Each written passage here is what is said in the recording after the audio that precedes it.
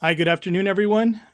At this time, I'd like to call to order the regular meeting of the Board of Trustees of the Amani Union High School District for May 6, 2020. Dr. Zuniga, if you could take roll call.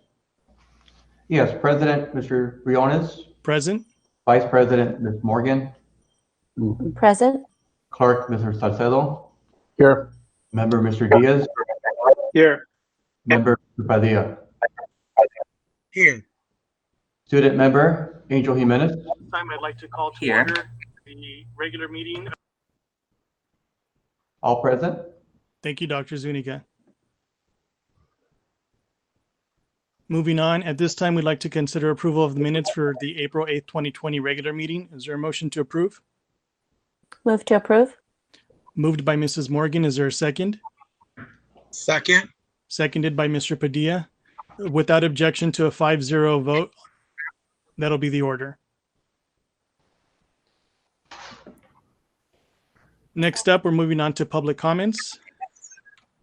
Dr. Zuniga, I believe we received 3 public comments tonight. Yes, President Briones, we have 3 public comments, which we previously before the meeting took them, and I believe you will have access to them on the file to read out. I do. So I'm going to begin with comments from Mr. Michael Weller. Good afternoon, board members, district leadership, and members of the community. This week, Amani Union High School District began phase 3 of our distance learning plan.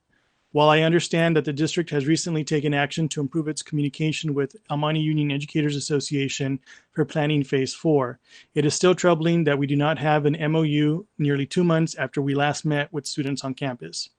Furthermore, the district's failure to communicate with teachers earlier in the distance learning period has harmed our efforts to provide a quality education for our students during this difficult time. I know that it is probably the greatest challenge any of us has ever faced in our careers. I have often felt like a first-year teacher recently rather than an experienced teacher with nearly 2 decades in the classroom. Over a decade as an induction mentor and significant experience as a teacher leader. So I can appreciate how disorienting our current context may be even for the most experienced district leaders. I am not faulting the district for working to make difficult decisions in a context that would have seemed like science fiction just 3 months ago. However, the district's actions and decision-making processes up to this point, and especially during phase 2 and 3, have been top-down and non-collaborative. I'm inclined to give everyone the benefit of the doubt for phase 1 since the crisis came upon all of us so suddenly. For one, I am not aware of a single teacher at Mountain View High School who had input into the phase 3 plan. The question of how to balance equity and accountability are certainly not easy, and ultimately a leader has to make a decision.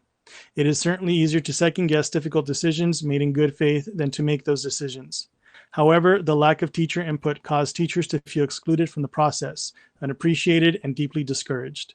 The negative effect on morale since phase 3 was announced was so palpable that its reverberations could be felt despite the distance across which we are working. While the district may have made its decision believing it was acting in good faith, by failing to include teachers, the district created a situation where teachers felt acted upon, not respected as collaborators. This made it harder for us to serve our students. While we do our best as professionals, it is difficult to encourage students to believe in a process that we ourselves feel excluded from. Another example, the phase 2 plan for March 30th to May 4th was released to teachers on March 27 in the afternoon. As it became apparent during our first week of dismissal that we would not be returning to campus on March 30th, I had spent hours collaborating with site colleagues and working on my own to plan the most effective online instruction for that week, and was blindsided by the direction to not provide new instruction. To receive this direction at the end of the school day before the new phase was to begin, without an opportunity to provide input and without any indication as to what phase 2 would involve, was deeply demoralizing.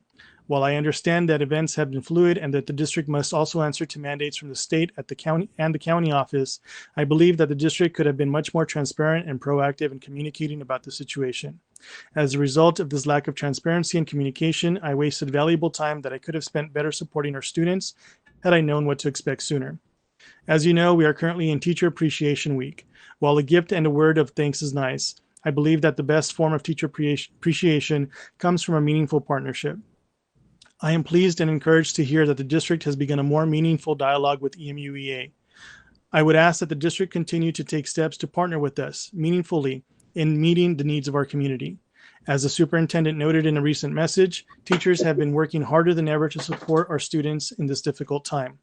Our students and the families we served deserve nothing less than our best work, and we can serve our community more effectively if we collaborate meaningfully and if teacher input is received, respected, and acted upon. Thank you, Michael Weller. Our next public comment comes from Rachel Brochner. Since March 13th, our district has been in a vague limbo of something called distance learning. While it is understandable that this unprecedented situation has been difficult, it is not understandable why teachers have been kept out of any planning process until literally this week when we were finally asked for our input. For 2 months, we have been ignored, and as far as I have experienced myself, not heeded when ideas or aid was provided. The district's distance learning policy of establishing the 6-week grading period progress grades as minimum final grades completely negates months of student work. If a student received a D- during that grading period, the district says they receive credit for the class. We already know that our students are losing out on essential education, but actually moving on to a new school year will be devastating when they enter the next level of a particular class and only have a few weeks of the previous semester's skills. Summer school seems to be operating as an online program that teachers only monitor. If this is what our district sees as a pattern or trend for the upcoming 2020 through 2021 school year, our students will collectively fail. Teachers need our input and ideas asked for and listened to. Today, my department had a meeting, and for the first time, we were able to provide input about the distance learning education process and provide ideas as to ways to solve some of the problems we will have in the upcoming school year. Unfortunately, the questions asked of us were not the most effective. Why ask if our current class schedules work when we know that we are going to be changing our upcoming bell schedule and school attendance days?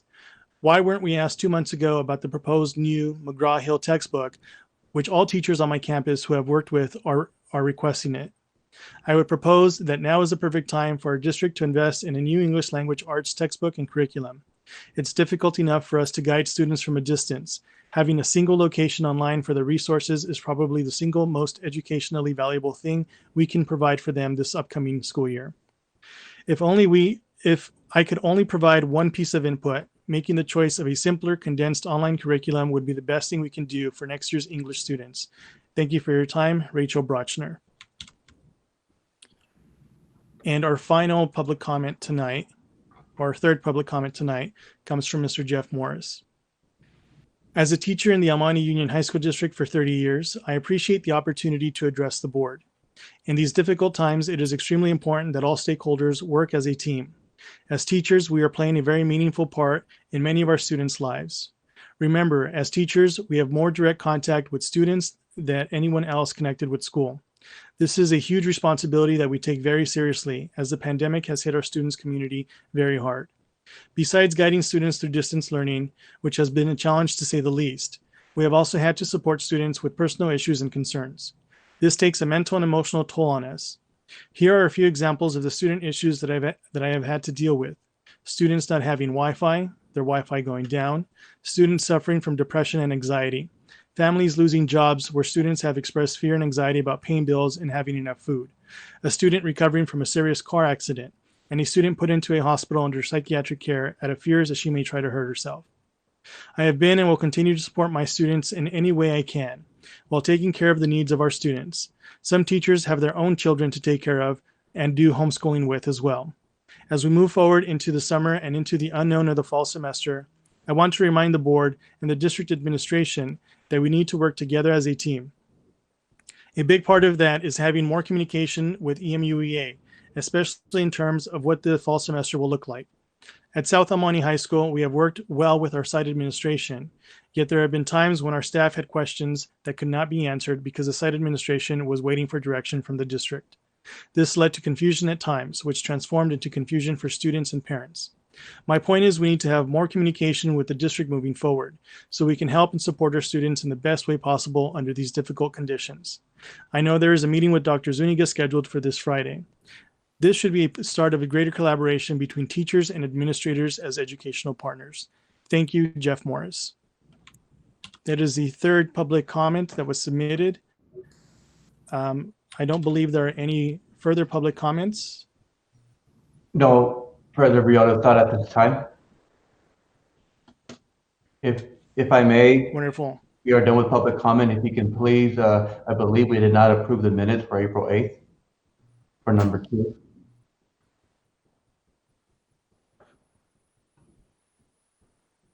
Yes, the minutes were moved and seconded, and I asked if there was no objection, we would have a 5-0 vote. Got it. Okay. I want to be clear. Okay. Thank you. You're welcome. Item number 4, communication from union representatives of Monte Union Educators Association and CSEA Chapter 11. Dr. Zuniga, are any representatives here to make comments or provide information? Yes, I spoke to President Ann Bazil from EMUA, as well as President Lisa Chambers from CSEA. And Ms. Chambers is not able to attend the meeting, but a few days ago, she shared with me a message from CSEA titled 2020 Vision, Celebrating Classified Professionals, CSEW 2020. And I'd like to read this. This is dated May 17th to the 23rd, 2020. The California legislature recognizes the importance contributions of classified school employees and named the third full week of May Classified School Employee Week to honor these contributions. Every day, classified employees are building connections and inspiring lives at our schools and community colleges. From transporting and feeding students to teaching them vital skills and ensuring that schools are operating smoothly, classified employees are integral to public education. From the time students board a school bus to the time they head home at the end of the day, every aspect of their educational experience is impacted by a classified school employee. From the classroom to the playground, the school cafeteria to the college financial aid office, classified employees make a difference in the daily lives of our students. Just as classified employees are on the front lines working to ensure the safety and care of students at school, many are working to build better neighborhoods and communities as well. Whether they are working for local charities or volunteering in youth sports programs, classified employees serve their communities with the same pride that they serve our students and schools. I want to congratulate CSCA and wish them the very best as we celebrate May 17th to 23rd to CSCA 2020 Vision. So that was something on behalf of CSA that they would wanted to share today. And Ms. Bazil was going to join us. I believe she may be on now. Ms. Bazil, are you on now?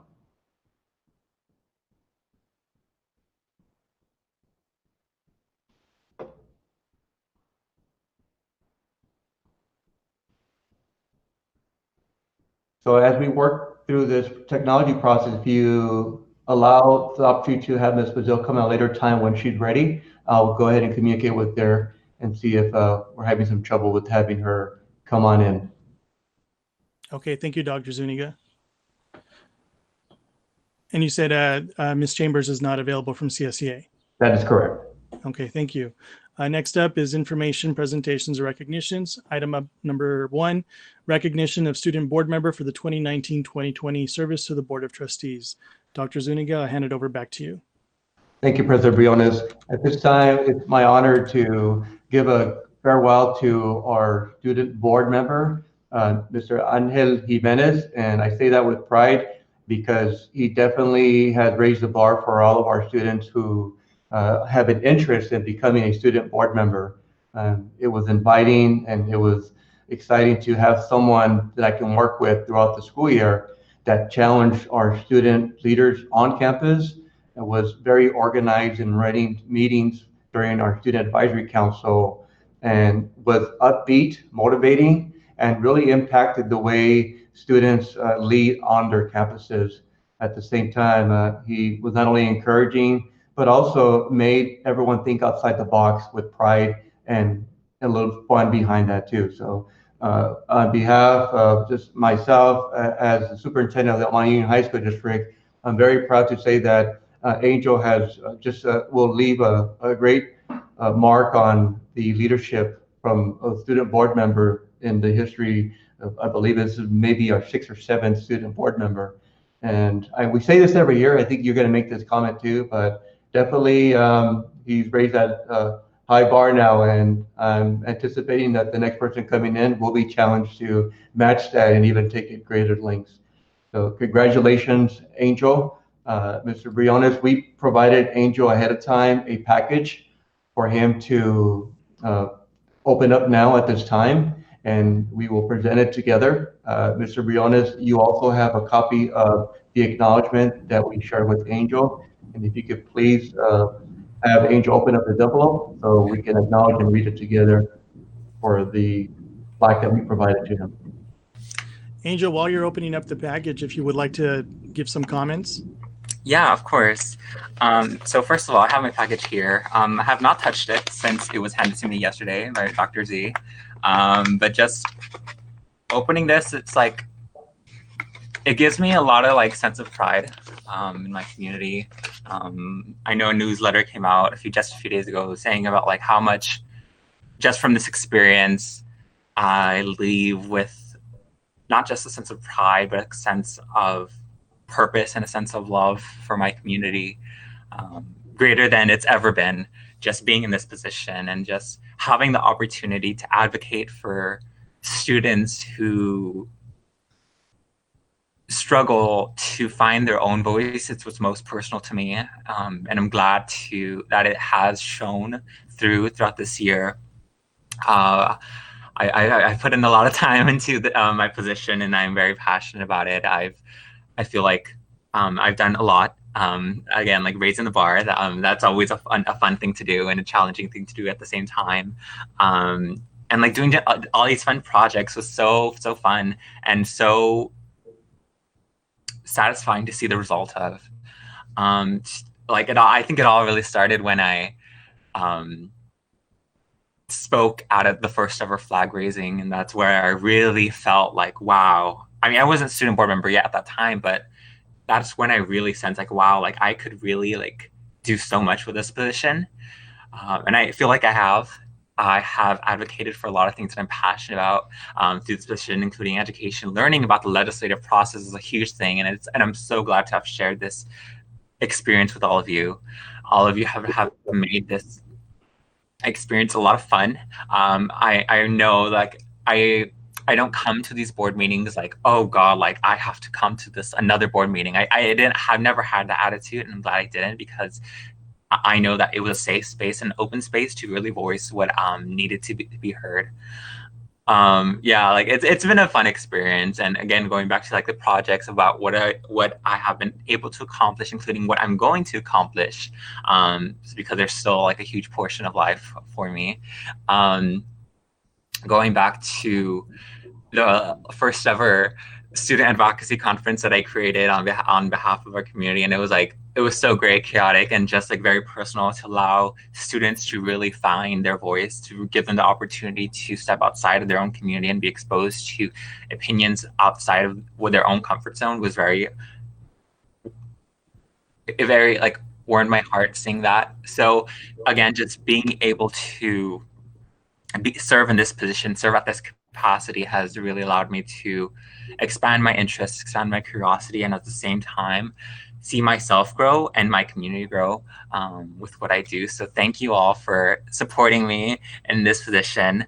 Throughout this entire year, it's been fun, although it is ending on not the terms I expected at the beginning of my term. I'm still very grateful for everything, and I'm so glad of everything that we've been able to accomplish together.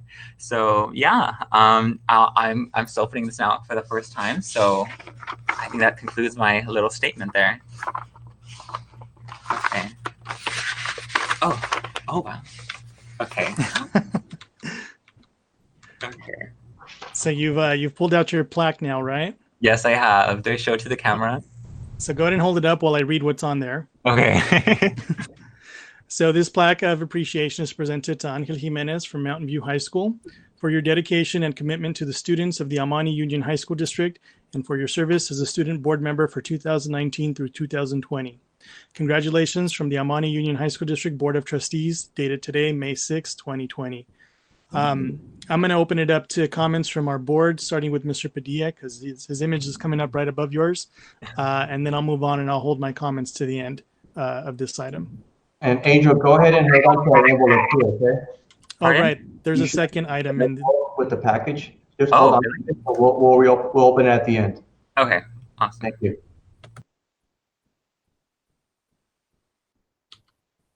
Mr. Padilla?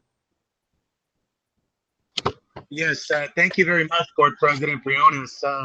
Angel, I just want to tell you that I am so proud of you, and I know so is the El Monte Union High School District Board. You embody all that we ever wanted in a school board member. Just your leadership and your representation of all students, and specifically the LGBTQ community. I just want to tell you that is sometimes a very difficult thing to do. But when you came on this board, I remember one time we had an event where we raised the LGBTQ flag in our school district, and we had an event. And the turnout that we had of our students in El Monte Union High School District was great. And I think that was an amazing day, not only for you, but also for those students.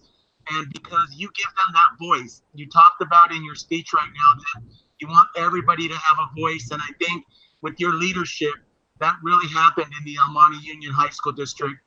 I know that you've done so much, you've had so much training to lead so many projects, so many groups, so many organizations that you get involved with. I know that you are such a brave young man who will call up senators and assemblywomen. I know you called up Senator Susan Rubio and got her out to one of your events, and we're truly grateful to you for reaching out to our elected officials.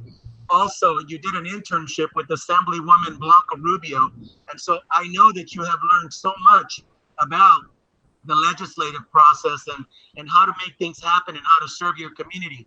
I have no doubt, and for all of you that are watching on El Monte Union High School District Live as we're streaming, remember the name, Angel Jimenez, because I have no doubt that one of these days you might just see those letters of senator, the name senator before that, or congressman or assemblyman. And that's how highly I think of you. And we've had a number of student trustees, but you have set the bar extremely high. And for that, you make me very proud, and and your parents should feel the same way about you. You're an amazing young man. You have served your community, you have done your part, and you have left your mark in our school district.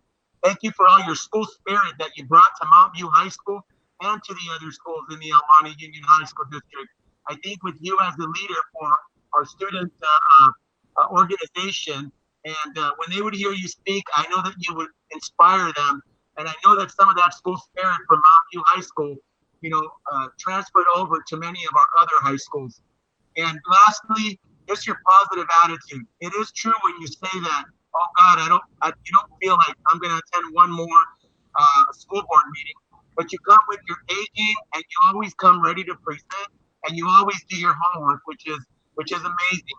And thank you for all the work that you did and your leadership when it came to the student surveys. I've always said that our students are our number one customer, our number one consumer, and to this day I will always believe that.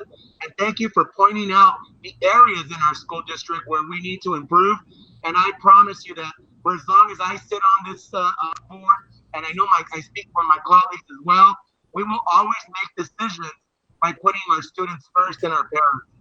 So thank you, and I wish you the best as you go off to your next endeavor. Whatever university you decided to go to, they're getting a gem in you. So congratulations, and I wish you the best. Thank you. Thank you. Thank you, Mr. Padilla. Mr. Diaz? Yeah, thank you, President Briones. I think, ditto to everything that Mr. Padilla just went over, Angel. It's really incredible for someone so young to step up to the leadership position that you have. I mean, you're the person that brought us Youth Truth, right? I think that's been instrumental for us as a district, really putting our money where our mouth is. And we've made a lot of decisions based off of that. And so that impact will be felt for the next few years, for sure. Also to your next endeavor, whatever that is, I think that you're going to draw from the experience that you gain here being the student board representative and apply that to future leadership positions, which I know you will be. Just the one thing that I ask of you, like I ask of all of our students, is that when you've gone and completed those endeavors elsewhere, you've gotten your university education, that you come back to the community and where you grew up, because we know, like as Mr. Padilla just said, you're one of those people that could be the next senator, Congress member, assembly member, school board member, city council member, city manager, whatever. The sky's the limit for you. So congratulations and thank you again for your service. And I look forward to seeing you back in the next upcoming years. Thank you. Thank you, Mr. Diaz. Mrs. Morgan. Hi, Angel. I also want to just extend my gratitude and my thanks to you for everything that you did in representing the students of El Monte Union High School District. You did an excellent job, always the voice of who you represented. And just as Mr. Padilla, Mr. Diaz have said, you know, everything that you brought to the table, the Youth Truth surveys, your mannerisms, your leadership skills, everything that you brought to the table was to always top notch. I'm just sorry that we didn't get to continue to work with you on a monthly basis in person. I feel that that time was shortened just a little bit, but I know that you have continued to serve and to represent via virtual. And so I know that you are going far. Actually, I think, let me just take these off because I don't know if I'm talking too loud. I know that you're going to go far in life. There's so many things that are open to you. And I'm very excited to see where you're going to go. And as Mr. Diaz said, please remember us once you're done with everything. Please come back to serve here, this amazing community that we have. And you are going to represent us extremely well. So best of luck to you in college or whatever those next steps are for you. And we look forward to having you back. Thank you. Thank you, Mrs. Morgan. Mr. Salcido? Sure. Pretty much, I just want to echo what everybody else has said. When we receive every time we have a new representative, it's just, the quality and the advocacy just goes higher and higher and higher. And I think when we first started thinking about having a representative, student representative, Angel is what I think everybody envisioned, where students had a true advocate, where there was true representation, where the feedback was coming back to the board. And I think just what everybody else has said, Angel, thank you so much for being a professional, right? And I know that's kind of hard because you're a full-time student, on top of everything else you do, to join us and to take that kind of responsibility head on is huge, right? But undoubtedly, we know you have a great career ahead of you. Don't forget us. And just thank you for everything you've done. Thank you. Thank you, Mr. Salcido. I'll give my comments now and I'll hand it over to Dr. Zuniga if you want to share any additional comments. As you know, I don't know what else to add that hasn't already been said by the rest of our board members. Every student trustee brings something unique to the board, and every student trustee seems to build on the previous student trustee representative. And you definitely embody what we hope to see in every single one of our students. I always joke around that I'm particularly biased that you're on the board as our student rep this year because you're a Viking and soon to be Mountain View alum, just as I am. And but I truly mean everything that I say. Being a Viking, you have to show a certain side of yourself. You have to ensure that you represent your community a certain way. And I think that you've done that and you've stepped up and you have really raised the bar for the next student trustee and those beyond for years to come. It was a pleasure serving with you. I am sorry that you did not get to have the entire experience as a student trustee. One of our biggest events of the year is going up to Sacramento to lobby our legislators, and we were all set and ready to go when the world kind of just hit pause and a lot of things were held up. So, but I know that in the time that you were on the board with us, you accomplished a lot. I appreciated every update that you provided to us, both positive update through your glows and the work in progress through the grows. Because we don't always want to hear just the good stuff that's going on. We want to hear everything that's going on, every single thing that impacts students on the campuses. And I think you took that responsibility very seriously, and you brought that information to us, and you made your position known on items that you voted on when you had your preferential voting. So I appreciate everything that you have done on behalf of our students in the El Monte Union High School District, on behalf of the students at Mountain View High School. And I look forward to seeing what the future holds for you. And I can't wait for you to return back home to El Monte and tell us what great things you've done. And I think I've shared this with you before. In the not too distant future, I expect to see you sitting, on the dais, either here or on another board or in another position where you will be able to affect change for your community. So on behalf of myself, my colleagues on the board, I want to say thank you for everything that you've done for us as our student trustee for 2019-2020. And I wish you the best in everything that you do. Congratulations. Thank you. Thank you. On that note, Angel, would you like to share your plans after you leave us? Or are we still waiting the decision? Yes, I would gladly love to share where I have committed for the next few years of my academic career.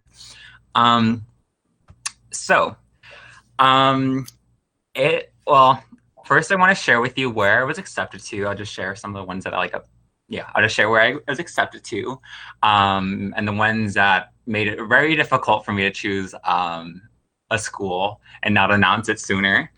I literally I committed a few days ago, despite National Commitment Day being May 1st. I actually committed after that day. Don't ask me how I kind of played with the system, but I did finally come up to this decision. I'm so glad to share with you. I was accepted into the UC Santa Barbara, UC Irvine, UCLA, UC Berkeley, all the Cal States I applied to, which were East Bay, LA, Cal Poly Pomona, and Sac State. And then I was also accepted into one private, which is USC. So after realizing all the schools I had I had to choose from, I came to a top three, which were USC, UCLA, and UC Berkeley.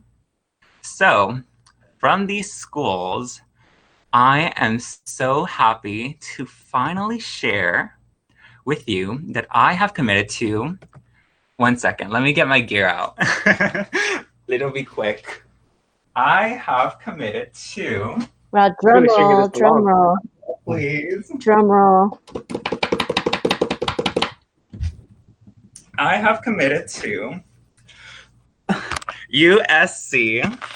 So I'm a Trojan. I am so excited to continue my education at USC. I won't be going very far, so I'll be right around the corner, just 20 minutes away without traffic.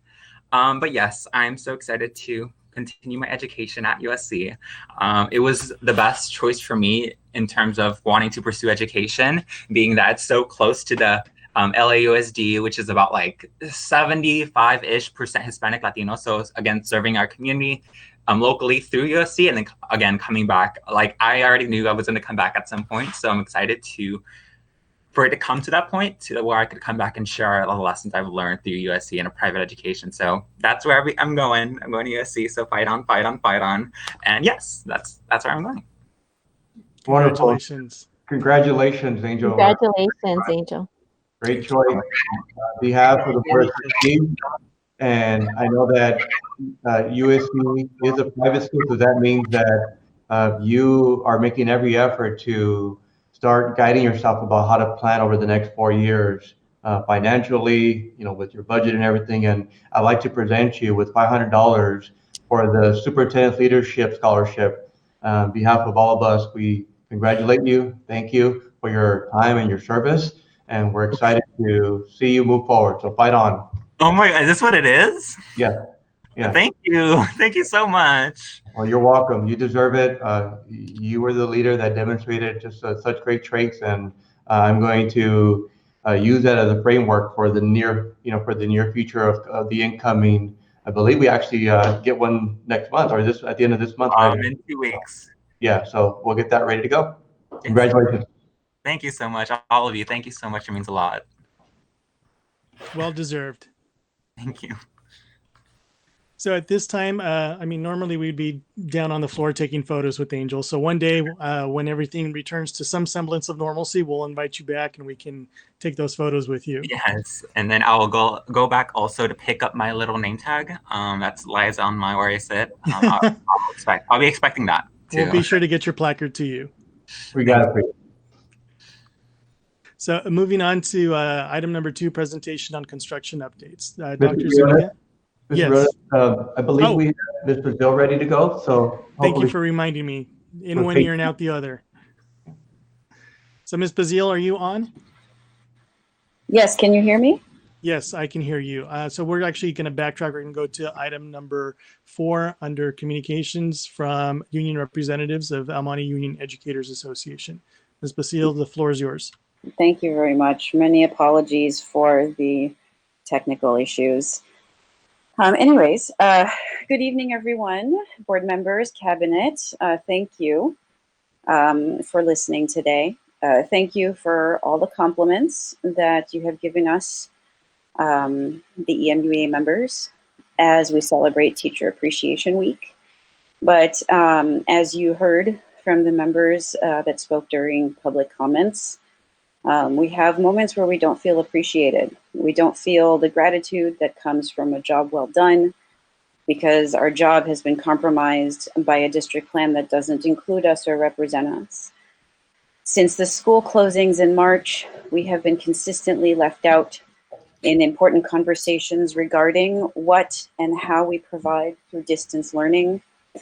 And to this, sorry, that was my daughter. What and how we provide through distance learning to this community's students. Conversations that directly affect the students and their ability to succeed in these difficult times. The lack of collaboration in the development of the 3 phases and the miscommunication of each phase upon implementation have brought us to a place of frustration, confusion, disappointment, and distrust, honestly. While fluidity and flexibility are necessary to navigate our way to the end of this school year, they shouldn't eradicate the efforts we have made this year to improve our relationship. Communication was getting better, but communication now has devolved to the point where we're once again unable to negotiate productively and quickly for an MOU that expires in just 4 weeks. It has devolved to the point where the positive conversations we have had in negotiations are almost immediately contradicted by a memo sent out to staff or edicts from site administrators. It has devolved to the point where I had to personally call Dr. Zuniga to set up a meeting that should have happened in March. I know we're all struggling to keep up with rapidly changing information and events. This pandemic has changed how we work, how we behave towards each other, and how we even perceive ourselves. Indeed, the future is uncertain and continuously shifting, but one thing must remain constant. We must continue to work together for the benefit of our students and put minutiae and differences aside. We must continue to find common ground if our students are to thrive. If we're talking and listening and making decisions together, that's when we feel appreciated. Actions and not just words. I look forward to meeting with Dr. Zuniga this Friday as a first step towards rebuilding our relationship and working as a team towards the future of our district. Again, thank you for your time, and I wish you all continued good health. Thank you, Ms. Bazile.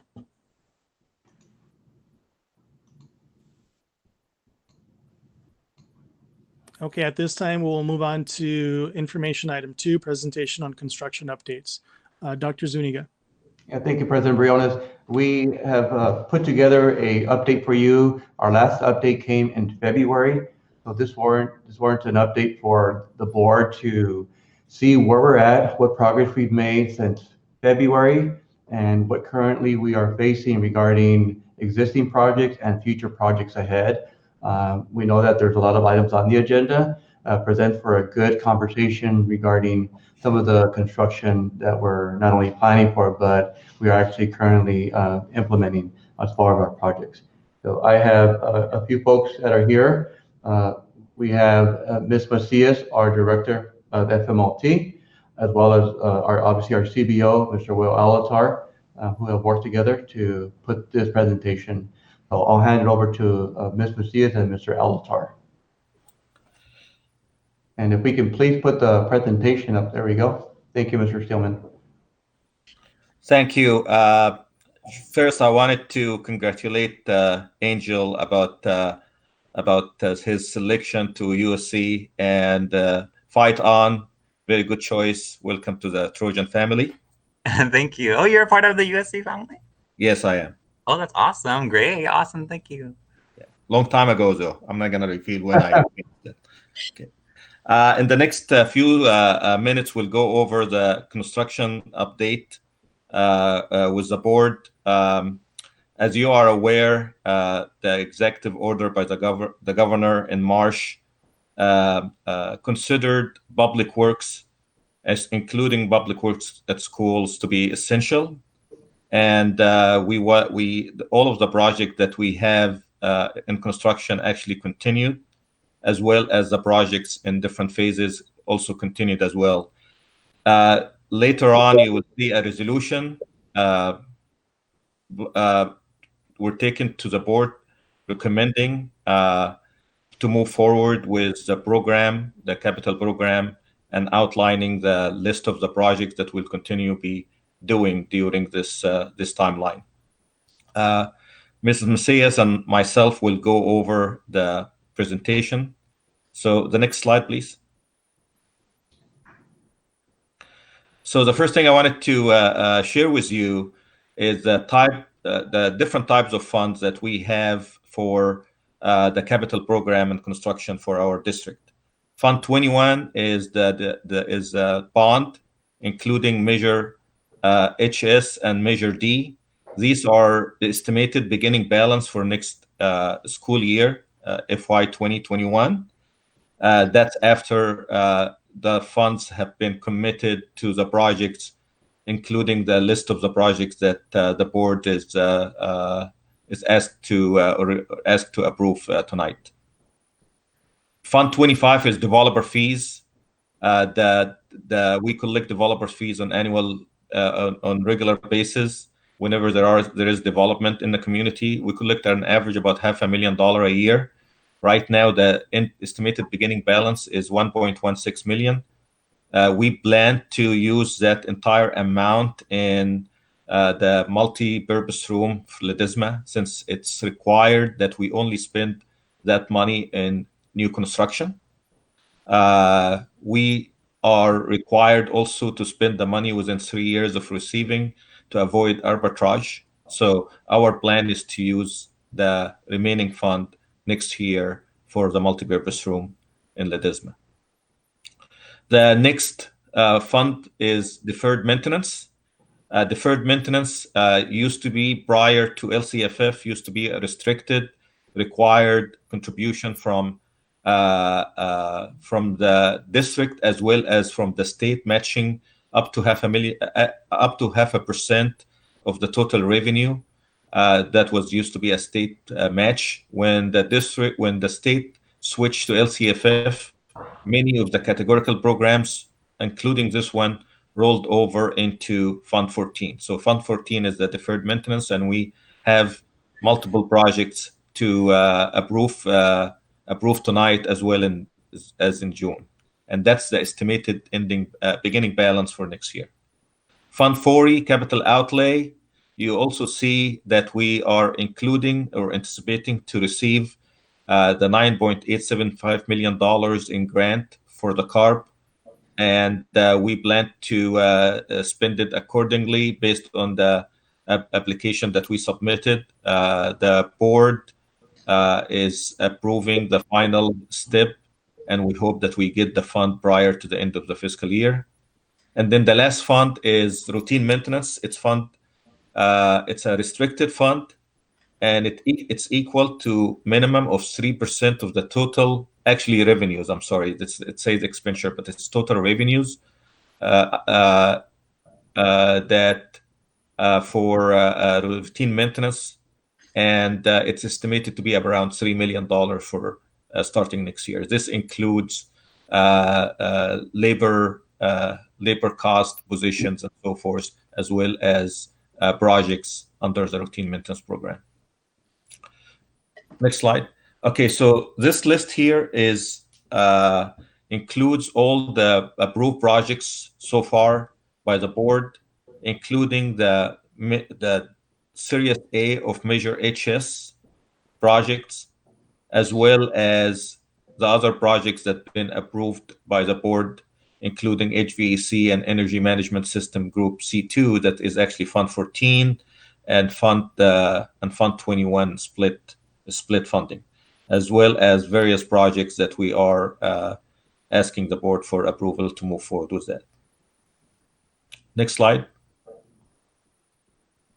So at this time, I'll turn it to Ms. Norma Macias to go over the projects that we have at this point in time. Thank you, Mr. Elatar. Good evening, members of the board, Dr. Zuniga, and congratulations, Angel. Very impressive on getting accepted to all those schools. I'm very pleased to share with you that the Fernando Ledesmo project has continued moving forward. We have protocols set up in place for our construction sites. When contractors come to the site, they need to check in. They're asked a series of questions that they need to answer, and their temperature is also taken, and as well as maintaining the minimum distance and wearing face masks. So I want to assure everyone that the safety measures continue at the construction sites, but we're pleased to be able to say that this work is continuing. You can see on the right-hand side the latest picture. This was taken just last week or so. They're preparing to put in footings. They have recently filled in, there was extensive grading that was required for the site. If you'd driven by a few weeks ago, you might have seen quite a hill of a mountain of soil. So things are finally, we're finally getting ready to see the footings getting done. So we can move on to the next slide. The Rosemead High School Track and Field Project, we've been working with LPA. LPA is preparing to submit the plans to DSA. We're waiting for a check to be issued to have them begin to do the design review. In addition to that, later on in this meeting, the board will receive a brief presentation by LPA on the snack bar options that have been explored. We can move on to the next slide. The Community Education Center, I was just there today, very similar to the picture that you see up there. Work is progressing nicely. This is going to be a new addition to the district, as it will house the online learning program. And the estimated completion will be in August. So we're looking forward to continuing to see this progress. Next slide. District-wide HVAC project, Group C is essentially complete. It is 99% complete here. We plan to take to the board in June notice of completion. Over 147 new units were installed district-wide. Next slide. HVAC Group C.2. This is over at Mountain View High School. I took a picture last week. This is in the admin building, Building A. They've begun doing demo work. They'll be beginning tomorrow on Building K, and then moving quite quickly to Building B. We were planning on providing interim housing while students were occupying the site, but with the current condition, we're looking to expedite this project. Allison Mechanical is working with the district to continue to try to move this project as quickly as possible. And so work started just about a week ago, and a little over a week ago on April 20th. And we're pleased to say that that is moving forward. Next slide. Upcoming projects. We are asking the board to consider today approval for a couple of projects that were planned to get done during the summer. The plumbing repiping project and painting of the girls' locker room area at Mountain View High School. This is necessary work when Mountain View High School gymnasium was modernized. The domestic repiping the domestic water line was not a part of it. So this is going to take care of a very necessary improvement that needs to happen there. We are also taking advantage of this to complete some work in the girls' locker room area. And we're also asking for the board later on to consider approval for roof replacement at various school sites. Next slide. New track and field project. The board will consider later on in today's board meeting approval of an architect to design the 4 other school sites, new track and fields at Arroyo High School, El Monte High School, Mountain View High School, and South El Monte High School. At Arroyo High School, we're also going to be asking them to design new home and visitor snack bars. At Mountain View High School, the work will also include snack bars and restrooms, as well as new bleachers and new site work to meet ADA requirements. Next slide. Additional summer and future projects. We are working on bidding out asphalt resurfacing at selected sites. Flooring, replacing flooring at district-wide. Masonry repairs over at Arroyo High School and Mountain View High School. And we have begun working with an architect to design the quad over at South El Monte High School. Next slide. Later on, we're also asking the board to consider approving various architects for the following projects. As I've stated, the all-weather track for 4 of the school sites. We're also asking for approval of LPA architects for the modernization for Mountain View High School. And the other approval we're requesting is for the assessment of the Granada Transition Center and recommendations for either facility enhancement or replacement.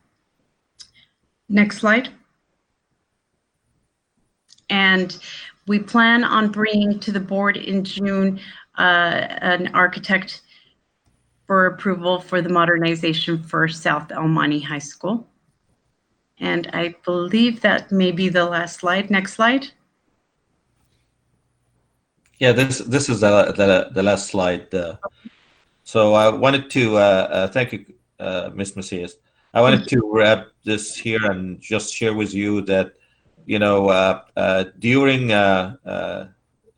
operational downtime for school districts, capital programs actually end up taking advantage of the fact that there is a potential slowdown in the market and so forth. So the program normally continues during those periods of time, providing that the funds are available. And we do have the funds available, and we do have also these projects being approved previously as well. Was that any questions? Thank you, Mr. Alatar. Do any of the board members have any questions on this presentation? Yeah, President Briones. Mr. Diaz, go ahead. Mr. Alatar, given the pending economic recession, will any of our bond dollars be impacted at all, or any of the projects? I know you just said that we have some of this money available, but are these projects going to be impacted at all? So this amount of dollars, we have these amount of dollars that I share with you. What could be impacted is that we were planning to issue another Series E, I believe, for Measure D bond that's still available for up to $21 million. And I did provide information to the board a couple of months ago about that. However, with the situation that we're in, potential assessment values may be impacted.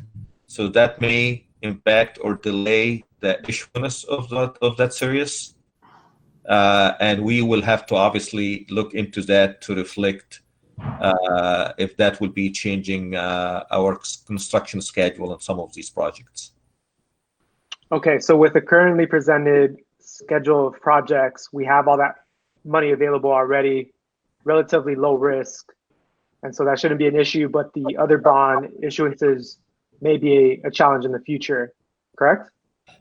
Yes, I think we still, the last couple of years since we passed the Measure HS bond, the assessment values had been very higher than what we estimated, in the tone of about 6 to 7% every year in our area. So that would allow us, in a normal situation, to expedite issuing the second series of the bond for Measure HS and Series E for Measure D. We'll see and find out what the situation, the new situation is going to cause. But we do have approximately $49 million still left in Measure HS and Measure D, some left over from Measure D. So that would allow us to do some construction of some of these projects. If you notice, for example, some of the slides, I did include the word future when it comes to Measure B, HS Series B, because those projects will be done based on the funding availability for the second measure that we will be planning to sell. In addition, there is also a potential and possibility to get matching fund from the state if the state passes a state bond, which unfortunately last March that failed. But my understanding is that they're going to try again in the next year or so.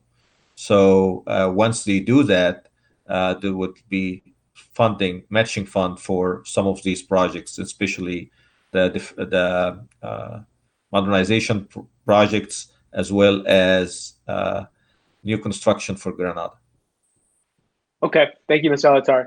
Just a second follow-up question, I think, for Ms. Macias or Dr. Zuniga. Can you just give me a quick high-level summary of our internal and external communication strategies for the implementation of these projects?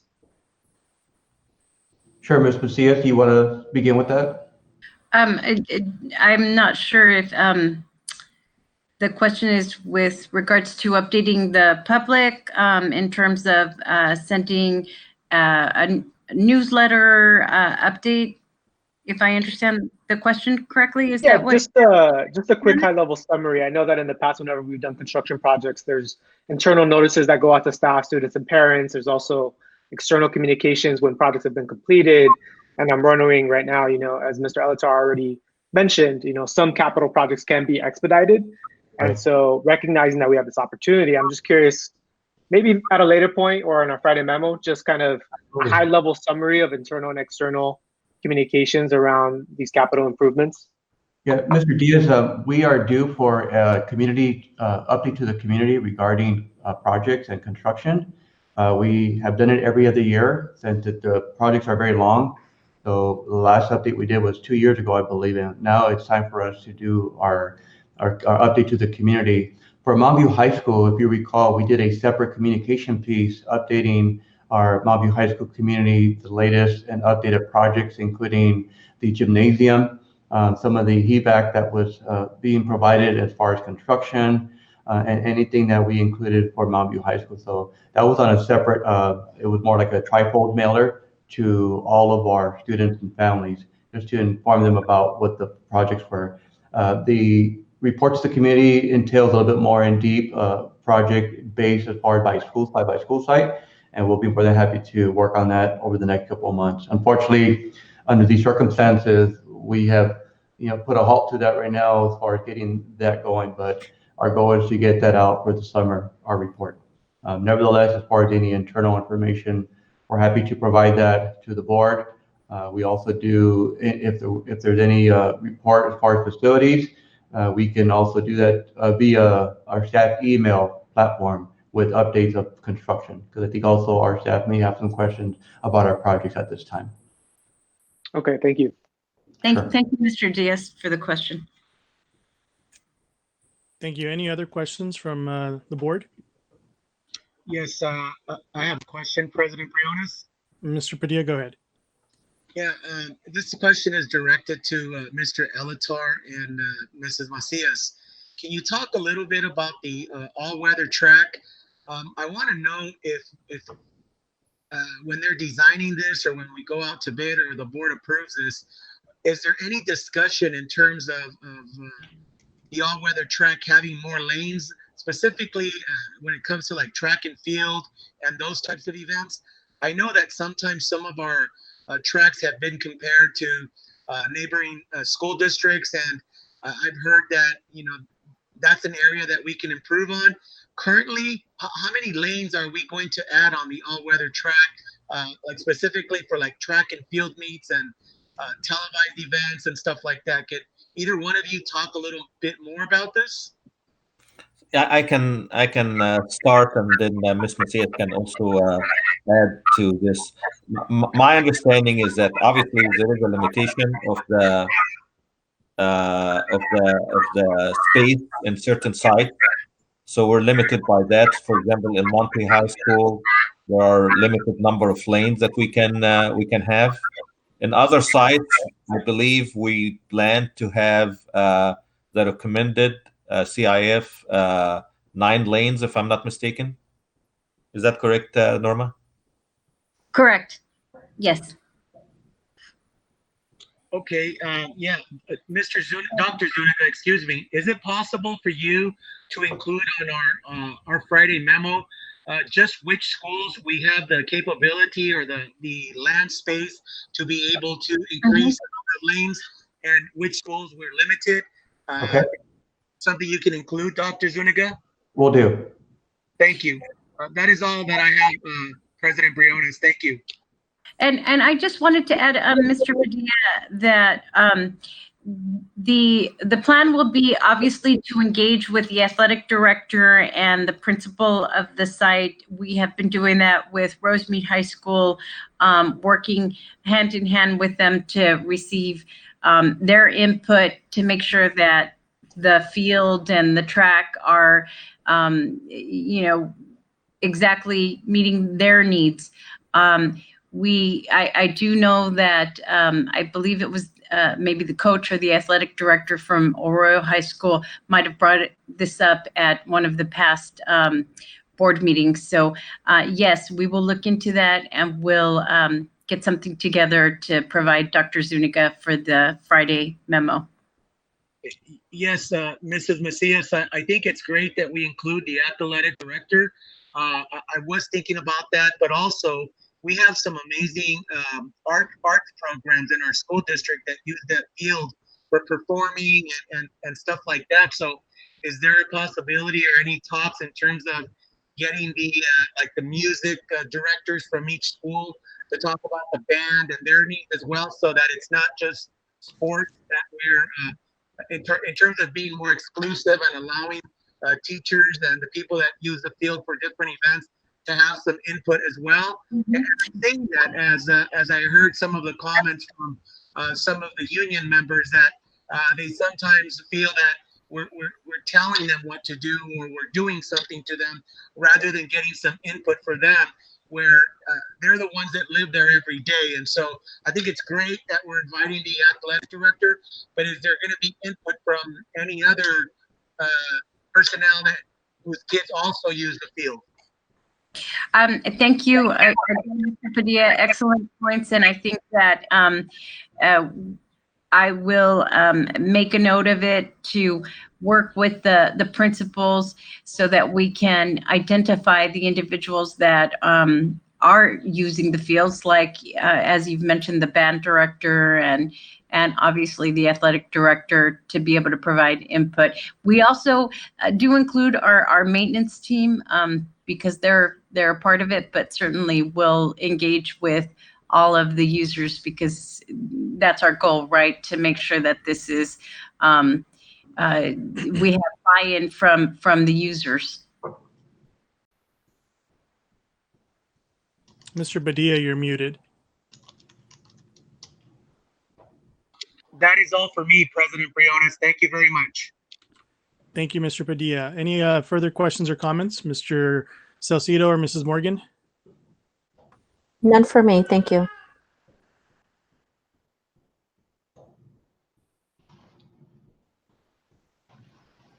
Okay, thank you all.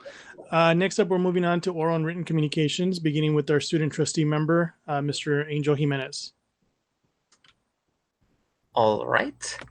Okay, so I first want to make it clear that my term is not officially over yet. It's not until we elect a successor that I will officially hand over the title. I would also like to remind you all that this year we have two ladies competing for the title of EMUHSD Student Board Member. They are, in the order of nomination, Citlali Palacios, a current sophomore from Rosemead High School, and Cassandra Flores, a current junior from South El Monte High School. So I also want to clarify that regardless of who wins, I know you're going to be in good hands next year. Whoever wins, I will personally take time to transition them so that they can understand their role.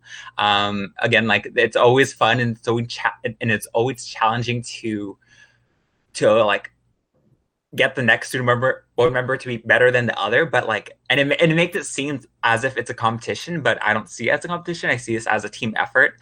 That we're all working towards the same goal as student board members. So whoever wins, I will spend time to transition them, to get them to envision what their year looks like, to get them focusing on projects. And I'm very excited. So I've been planning it out for a few days now. So that will happen as soon as we elect our next student board member, which will be on May 18th. That's when elections are. Moving on, even though my time as student board member is almost done, my time serving my community is just beginning.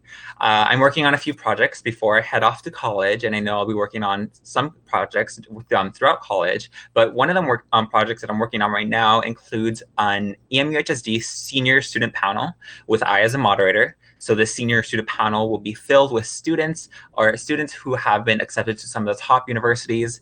It'll all be virtual, just to clarify that, unless somehow within the next month this pandemic slows down to the point where we can all meet. But if that doesn't happen, it's always okay to have virtual.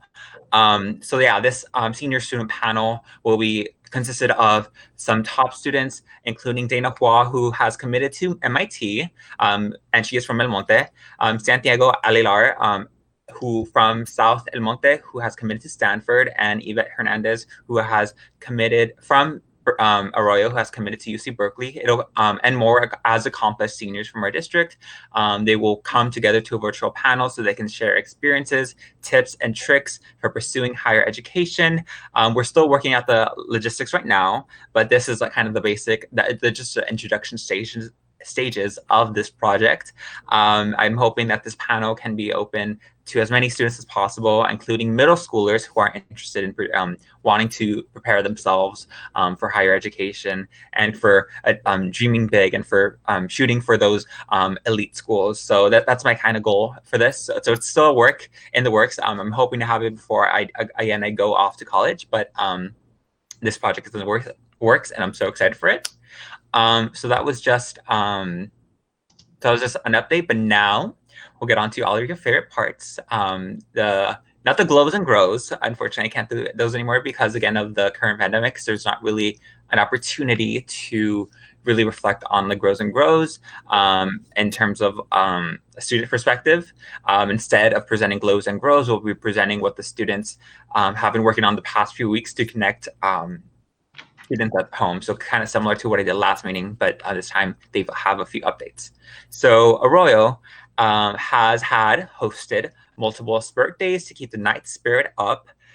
They have had a virtual TikTok competition with a great turnout, and also on not as of a positive note, they sadly had a teacher pass away recently, Mr. Lynch. Hopefully I'm pronouncing that correctly. That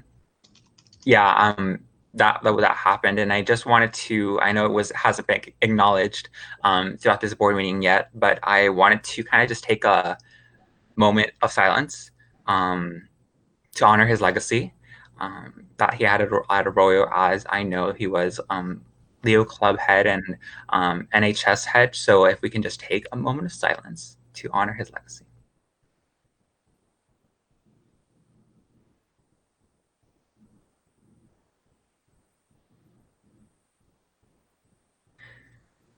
All right. Thank you, Mr. Lynch. So moving on to El Monte. They have been hosting digital senior checkups and are preparing for their in-person senior checkout. They have also been using their Instagram page to shout out seniors and telling the Lion family about their future plans, which that includes college, Marine Forces, and all that good stuff. They have mailed senior reimbursement checks to all students who needed refunds for their school purchases, so that's great. For Ledesmo, an administration is currently reaching out to students to encourage them to finish signing up for different classes since they weren't able to do it at their workshop. So that's a bit of a longer process, but they have been working on that. For Mountain View, ASB has been continuously meeting twice a week and brainstorming creative ideas to engage their student population at home. Just last week, they had in-person school visits so that seniors could pick up items from their locker, pick up reimbursement checks, and return instruments and sports uniforms to the school. Rosemead has been very active on social media promoting senior plans for all of their seniors, and they have also been hosting several Spirit Weeks on their Instagram page with very strong turnout. Lastly, we have South El Monte. They have been using social media as a way to promote their senior and college acceptances. They've been updating seniors using their emails and also morning announcements on Instagram, which is basically like a voiceover of important information that students might miss. They have hosted several virtual Spirit Weeks and are engaging students through the teacher Instagram story takeovers in which teachers share their day. And lastly, the senior class is hosting their own class Spirit Week to unite their class online through social media. So with all of that said, this concludes my final communication as student board member. Thank you, Mr. Heeman, as always, much appreciated. Moving on to superintendent announcements and communications, Dr. Zuniga. Dr. Zuniga, you're muted.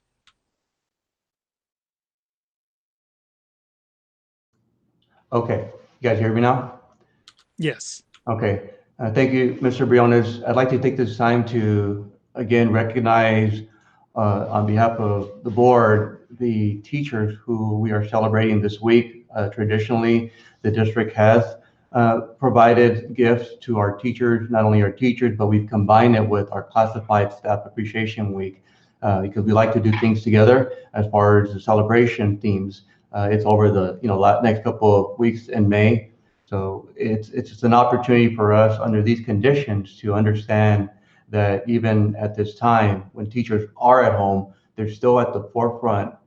They're still there with students and connecting with them. And those are the kids that would see, any staff member on a day-to-day basis is their teacher.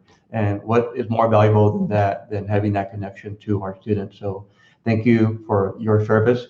Thank you for your years of service that you provided and committed to El Monte Union High School District. We want to hopefully at some point come back and celebrate all together when we are able to and reopen. So this is just another, just a recognition, it's just token of our appreciation under these conditions like I had mentioned, and we want to make sure that it is recognized.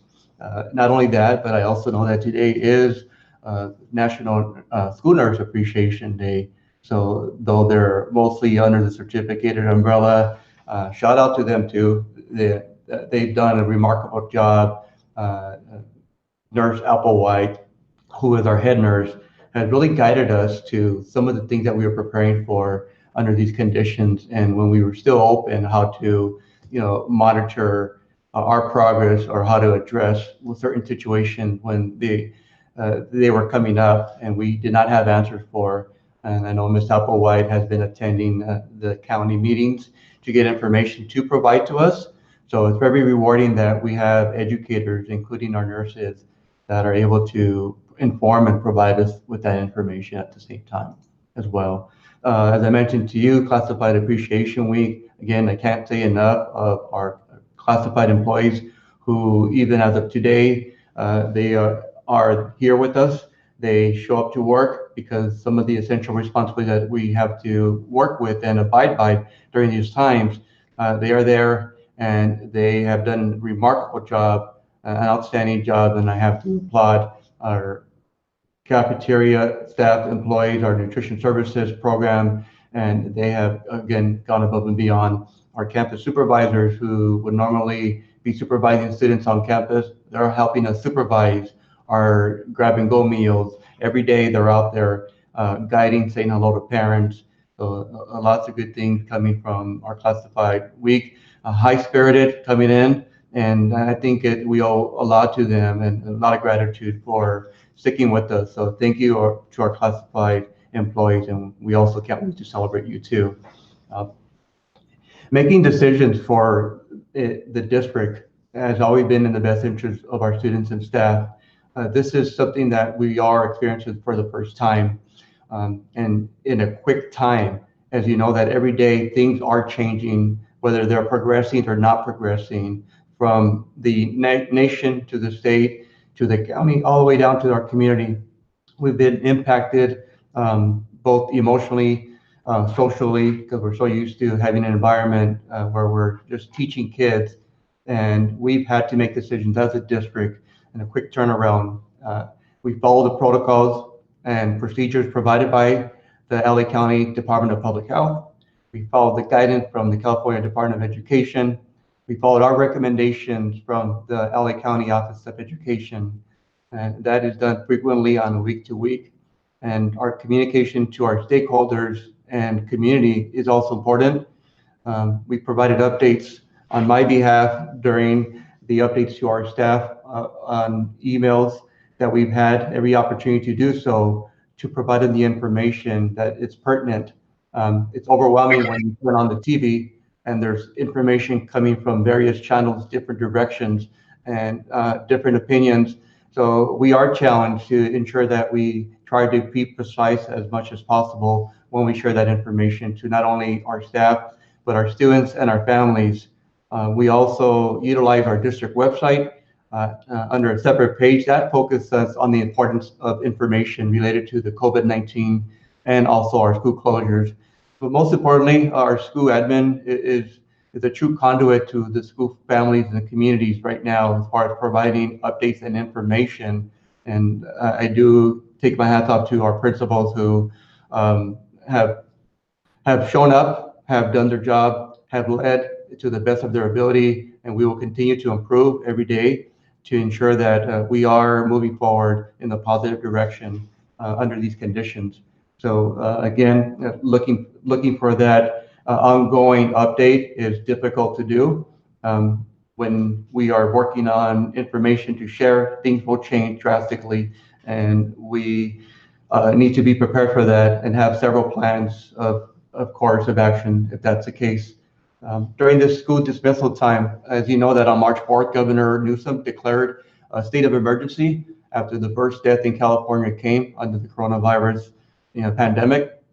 And even 9 days later, from March 13th, the board took action as far as the resolution 31/1920, for the authorization needed to take any necessary actions to prepare and respond effectively to the COVID-19.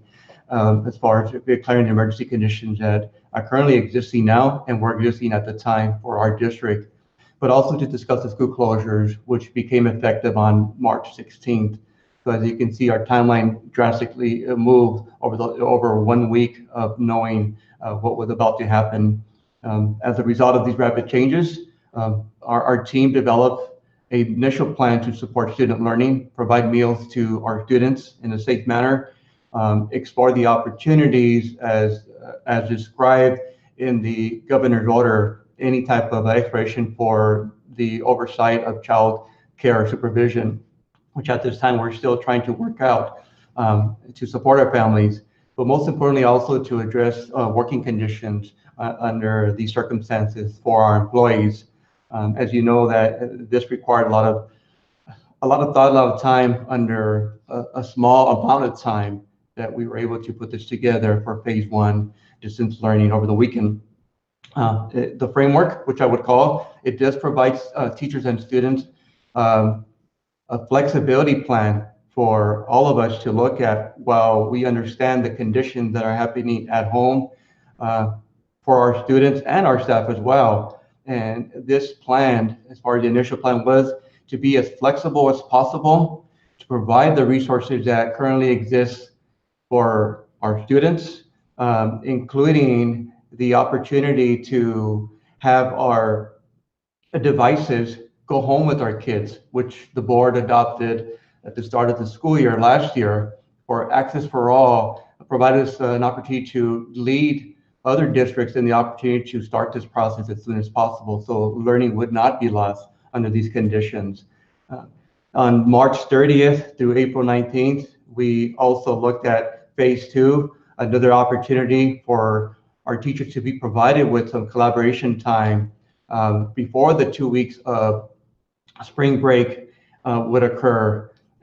There was not enough time for collaboration for our teachers to do that. And again, as I mentioned to you, this plan is flexible and in choice, allowing teachers of how to do their craft, whether it's at home or in the classroom, under the framework of our California state standards, under the framework of what we had expected to learn from the start of the school year to the end of the grading period, where we did see students where there was a fair play field involved with equity as providing a classroom that had all the resources for students in a quiet place to learn, and also all the resources that we can think of on campus.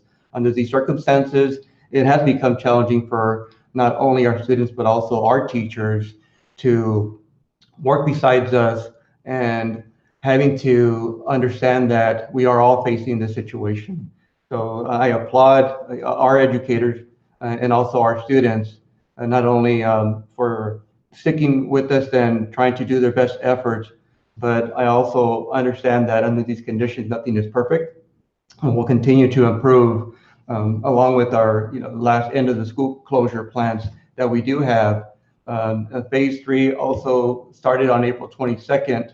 Under this plan, we encourage teachers to use a variety of online learning platforms that can include Google Classroom, meetings, Google Classroom Meet, and also Zoom, Any type of virtual instruction was promoted, but also we understand that given the limitations and circumstances, we had to meet the needs of our students by providing any type of packets or printouts that both our administration and our office classified staff was able to put together for students to have access to, as we have been all challenged with the technology, even with the being at the forefront in education under our Access for All plan. We've continued to work on that and to ensure that all of our students have the opportunity to have that at every home. And as we progress to the end of the school year, lots of questions are still asked. And for the past 8 weeks, our teachers and students continue to focus on distance learning, whether it's through a phone conversation, an email, a virtual meeting between the teacher and student. That continues on until the end of the school year. And although challenging at times, as I mentioned, for both teachers and students, our plan remains flexible for our teachers and our students. Our principals continue to have and hold faculty meetings on a weekly basis to check in, to see how things are going, to report back about the needs of our teachers as well as our students. And we are weeks away from graduating our seniors again, as this has been a top priority, not only for myself, our schools, but most importantly, our students and our families. The class of 2020 deserves what every child has gone through at El Monte Union High School District. So I am extremely disappointed for our seniors, that they will not have the opportunity to end the school year with their friends on campus, to participate in school activities, and preparing for the ultimate feeling of marching and walking through that stage for a ceremony. So we have committed, and we will still commit, a way to celebrate our students as close as possible to a traditional graduation. But we do continue to follow the guidelines from the Department of Public Health at this time. Specifically for LA County, it's been very challenging. As you know, that most lives have been lost in LA County. The most cases come from LA County. Therefore, the expectation is that we're going to move at a much slower pace with any of the decisions and the allowances that are provided to our LEAs or to the districts within the county, as there are 80 districts in the county. We continue to check in to see if there's any updates through the Department of Public Health, as well as our colleagues at the LA County Office of Education. But I do also want to commend our seniors for staying positive, our community for encouraging them in various and creative ways. We're all in this together. All of us are pulling for our class of 2020. We know that graduation, again, is significant to every child that comes through our education system from K-12 in this community. So we owe it to them. The acknowledgements and recognition celebrations will continue, whether it's through virtual means, through communication.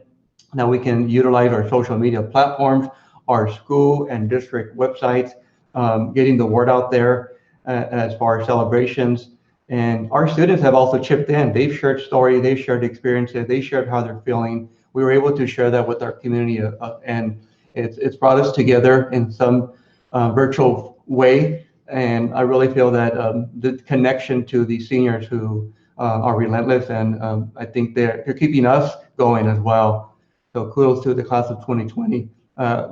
The token of appreciation right now, in recognition, we're customizing a sign for their homes, which many people see them as lawn signs, but they're actually home signs to display anywhere they would like and where they're able to at their homes, and they would be customized with their name on it. So those will be hopefully arriving on Friday, and we will be planning, each school is planning their way to acknowledge and roll this out to our seniors and their families to present them. So I'm very excited to see this, the future, what holds over the next couple of weeks when we start recognizing these seniors through various means.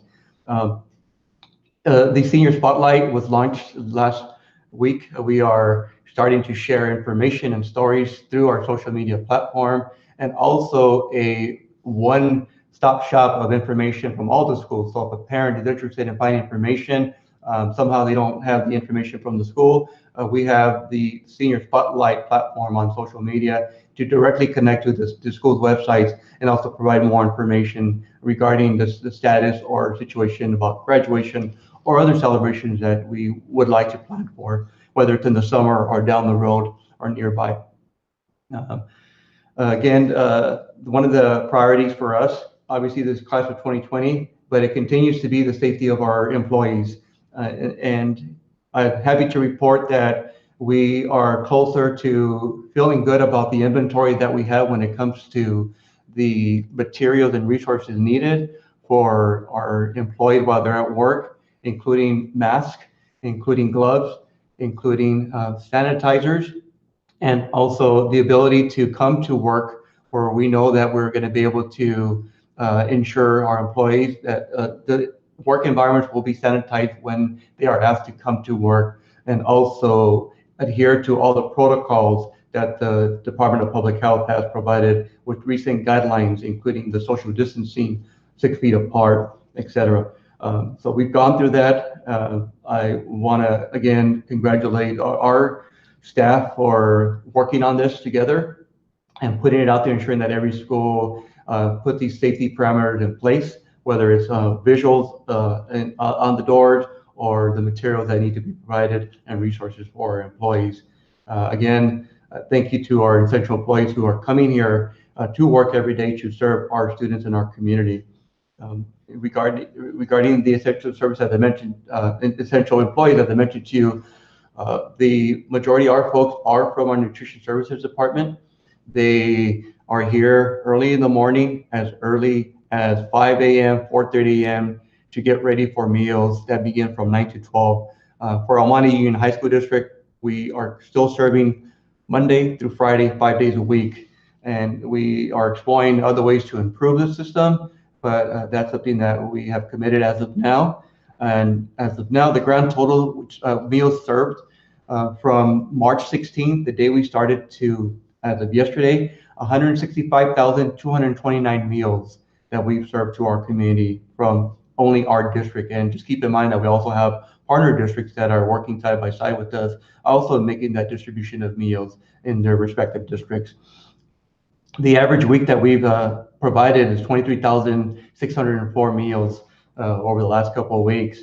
And as you know, that we have 3 schools, including Arroyo, El Monte, and South El Monte. They all have averaged different volumes depending on the traffic there. But the most volume that we've had is El Monte at 10,368 bags per day. And again, the staff there, along with our administration, continues to be out there monitoring and ensuring that we not only provide safe protocols for both our families that are coming in, but also for employees as well. We received several grants to support our nutrition services.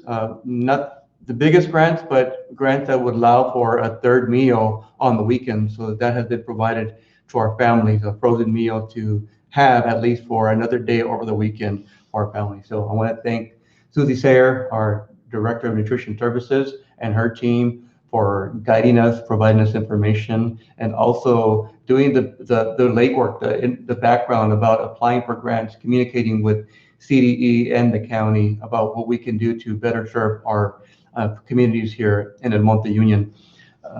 At the end of our school year, we also learned that LCAP has been extended for our timeline for the next school year. We will adopt our LCAP on December 15th, which is a drastic change. First time that, from my experience, that we're all facing this. Normally, we would come to the board for the LCAP hearing in June, followed by the adoption along with the budget adoption by July 1st. This is not the case. We will be asked to complete an LCAP written report template by July 1st. And this template requires a district to respond how we have moved forward under these conditions. Now we've supported our students while students are at home through distance learning, while we're feeding them, while we're caring for them. And we have a few questions under the CDE template that we would respond to, and we would be providing to the board in June when we have our June board meetings. So that's some work to do under the LCAP written report template. Luckily, we know that the plan will be adopted in December for 1 year only, but we also understand in the future that the next 3-year cycle would be in the 21-22 school year. Allows some time for us to regroup a little bit on our LCAP. As mentioned, summer school is also around, and we're exploring some options as we continue to do the safer at home restrictions in LA County. We anticipate that students will not return in the summer. We anticipate that an alternative to student learning will continue over the summer, and I'm hopeful that we can provide the best education for our students, and I'm also looking forward to meeting with EMUA on Friday to share our thoughts and our plan for the summer. Also looking forward to the opening of school in the fall. Earlier, I believe 2 weeks ago, you may have heard Governor Newsom say that we would be possibly returning in late July due to the loss of learning for our students. And this was something that we were all surprised throughout the county as far as superintendents. We were not prepared for that. Luckily, that we were able to look at this closer and look at the possibilities specific for LA County, and the Department of Public Health, along with LACO, felt that that timeline could not be met, and we are now planning for the August return at this time, provided that there are uncertainty and there's many questions that are still being asked about what school's going to look like in the fall when students have the opportunity to return along with our staff. Is it going to be safe to return? Under what conditions will be in? Will social distancing be required? Where there would be students in different schedules, so that we ensure that they stay distant from each other, not only students but also employees remain safe on campus. Lots of discussions to have. We will continue to work every day, regardless of the circumstances, along with our team, our associations, so that way we can learn from what we're doing now and how we can apply that to the summer and also the fall. The opening of school will require a roadmap from our district, and sharing my thoughts and looking at the planning, I think it's important that we implement a safe, efficient, and equitable return to school under the government policies that we currently have now. And that starts with our policies about what we can look at and adopt to ensure that we are guided by these policies and by the board, but also looking at how we can involve our stakeholders, such as having a return to school committee in place, having a vision based on what's needed for our community at this time, whether it's in home environments, whether it's as far as food, whether it's continuing to support students after school. How does that look like when it comes to the fall? As far as a traditional delayed start, blended, restricted learning. So there's a lot of options out there that we're hearing and reading about, but at the same time, we have to do what's best for El Monte Union High School District. This also includes the facilities, ongoing services, ensuring that sanitization takes place under these conditions. I've already mentioned instruction. I've also discussed about operating efficiently and effectively with all of our partners. Nutrition services is going to continue to be important because of the meal distribution, even on campus. Cafeterias will look different, food lines will look different as well. So I'm also looking forward to seeing how that's going to look like. Most importantly, are our students well, and what type of wellness policies would we have, support systems and wraparound services we would be providing to students who have been emotionally affected by being at home and not being on campus with their normal routine, as well as our teaching and classified staff as well. Technology continues to also lead 21st century learning, and we need to do a check-in about what the technology needs would require come fall as well. So under these conditions, working conditions will change. That will require collective bargaining with our partners, with EMUA and CSCA, and I also look forward to having these conversations with them. So challenges are indeed ahead. I have not mentioned what we are looking at as far as the outlook for budgets, that we are paying attention to the May revise, which will be an unusual May revise to get us through the end of the school year into the summer.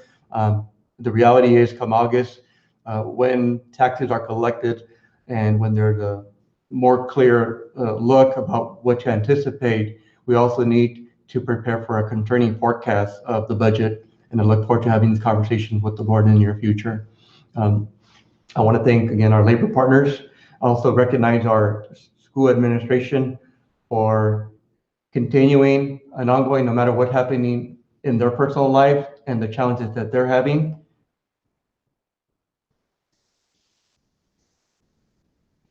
It's been tough. I apologize.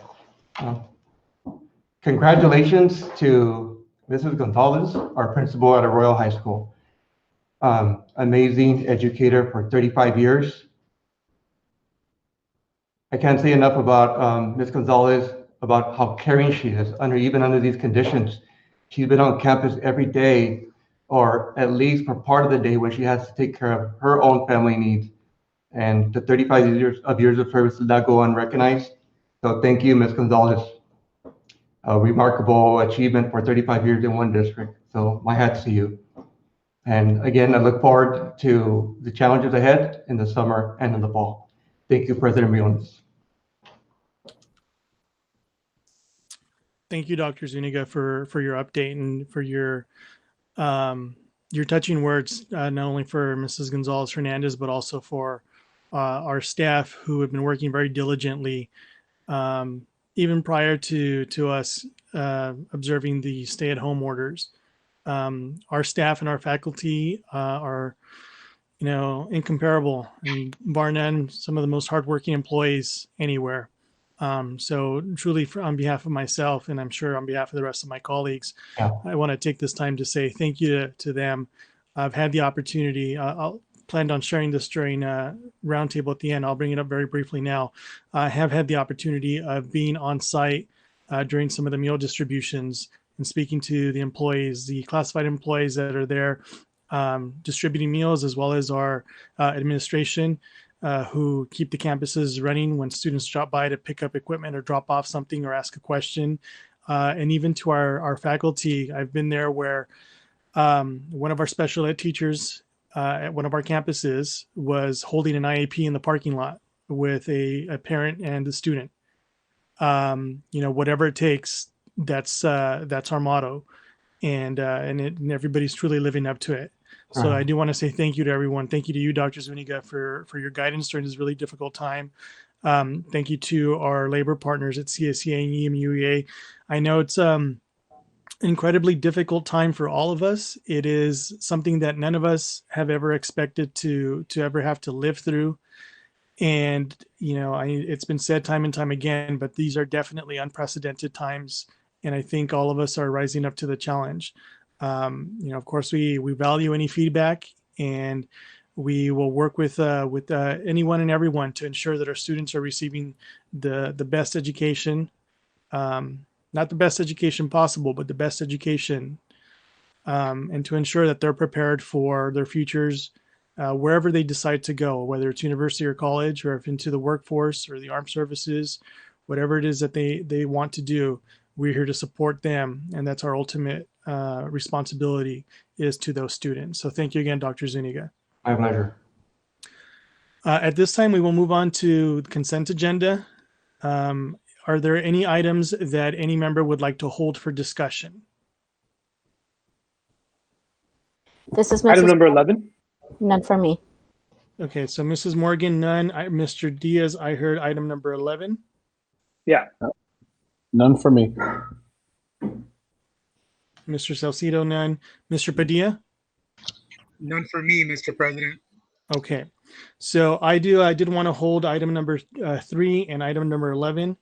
And I know our student trustee, Mr. Jimenez, wanted to have preferential voting on item 11 as well.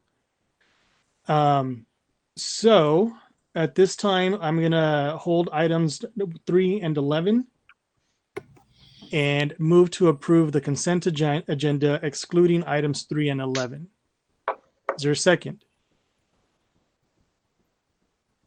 I'll second. Seconded by Mrs. Morgan. Dr. Zuniga, if you could take a roll call vote. Sure.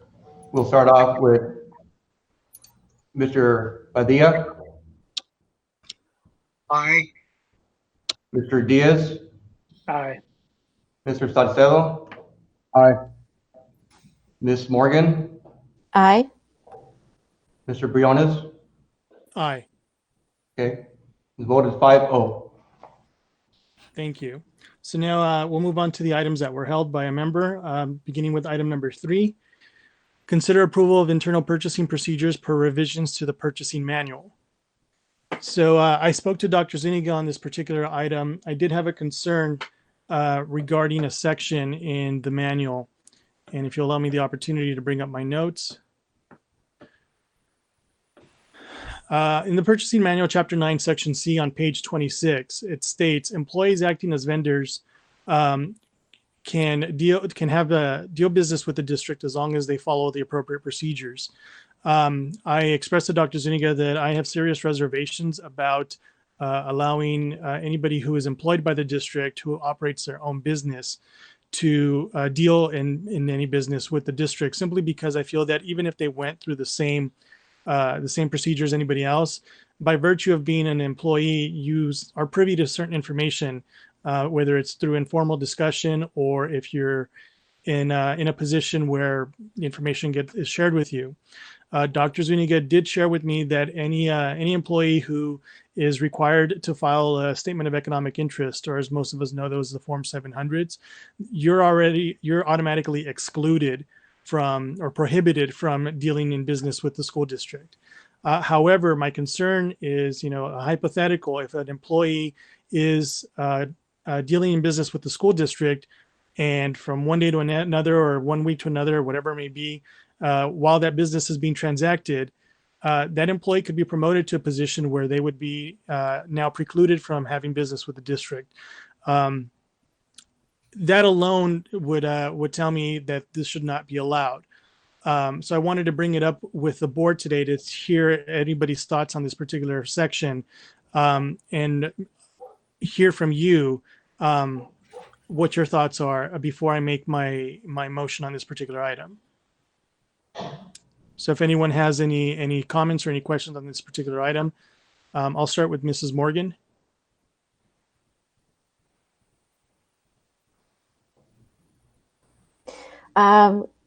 Personally, I feel that usually people are pretty professional in the work that they do, which is why I didn't really question it. So I feel that as long as the process is done right, then it should be okay. Thank you, Mrs. Morgan. Mr. Salcido, do you have any comments on this item? Any questions? Yeah, sure thing. Honestly, I thought that was already policy, so I completely agree with you. I think it's a conflict of interest. So I would entertain a motion from you. Okay. Mr. Diaz or Mr. Padilla, do you have any comments or questions on this item? I would agree with you, Board President Briones. I think it's all a matter of perception. I know that you mentioned the 700 form, and that's speaking to us as school board members, that even if we have our own private business, we don't engage with the same district which we run. But also for employees that are not part of the board, but we employ them, they might be privy to specific information. I mean, in the business world, I think it would be called like insider trading, and with stock and stuff like that. I know that's not what it is, but it's the same thing. You're going to be privy to that special information because you're an employee through the discussions, as you said, informal or formal. And then lastly, it's all about perception. We want to be in the up and up, and we want the public to trust us. And so I agree with Mr. Salcido when he says that. I thought that was already policy. So definitely agree with you and with Mr. Salcido. Thank you. Mr. Diaz? Yeah, ditto to the comments by my colleagues Salcedo and Mr. Padilla. If there is conflicts of interest, I'd be interested to know if that's currently existing, if there are any contracts or situations that way, and if so, how many? And then two, if not, like how do we, what your motion is going to be to amend this? Okay, thank you. So at this time, I would like to refer to Dr. Zuniga if you have any additional information to provide. There's a couple of things that came to mind when we had a conversation. A couple of options that the board can exercise. This is a document that provides some direction for employees within our district. A lot of these policies, most of the policies are already in existence through board policy, also through government code, or even education code. It's a resource that we continue to improve and expand on, as many of these things you're having to find in different areas. So that was a goal of actually the district to provide that updated manual. The practice has been in place because of the actual government code that if you're other than someone who has to file 700 in your management, and you are not eligible for that, which in other words, employees who don't follow that, as you mentioned, can. Other information that's on there continues to operate and guide.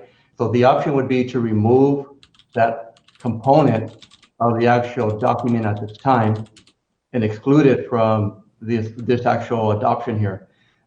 With us looking at board revision or board policy to implement restricting employees from conducting business as a vendor. So right now there's silent in our board policy. So we would start off with board policy to implementing that. And then when we do another update to our handbook, we would have to include it in there as the actual policy for our guidelines to our employees. So that is an option that you can exercise, is to remove the actual content within the document. And then we come back with board policy. We review board policy at the pleasure of the board as far as enforcing this. And then we can refer to the board policy about why we're not going to move forward with this, why we can't do it, because it has been that past practice in a couple of years. I don't believe that we do have any current vendors that are employees, but I will confirm that and share that in your board memo on Friday. Thank you, Dr. Zuniga. So what I'll do at this time is I'm going to move to table this item, refer it back to staff to revise, as Dr. Zuniga said, to remove that particular section with the additional request that staff come back with a first reading of board policy on prohibition of employees doing business with the district. With the caveat that I would ask that staff check in with legal counsel to ensure that there isn't any either ed code or government code that prohibits us from prohibiting that, aside from those employees that have already been identified as ineligible to deal business with the district. So the motion is to table the item and refer to staff, and then have staff report back with board policy first reading. Can we also, I'm sorry, President Briones, is there verbiage that will also state then that family members are also excluded from such dealings? That's an excellent point, Mrs. Morgan. May I? I did mention that to Dr. Zuniga that if we're going to start looking into this revision of the policy, we also have to take a look at the spouses and relatives who also could be connected with that. But if I may recommend that to exclude that section from the document and approve the document without that section, and then direct the staff to look at the district policy, existing district policy and procedures, and come up with a revision. And then so that because that the document, the manual include many items that are essential for us to move forward with. Thank you, Mr. Eltar. Okay, so what I'll do then is I'll withdraw my motion, make a subsequent motion to approve the document excluding, Chapter 9, Section C, regarding employees acting as vendors.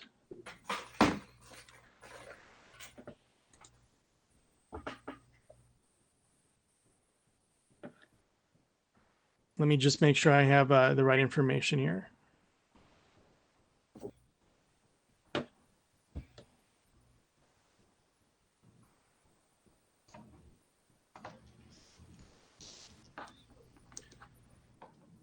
Yes, so my motion is to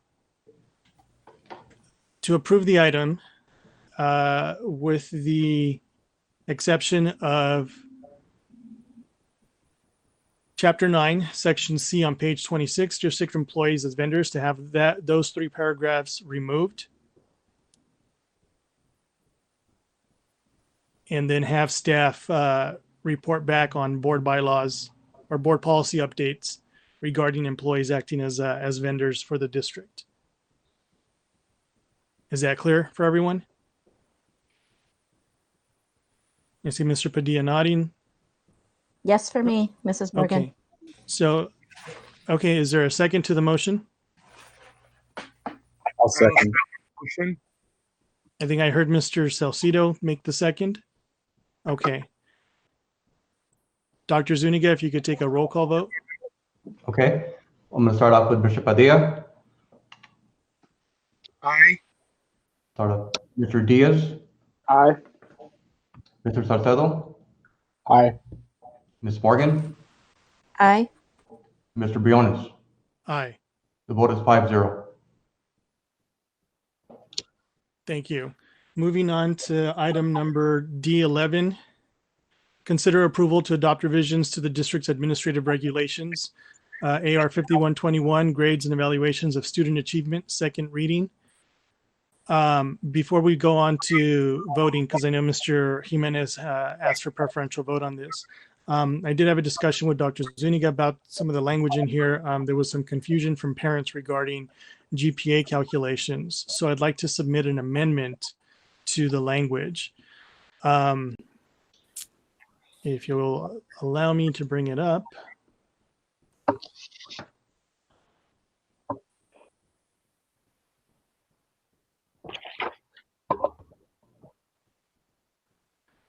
So in the second paragraph in green, which is what we're adding today under credit, no credit grading, I'd like to offer an amendment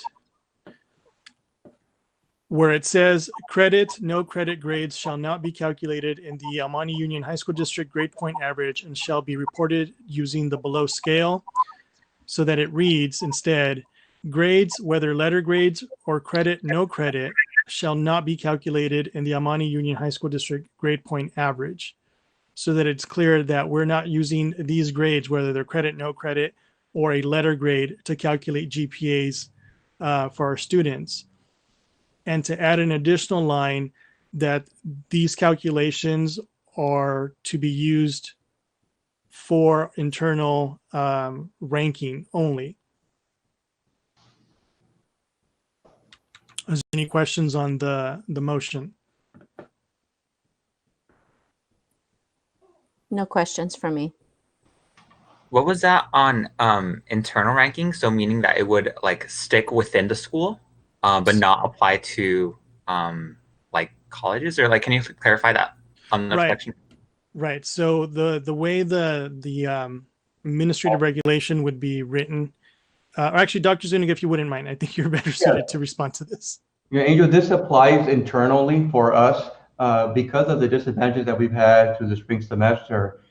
It would only impact students when it comes to ranking within the school itself overall, like the valedictorian, salutatorian, when it comes to the ranking by order. So that's how we look at board policy and decision making when it comes to the selection of these as far as valuable achievements.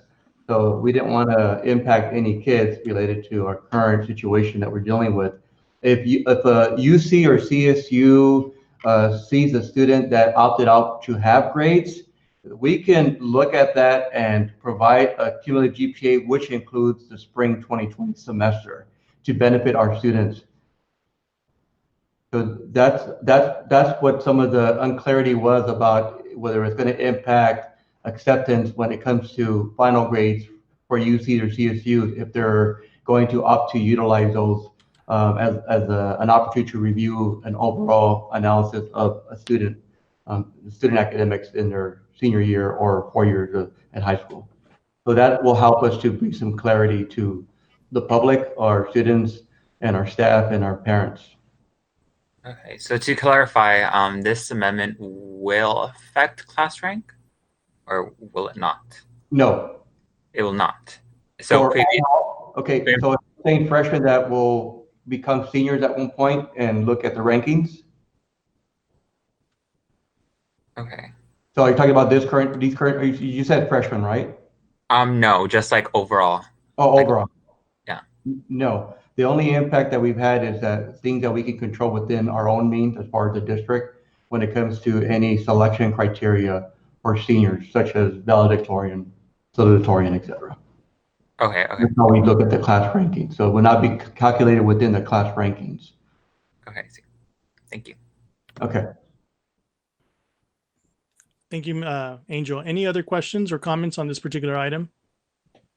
Just to comment, I'm glad you brought that up prior. I know that those were some of the questions I had for Dr. Zuniga when I spoke to him. So I'd be happy to second that.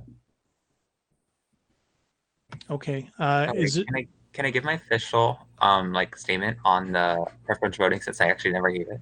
Yeah, let me just finish out the questions. Any other questions from the board? Well, Mr. Briones, I don't have comments on that direct amendment, but I do have additional considerations. Okay, go ahead. Yeah, so I know that we all received an email from Ms. Quesada this week or last week highlighting the need to lead with compassion during this time. I think, obviously before COVID-19, our students were already trying to survive, tackling everything from housing and food insecurity to living in a medically underserved area, the trauma of poverty, polluted air quality, and ongoing mental health challenges. And as you all know, with COVID, these challenges have only been exacerbated. And so, with respect to some of the pass or credit, no credit criteria, I don't think this should be at this time looked at as, letting them off easy or not having accountability built in, but really showing leadership, the compassion and empathy, recognizing that first and foremost, as a human species, we're all trying to live through this global pandemic and survive. And so, some of us have more privilege than others during this time. And research doesn't show that retention helps, holding kids back. And so recognizing this, I propose that we consider amending the pass or credit, no credit to potentially that 40% that Ms. Quesada had mentioned for the school year. And then if not, I suggest that we continue working with staff and community to figure out what that looks like moving into the fall and spring of the next school year in 2020 and 2021, because we know that COVID will continue to exist this summer, this fall, next spring, potentially next summer and next fall. So I guess my immediate ask to the board is discussion on amending the no credit percentage. And then secondly, encouraging us to continue working on what that looks like for the following school semesters or sessions. Thank you, Mr. Diaz. So I'll chime in very quickly. I'm open to having the discussion again later on for subsequent semesters, depending on guidance that we receive from the UCs and the CSU and LACO, as well as CDE. However, for this particular moment in time, for the grading periods that are in discussion now, I am okay leaving the current grading scheme set as is for credit, no credit.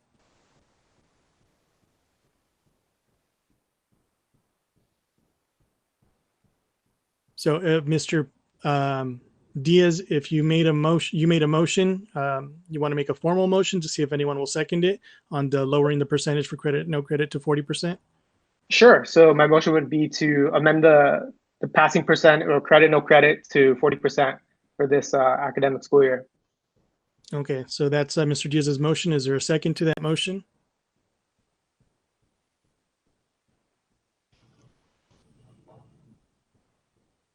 Okay, seeing none, the motion fails. So at this point, we'll move on to preferential voting for Mr. Jimenez. Go ahead. All right. So yeah, I actually thank you, Mr. Briones, for your amendment. I think that kind of embodied what I wanted to state, in addition to a few other things. about the wording, about that this resolution and this revision. It's very confusing, and I've seen a lot of like comments made on social media and from teachers, just from being in the classroom, showing up to some classes, and just a lot of confusion surrounding the wording and like what it means for them. And it was a lot having to do with like personal ranking, and a lot of like having to do with like AP points, and like why am I working a lot like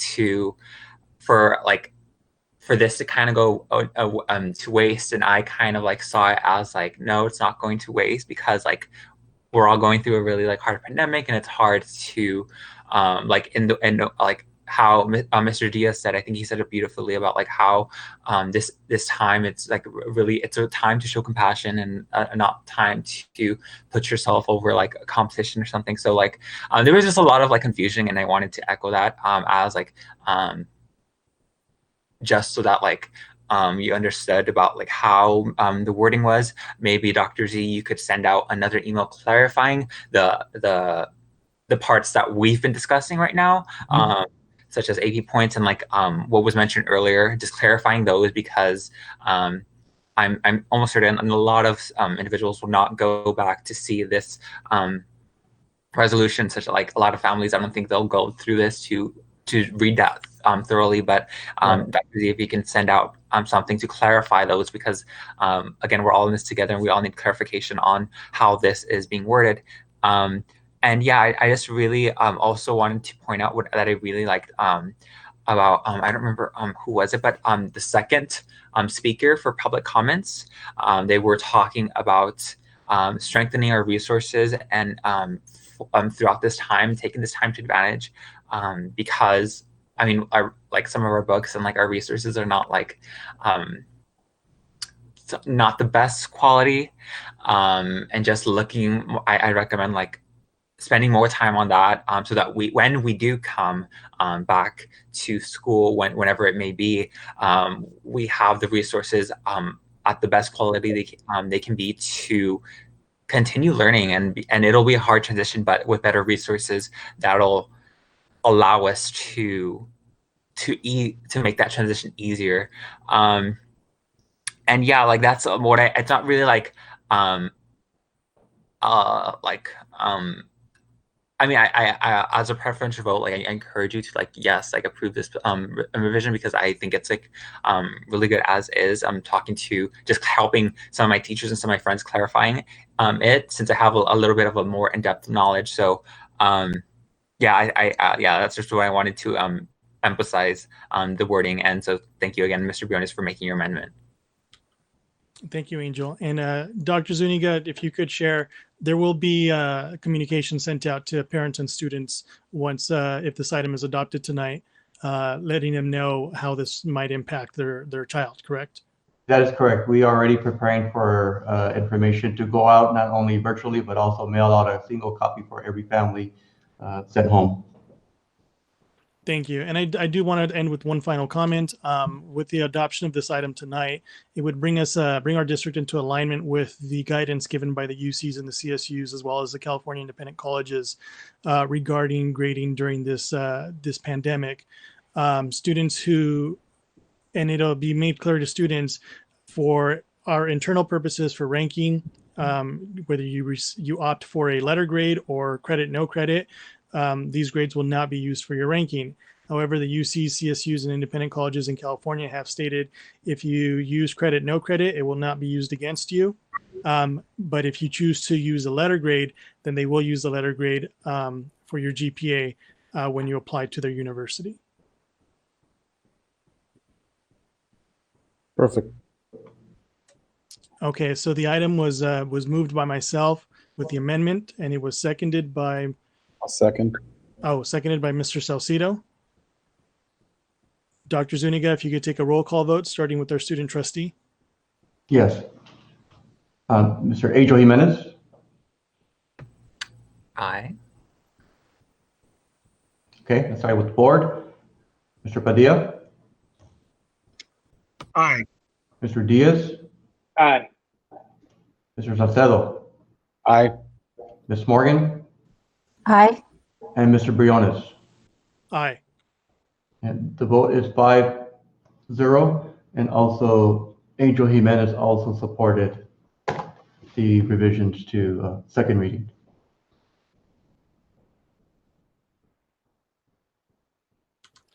Thank you, Dr. Zuniga.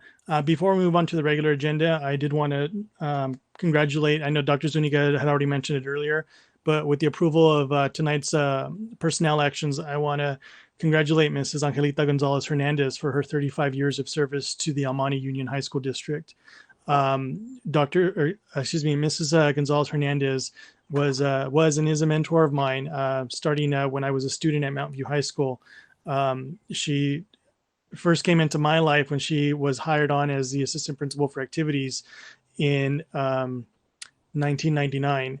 And I've been happy to see her move up through the ranks of our school district, including being principal both at South El Monte High School as well as at Arroyo High School. So with tonight's approval of that, I want to wish her the best in her retirement.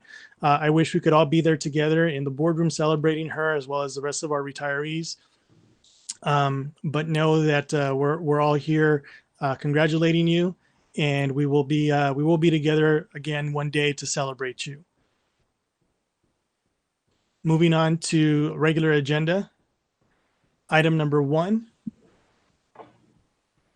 Consider approval for snack bar buildings at Rosemead High School and additional services number 2 for LPA to complete architectural services.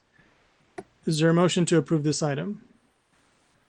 Mr. Briones, we do have a brief presentation. Oh, excuse me. We have a couple of guests from LPA that were kind enough to make themselves available to participate via online. And we also have a representative from the site, Dr. Bristol, also available. So I'd like to introduce Rick Musto and Arash Azadi from LPA, who will be providing a presentation on the concession buildings. If you recall, back in October, the board approved LPA to explore some sustainable options for the construction of the snack bars. And they'll be providing a brief presentation. So with that, I'll pass it on to Mr. Rick Musto. Thank you, Ms. Thank Macias. you. Good evening. Sometimes I get ahead of myself. Dr. Zanita. I trust you can hear me okay. Yes, go ahead. And everybody can see up on the screen. It's I promise a very brief presentation of the concession buildings along with some options for Rosemead High School. So you can go on to the next slide, please.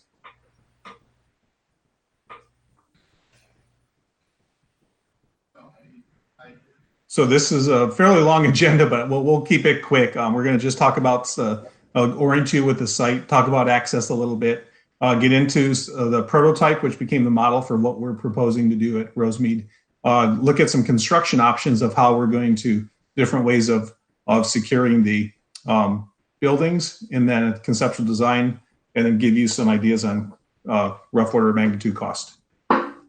Some of these slides we could probably move through fairly quickly, so you can go to the next slide. So for point of orientation, you can see to the right, Lower Azusa Road, the track and field as it's proposed, and you've seen some updates on that in the past, and as you heard earlier in a briefing, the track and field project itself is going to DSA in the very near future. The second piece of this project is bringing on the concession stands for both home and visitor. And you can see in the lower right-hand corner, a smaller visitor, the visitor concession and ticket building. And then in the upper left-hand corner is a larger building that has the home team concessions along with some storage and ticket area as well. You can go on to the next slide. This is just a quick slide to show you that we have taken in consideration in the very early conceptual design of vehicular access, including how emergency vehicles will come onto the field for emergencies during track and field events. You can go to the next slide. And this is just an overview. Ultimately, there'll be access all the way from Rosemead Boulevard.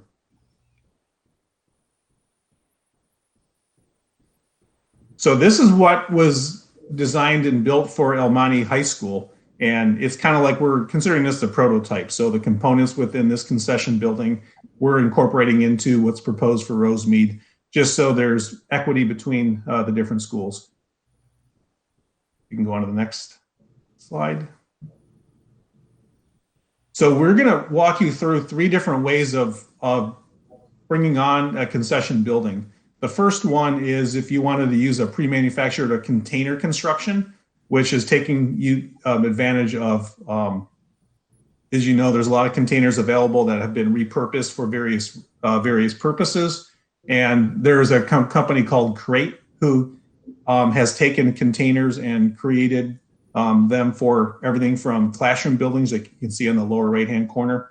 And it's probably more appropriate for this type of a use to be something like a concession stand. And you can see kind of a adaptation for food service on the upper right-hand image. So these are repurposed steel shipping containers. They're prepared in the factory and they're delivered to the site. Basically is just an empty shell. And then the site contractor will do all the fit out on the inside, bring all the utilities into the building and do some prep work and finish work.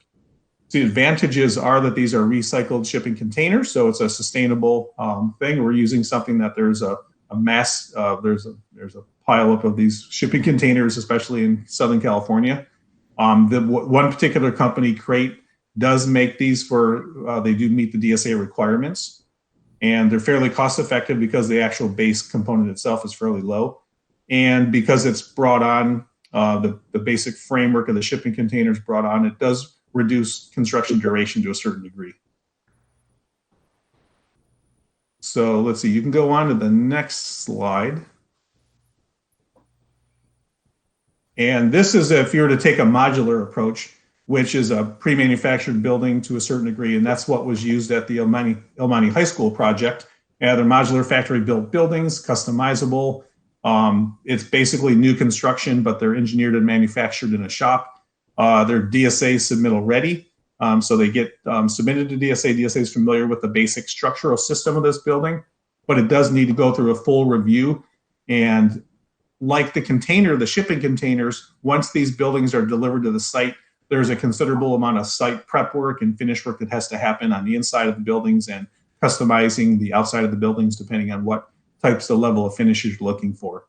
So it like the container building, there is a certain degree of reduced construction duration, and it's although it costs more than the shipping containers, it's a little less costly than site built product. You can go on to the next option. And the next option is more of a conventional approach, and it's using site-built construction. Typically, what we've used in the past is it tends to be a CMU or a concrete block building, which gives you ultimate durability. It's custom designed, so it can meet the needs of the site and exactly what the program is for the areas, and you don't have to adapt a pre-made site unit. So, and it's completely built on site. It gives you the most flexibility for the uses and how you adapt it to your site in terms of the program within and your ability to put the serving windows and things on the exterior of the building. Obviously, from a design standpoint, you have the most flexibility in terms of what the appearance of this is. We can go on to the next slide. So this just represents what a typical building could look like. This is the home team concession building. Again, keep in mind, we've not really designed anything to date. This is just a placeholder. It does identify the concession building itself with a ticketing component and a storage component, and with some ideas of where you might have access to the building or some fencing might come in. But this is just to give you a general idea of programmatically what would go into this building. So you can go to the next slide. And again, this is what the smaller program unit would be for visitors. It would have the combined concession ticketing area with a small storage space as well. And you can go on to the next component. The one thing the district was interested in is looking at, and we actually did a little exploration in the middle part of last year, was whichever option you go to, there is an interest in making this a net zero energy building. So regardless of the type of building you go to, we did some really quick back of envelope calculations to decide or to see how much kilowatts per year would be used. And based on that, we sized PV array system to be able to produce that amount of kilowatts to allow the building to be considered net zero in terms of energy use. So that's just a side analysis we did. So you can go to the next slide, which summarizes cost. And what we've done is we did some really early rough order of magnitude costs. And these are between the three options we talked about: the container, the modular approach, and the site-built approach. And this, again, is more for looking at it for comparative purposes between the three types of buildings. Since we didn't do a lot of detailed design work yet, these are just more order of magnitude costs. There's an item, the components on the left, you can see the one solar array structure. So we have assumed a certain cost for a solar component for PV, and the energy use we assumed would be similar for each of the buildings, even though they might vary a little bit. We didn't want the cost of the solar array to sway the decision about the approach for the buildings themselves. So the building, when you looked at the container building and a modular building, the building shell is produced outside, it's not site built. So the container has the lowest cost. It's around, you can see $260,000, where a modular building that's produced is almost double that cost in terms of what it costs to produce in the factory before it's brought to site. And then of course, site built is 100% built on site, so there's no building shell cost pre-manufactured. Then each the container and the modular buildings have a certain amount of customization that has to happen once they're delivered to the site. So they're brought in as more or less a shell, and they have to be fitted out for the plumbing, the components that go inside, the finishes, cabinetry, all those kinds of components have to go into the building. So those are about the same whether you're putting them into a container building or into a modular building, along with all the site utilities and the things that are brought up to the buildings. Those are all very similar. And then you can see site build cost, 100% built on site. So we're estimating that to be for the modular or for the prototype you saw, about $930,000. So if you go to the bottom, this gives you an idea, again, for comparison reasons. The container is the least cost building for about $810,000. The modular steps up to a little over $1 million. And honestly, the site build is about the same. It's a little more cost, but we're seeing this pretty consistently that when you take a modular building and you do all the work that has to be done on the interior, you're bringing it up to almost on par with a site built building. So these are the three kind of areas you can look at. And I think it's understood that if you build a site built that's made out of concrete block, it probably has the most most life use to it. Probably the least amount would be a container building because it's just going to have a little more wear and tear. You're going to have to do a little more maintenance to it, painting, and it's likely not going to last as long as a concrete block building. And a modular building probably falls somewhere in the middle in terms of its longevity, in terms of investment. Rick, we wanted to at least give you these data points to see. Rick, I'm going to interrupt you real quick. This is Board Member Diaz. Where are you deriving your information on the resiliency of a container versus the site builds? Because I've heard, almost the opposite with respect to maintenance required, durability, earthquake readiness, all those things. Where are you getting that information? Well, a site build is obviously built to the same building codes. It's built out of concrete block. So at least the way we would look at it, it's just a more durable building than a very thin container building. Not that a container building is not going to last a long time. It just won't last as long as a solid concrete building. We're not trying to say a container building isn't durable. It's a very solid product, and we've seen them used in many different locations.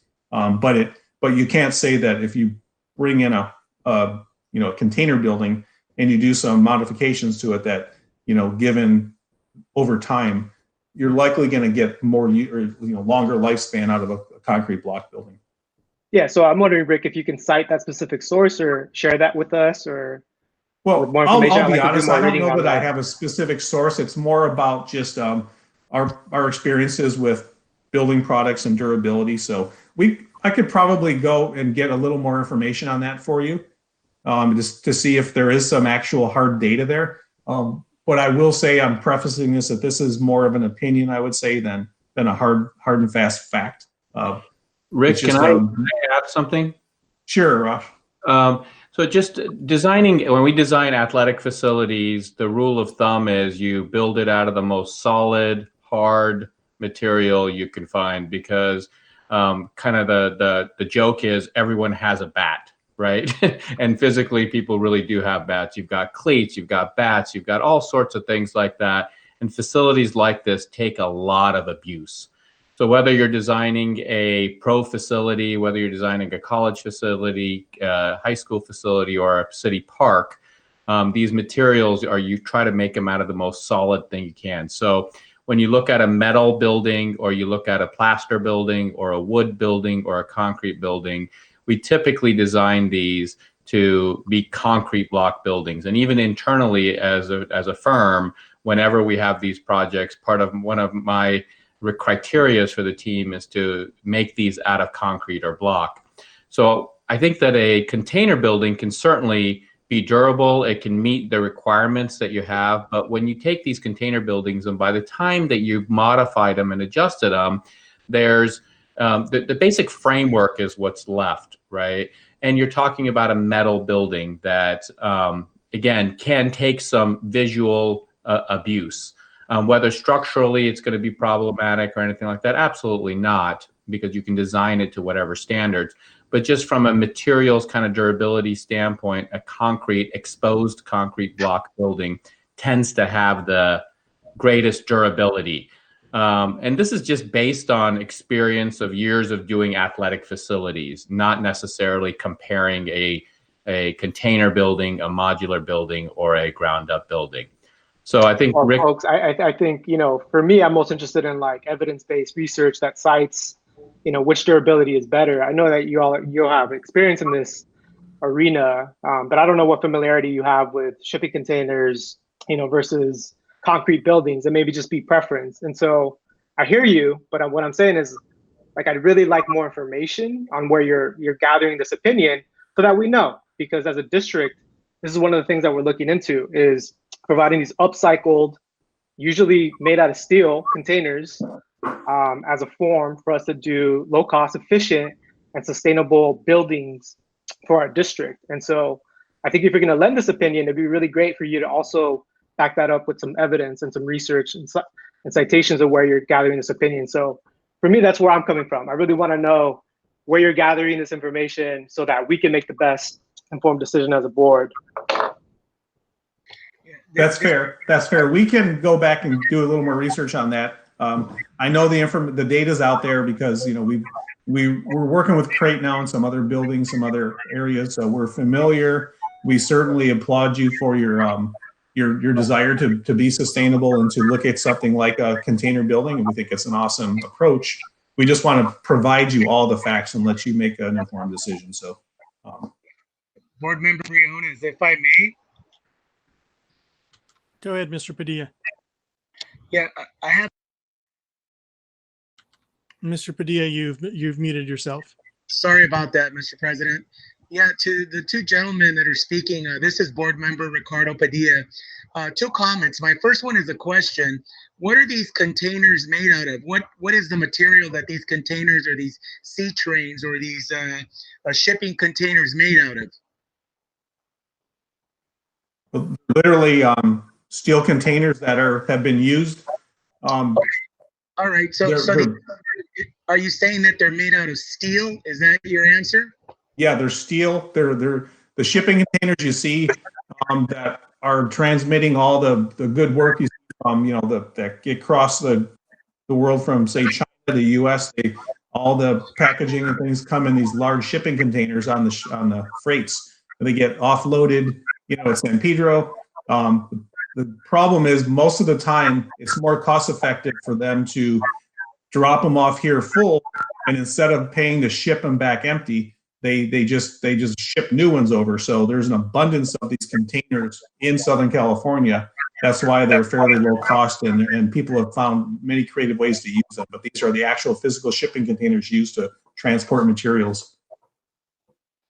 Got it. So my answer to the question was steel versus concrete. That's kind of what I wanted to know, but the answer is steel. Got it. The second Yep. question is when I looked at your numbers, I think those numbers were pretty low. And I say that because we have experience in this district where we have paid almost close to $5 million at one of our snack bars. So when I see a million 80 for a site built a snack bar, I think those numbers are really low. And I say that, and that's not even taking into consideration all the change orders that sometimes come with these projects. And so I would have to agree with Board Member Diaz that, if you're going to make that type of opinion, even if you are in that industry, I also would like you to cite some evidence, because there's millions of dollars that are going to be spent here, and I too would like to see the data and the reports of where it states that concrete will outlast steel. So that's it for me, Mr. President. But thank you, gentlemen, for your input. So if I may, President Briones, this is Norma Macias speaking. We did present this to Dr. Bristol and the athletic director and other members of the Rosemead team, and their recommendation was to pursue site built for the home structure, as it would lend the greatest flexibility. But they also recommended using the container option for the visitor snack bar. And so as part of our recommendation that you're considering today is to move forward with the recommended doing the home structure site built, but utilizing the container for the visitor concession building. That would allow us, I think, the opportunity to be able to see how these containers work moving forward with the other two sites. But I don't know if Dr. Bristol, you'd like to weigh in at this moment in time. There I I am. think there I'm you here. are. Well, hello, everybody. Good evening, board. Good evening, Dr. Zuniga and cabinet. Those are all great questions, and we asked the same thing. We looked, from the site level, and the site built structure, the brick and mortar structure, gave us that we know the site and people that have been there for over 20 years. We've had, the maintenance involved, custodians involved. We had coaches. We had, I talked to my, the band, because the band does do different activities there as well. And what we wanted to be able to do is to be able to serve items from the west side for baseball, and during baseball season. The gym doesn't really have a snack bar area, and it's when we measured it off, it's less than I think 60 yards from the gym. So we have it a place that they could go to on that side, and that side would be the fence line. And then we also then have for soccer and for track meets and for football games. It's a multi-use building that would get a lot of use throughout the whole year by multiple sports and multiple organizations. And that's why the price differential of $20,000 between the modular and the site built, we went with the site built because we felt that it could be more conducive for a longer period of time to be the flagship for the new stadium that was going in. Additionally, with the container, it's going to be used maybe 7 times during the year. So we felt as if we didn't want to or didn't need to sit there and have that type of a cost or that type of building there on the visitor side, because it would be used extremely less. But the group LPA was great when working with us. They worked with each group individually as needed to talk about different needs. And I see what the Board of Education is asking about is looking at for some empirical data to show one, just the data, not necessarily one's better than the other, but just to see the data to kind of back up some of the comments and statements that were made. But the site would really like to have that flexibility and not go with the container on the home side because it would not give us, it wouldn't service the needs of the students. Think, Brian, thank you for being here, and I hope you're doing well. But yeah, look, I'm even wearing a tie for it's board meeting. Yeah, night. there you go. I think that I don't think the argument is in the services or the capacity of which building or container, modular, or site built to provide the services we need, because obviously, if that's not the case, why are we selecting any of these, right? If they're not providing the actual services for what we need. I think really, the conversation here, from what we're learning from Rick and Norma is, if there's been a process that's been undertaken in terms of preference of type of building type, right? And then the cost that we're looking at now. One of the things that hasn't been presented yet, or at least I wasn't able to find, was timeline and construction. Like, what would it take for a container, this custom container, to be implemented, the modular and the site built? So Rick, can you share a little bit more about timeline in terms of how long it would take for a container project to be built, modular, and then also for the site built?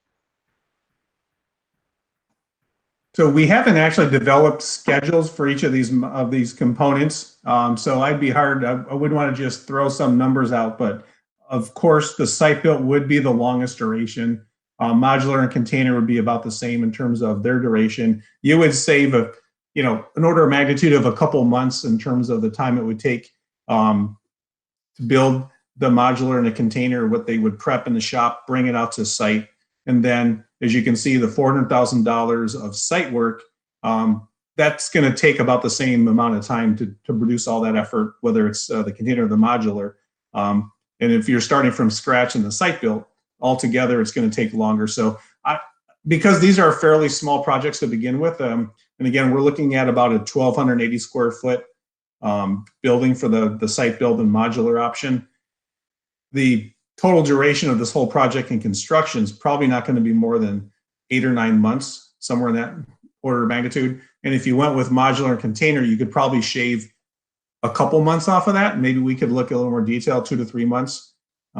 It's not going to make a massive difference, but it would save you some time. And probably doesn't answer your question completely, but hope that helps. No, thanks for sharing that. And I think to Mr. Padilla's point, this board does have experience dealing with snack bar projects that have lended a lot of time, right? It took a lot of time to build them. They were really expensive. And so for me, I would still, lean towards either container or modular building. And I think this is, again, an opportunity for the Almani High School District to be in this leadership position of sustainability, of introducing these upcycled products that then offer an opportunity to engage students in additional learning opportunities, right? We've taken these upcycled products, which Rick, you've already mentioned, are made out of steel. We have an abundance of in California. We're in a seismic zone. Steel and shipping containers are perfect for seismic activities. They're really resilient. And then we're also introducing the solar. And so, for me, we can still do everything under the sun that's required of this building in a container or a modular fashion versus the site built. And so that would be my preference, either the container or the modular site built. And then I think one of the things my colleague, Mr. Padilla, really likes is the dollar savings, right? We're saving a lot of money here going with the container versus the site built product. Yes, at the end of the day, we have to be fiscally responsible, especially with the situation that we're going into. And again, we're talking about a snack bar. And I know we mentioned that there might be bats in there and all this. We're talking about a place that they're going to do fundraising and sell food and that type of stuff. It's not like your locker room.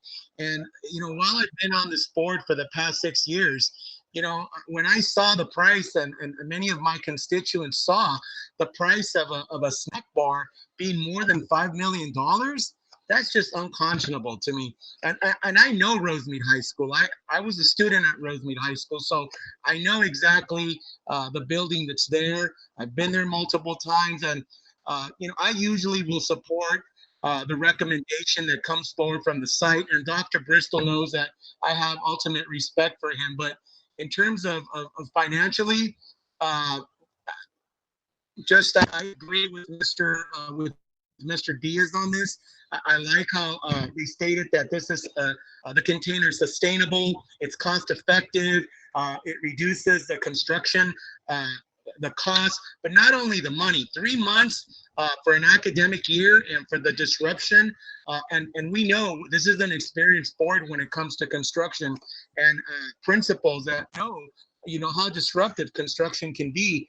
And when you say 2 to 3 months, that's a lot of time that we're going to be saving, and a lot of dollars that we're going to be saving.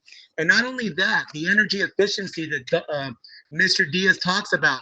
We are a school district that is on the forefront and leading edge when it comes to energy efficiency and so forth. And we are an earthquake country. That's something that we look at. And I also like the fact that they are already DSA approved. And that's another big point of contention for me, in that I want it to be DSA approved. I got on the school board years ago, and it took 4 years to get a cafeteria built because we kept going back to DSA. So that's another thing that's very important to me. I think it's ridiculous that kids have to wait so long to enjoy a building. And the shipping containers are just a great choice. If I may, this is Will Elatar. I wanted to share with you the state, when they look at these different type of buildings, they actually identify a lifespan of these type of buildings. So the site-built buildings have a higher, longer lifespan. I believe something close to 50 years. Modular is less time than that. I believe between 25 to 30 years. This is actually when the state fund is participating in the funding part of it. Container is unknown at this point in time because there are not so many history behind the containers to figure out what the lifespan of these buildings. So the cost is not just only what you pay right now.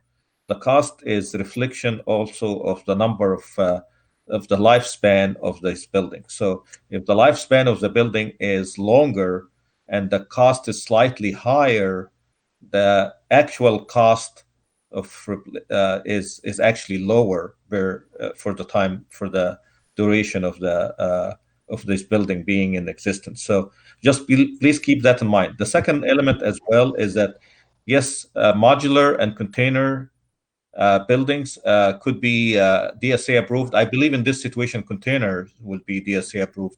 The buildings, they will be approved, but we still have to go to DSA for the site design, for path of travel, for all of that. So it's not like we can avoid going to DSA because the building itself is DSA approved. And maybe the architect can make a comment on that. Yeah, I'll agree that even though DSA recognizes the containers and they recognize the structural capacity of the container buildings, so they allow containers to be produced. And actually, there's only one manufacturer that we know of that DSA actually recognizes, a company named Crates. But it will still have to go through the same DSA process in terms of review, because they look at all the things that are going on inside the building, the site adaptation and all that. So although I will say it could be you could save a little DSA review time than a site built, but it will go through a full review cycle. Mr. President, if I may make a comment. Go ahead, Mrs. Morgan. So this question is actually going to be towards my colleague, Mr. Diaz, who has a lot of experience with a lot of the environmental issues. So David, based on your knowledge, like how long does it take for steel to disintegrate, I guess? Because I'm assuming that these shipping containers that have been used for maybe hundreds of years on trains are still out there. So I tend to agree more on the side that it will last a long time because it is steel. Might have to be painted over several times. But David, can you maybe give me your opinion? Sure can. I think, with respect to containers, just like any other home, right? If there's not maintenance included, climate matters, type of use, frequency, all those things play a factor in the lifespan of a container or a house, whatever it's going to be, site build modular container. And so, people are now literally building, hundreds of apartments worth of shipping container homes, shipping container parks throughout the United States. And I think the most common thing is that it has at least a minimum lifespan of 25 years. However, with additional measures for maintenance, with additional customizations, that lifespan could be expanded all the way up to 50 years that mirror the site build conditions. And so that's been our experience. That's been like the stuff that we've researched, that we found in my professional life dealing with shipping containers. But I think, more to the point of, when you build a site build, when you have a site build, right? If we're talking about carbon and emissions, right? You have the procurement of materials, right? Where are you getting the materials from? Depending on the site build and what you're building, you're then procuring materials and driving carbon emissions from other places, transporting them to and from the travel site. Labor is usually more, there's more labor included on site because you have a site build. There's all these other considerations for climate and carbon emissions that are not included within the container because some of the customization happens off site. As Mr. Rick Musto already alluded to, we have a lot of shipping containers just here in the Bay, near the Bay Area here. And so like for us, it'd be like locally being able to source a lot of these materials. And so there's like many variables and factors, that are considered. And steel, I mean, a lot of buildings are made of steel. It's like steel versus concrete, which one is stronger? I really do think it comes down to like the variables, maintenance, frequency, type of use, climate, all those other things. Thank you, Mr. Diaz. And I in this area, I really am leaning towards containers because it is a huge cost difference. I mean, 200,000 plus per building. And so, I mean, that would be a tremendous savings to our district. So I appreciate the presentation, but I really would like for us to consider that as well. So I'm agreeing with Mr. Diaz as well. Just to clarify, Board Member Morgan, the price is 200,000. The price that is listed is for two structures. So on the container, the 810,000 would be for the two containers or modular for both home and visitor. The price that we provided in the board item, I estimated it at 960,000 because I cut the price in half. So if we were to do site built for the home side, it would be half of the cost that has been estimated there, and then half the cost for the container. But obviously we went through this effort because we wanted to bring you the option. And we collected the information from the site. And so this is our recommendation, but obviously this is your decision tonight. So we will proceed with however the board feels. Thank you.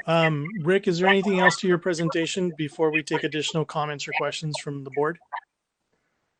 That's all we had prepared this evening for you to see. We're happy to answer more questions for you. Thank you, Rick. Mr. Salcido, do you have any questions or comments? I do, and maybe Dr. Bristol can answer this. Did you guys give any consideration into having a single snack bar that could be shared by both home and visitor side? I know that acreage size and the location, you're a little bit impacted with, Rosemead Boulevard and the parking lot, but is that even a consideration? That's a great question. In fact, that was our first choice. And when they did the site survey, because of the undulating nature of parts of the site on the south side in particular, because that would probably be the best place for it, the amount of area available there, as well as the small amount of area, because we're also fitting portions of the track and field up on the north end as well. There really isn't room to do that, although that would be our first choice. So we leaned on what would be the most beneficial for the whole area, for all activities, and that's why we went with the the building for the home side the way it is, because no matter what building is chosen, and I totally see your point. We do the same thing at the site level when people are asking us to purchase things, is that we really want to use that building year round. And so it's got to have the opportunity to have windows on that west side so that during baseball season, during tennis games, if we host league finals, basketball season, track and field, we can have people get food and services on either side, on the west side and the east side of that building. That's really one of the, we would like to say, a non-negotiable, but that's really the biggest part. But to go back to the original question, yes, we looked at that first. The team LPA looked at it and looked at the site plan and said, it really wasn't feasible. And I don't want to speak for LPA or Norma, but you guys might want to chime in on that part as well. Yeah, just from a site logistics standpoint, where the visitors bleachers are, where the home bleachers are, how you go around the site, the proximity of baseball and the stadium piece itself, and then where all the fencing and how you sort of control and separate the different users. Our primary goal on any one of these projects is to create one building. And then you split that building essentially and provide access on two sides of it. On this one, just going through all of the pieces and the various assessments and the reviews with the site and the AD and the coaches and the principal and everyone, it just didn't work out. Believe me, that's usually our number one priority, is to try to build one building, because it's always a heck of a lot simpler, easier, quicker, cheaper to build one building. But on this one, it just really doesn't work out to build that one scenario. Thank you. Thank you. Any other comments or questions for either staff or LPA? This is Brian. I have one more note. You mentioned that the costs are higher, and I've seen that at every district, every school I've worked at as well. But the notes also state that does not include FFE or kitchen equipment or the items that fill the inside of those snack bars, and that's I don't know to what degree that'll raise the price, but you'll see it go up as well, somehow, either through booster clubs fulfilling it or us asking the district to help fund it. But that's again the main, the shell and the internal organs of the building, not to have it fitted out to be a full kitchen in use from day one, is my understanding. Yeah, that's a great point, and I'll second that this is, again, more comparative numbers. Once we get into the more design phase, we can do more detailed estimating. You also have the benefit of the track and field project, that some of the site costs of extending utilities to the building, some of that cost is actually being part of the track and field project. So this will literally just bring in the buildings in, and hopefully the utilities will be nearby. So if you were doing just a concession building only, you might have to go further locations to bringing in the different water, sewer, gas, electricity for the buildings. And this building, keep in mind, doesn't have any restrooms. So sometimes people think of concession buildings and it's a large building with men's and women's or boys and girls bathrooms. That substantially increases the cost of this. But at Rosemead, as you know, that there's existing bathrooms that are going to be modified as part of the track and field project and not part of this concession building project. Thank you both. So if I could chime in at this point, I've been looking at the designs, and I've been looking at the proposal here, and taking into consideration the points that my colleagues have made, both in the sustainability of using a steel modular structure, or excuse me, a steel shipping container versus modular structure versus a site-built building. I know that the recommendation from staff is to have a site-built building for the home side and a shipping container-based structure for the visitor side. I'm looking at the cost, and I don't see a big differential between a modular site-built or container. that takes a lot of the question out of what we can do. For me, I'm mostly concerned with making sure that we're meeting the requirements and the needs of the site.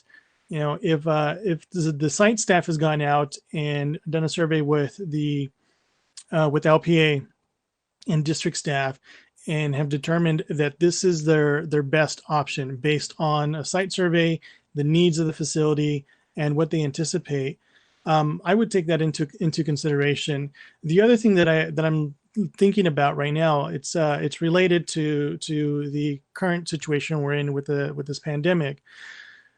I know we're talking about potentially introducing delays into, you know, using site facilities because of construction, but we also have to take into account that things have changed and really to our advantage at this time.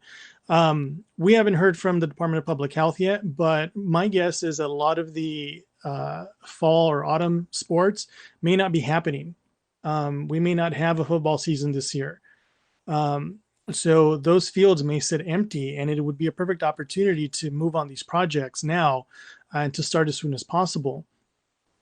That being said, the proposal today is to approve a site-built building on the home side and a container building on the visitor side. And I think it's a good compromise between the two because it'll show us that the shipping container option is viable at the other sites.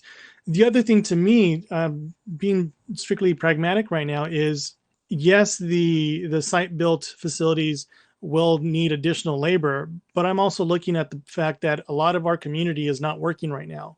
And even when they do return to work, they may not, or when people are able to return to work, those individuals may not necessarily be able to return to a job that they previously had because that job does not exist. And in previous discussions, we've talked about a PLA for our bond projects. We haven't gotten to that point yet, so I won't say anything more beyond that. But as part of that discussion, we've talked about local hire provisions. And I really want to think about the community who has been impacted by COVID-19, who is not working right now and will potentially be out of work. A lot of these individuals are going to need workforce development and job training. And I think some of these projects will be a perfect opportunity for us to collaborate with our partners in the labor sector and make sure that, you know, we're providing a good product for our schools and for our students and the staff on site that meets their needs, while also taking into account that we have an opportunity to provide good paying jobs to individuals who may not be working because of the current situation that we're in. So if there are no further questions or any other discussion, I would like to move to approve this item number 1, as has been submitted by staff, which is for a site-built structure on the home site at Rosemead High School with a repurposed shipping container for the visitor site snack bar. Is there a second to this motion?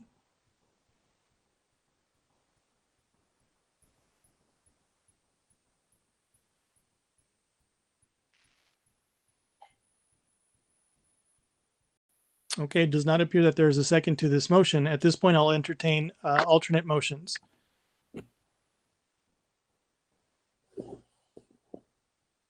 Yeah, President Briones, this is Member Diaz. I would motion for us to move forward with the container opportunity, the building type container for both the home and the visitor side. Very well. So the motion is to approve repurposed shipping containers for both the visitor side as well as the home side. Is there a second to this motion?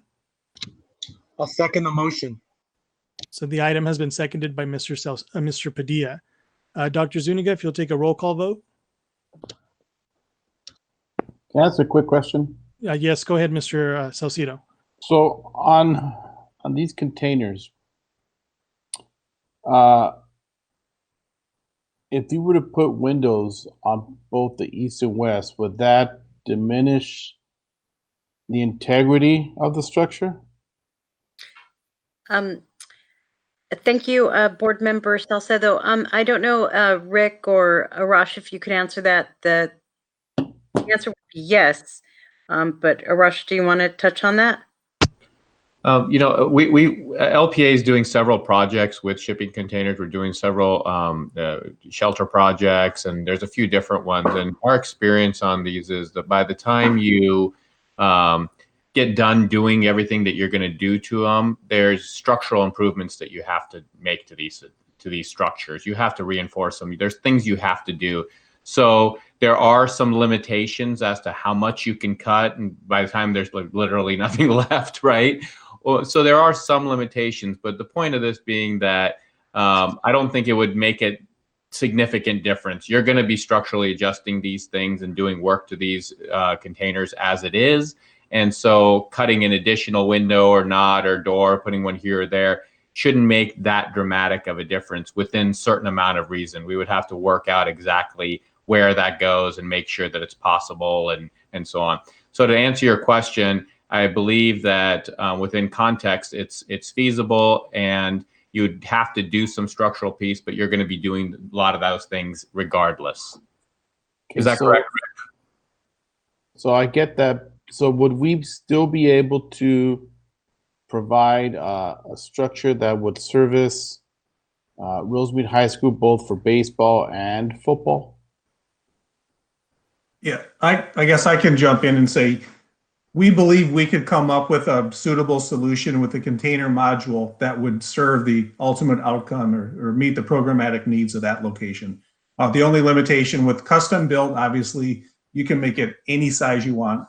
Containers, you have to work within the module of the container. And so we would just have to make sure working within that module. And we believe we can do that. It won't ultimately be as flexible, but we think we could meet the programmatic needs of that building. Thank you. Thank you. Any additional questions or discussion on this item? Okay, seeing none, the motion was by Mr. Diaz to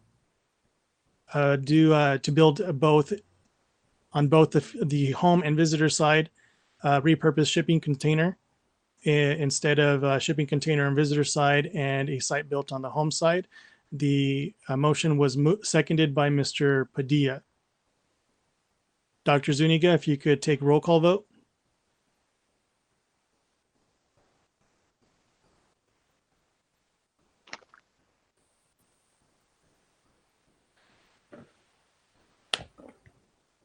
Dr. Zuniga there? Did we lose him? He's still on mute. While he's going on, I also wanted to clarify that the motion would also be to approve additional services number 2 for LPA to complete architectural services. Is there a presentation on that, or is there information that needs to be shared? There's an attachment of their proposal. So their initial proposal was to do the conceptual study of the snack bars. And so with today's motion, moving the directive on the type of snack bars that will be moving forward with, the additional services number 2 would be for LPA to complete the architectural services. So to take this conceptual design, develop it, submit it to DSA, and to complete construction services on this for the snack bars. Thank you. So that was included as part of the motion by Mr. Diaz and seconded by Mr. Padilla. Okay, let's see. Dr. Zuniga, are you on with us?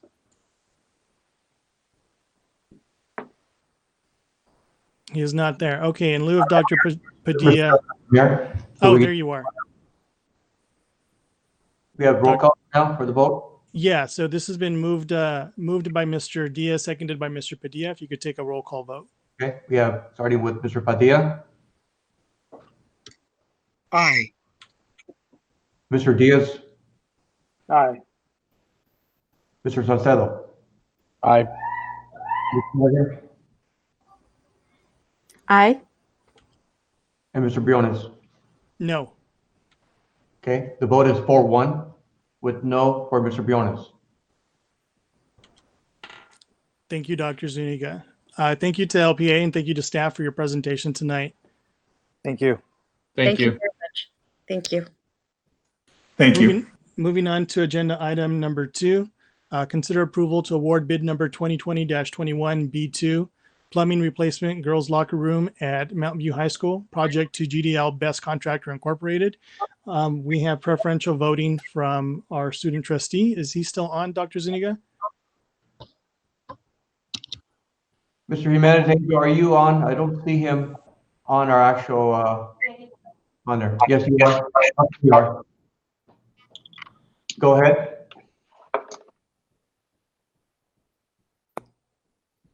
Mr. Jimenez, go ahead. Turn on your mic, please.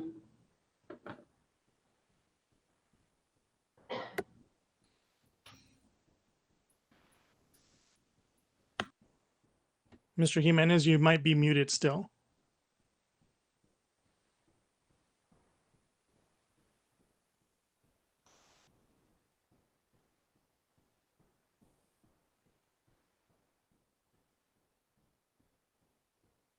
It appears he's still muted.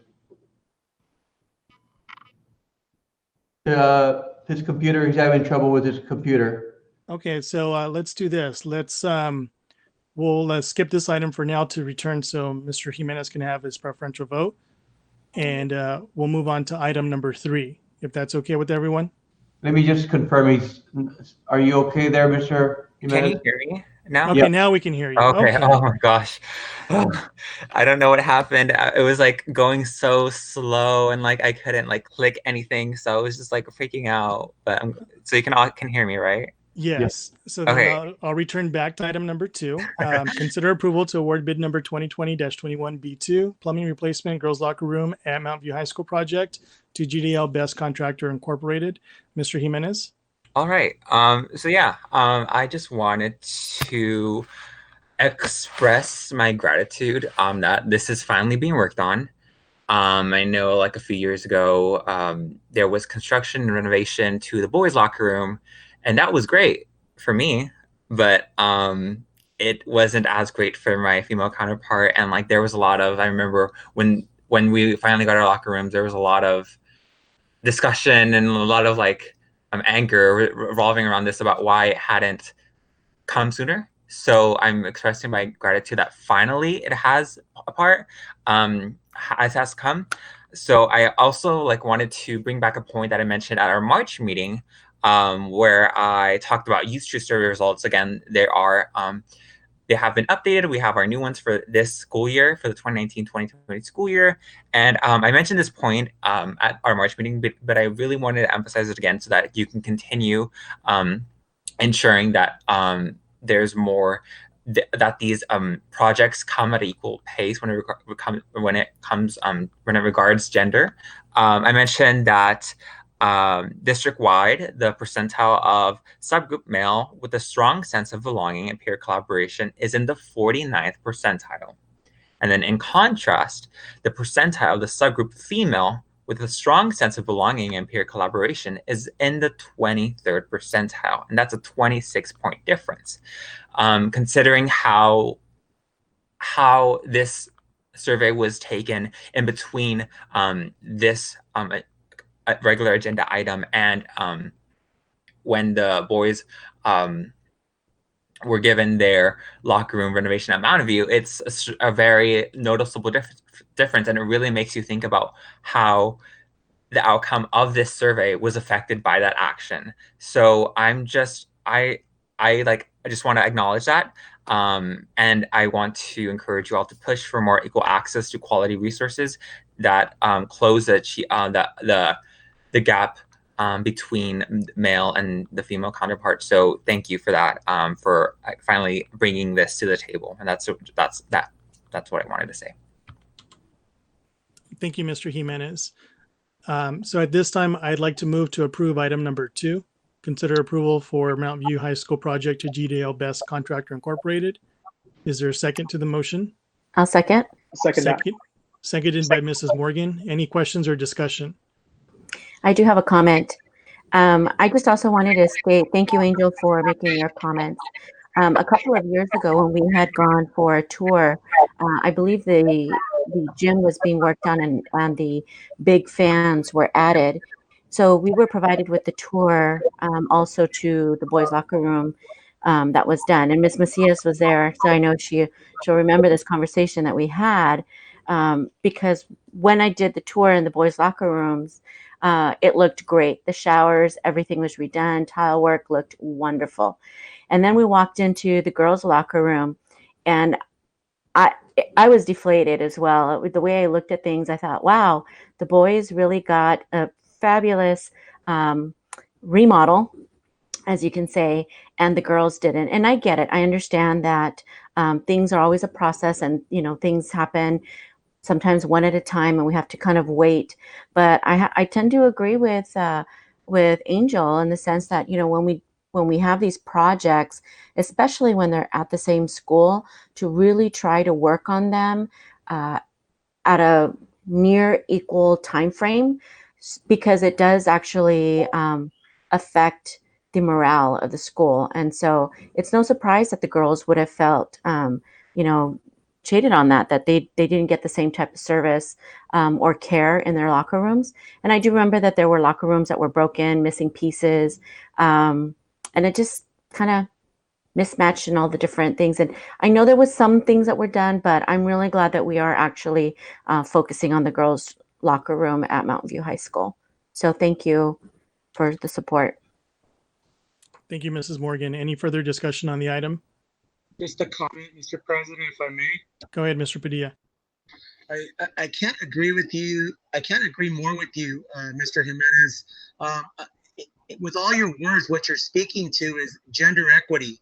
There's a law called Title IX, and I'm glad that you're bringing that up to us, because that's something that was revealed through the Youth Truth Survey, and I will remember those numbers. I always put mnemonic devices to that, and 23%.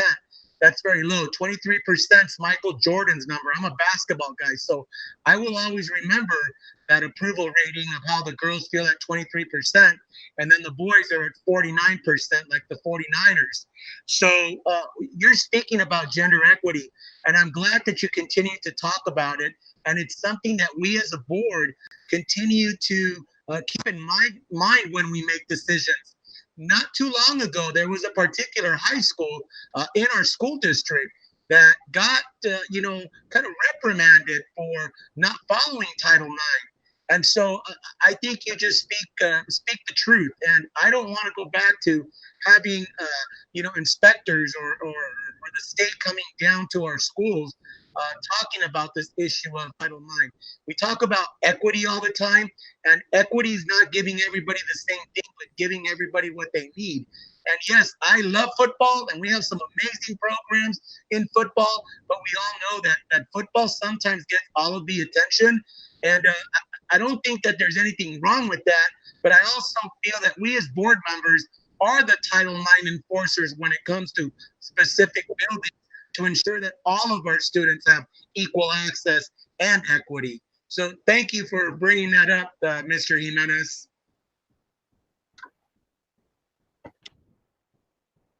Thank you, Mr. Padilla. Any further comments before we move on to the vote?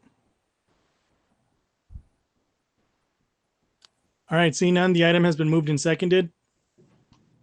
Dr. Zuniga, if you could take a roll call vote, starting with our student trustee. Thank you. We have student trustee Angel Jimenez. Yes. Aye. Board of Trustees vote, starting with Mr. Padilla. Aye. Mr. Diaz. Aye. Mr. Salcedo. Aye. Ms. Morgan. Aye. And Mr. Briones. Aye. The vote is 5-0, and also yes for Mr. Jimenez. Thank you. Item number 3, consider approval to award bid number 2020-21 B4 roof replacement multiple sites project to San Marino Roof Company Incorporated. Is there a motion to approve? I'll move to approve. Moved by Mr. Padilla. Is there a second? Second. Seconded by Mr. Salcedo. Any discussion? Seeing none, Dr. Zuniga, if you could take a roll call vote. Yes, thank you. We have Mr. Padilla. Aye. Mr. Diaz. Aye. Mr. Salcedo. Aye. Ms. Morgan.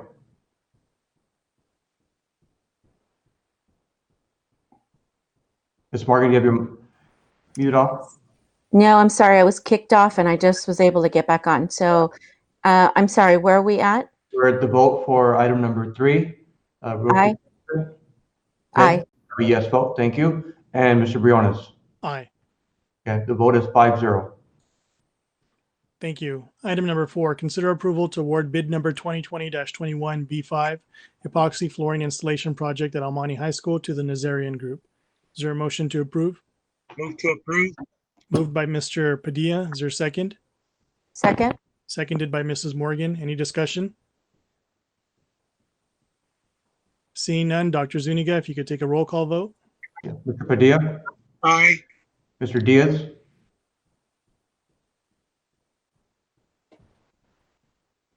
I'll come back to Mr. Diaz. Mr. Salcedo? Aye. Ms. Morgan? Aye. Mr. Diaz? Mr. Diaz, are you there? Can you hear me? Yes, There we can. go. We have a vote for item number 4, consider approval to award bid number 2021 epoxy flooring installation project at Almani High School to the Nazarian Group. You just couldn't hear me. I was aye. Okay, thank you. And we have Mr. Briones. Aye. Thank you, sir. The vote is 5-0. Thank you.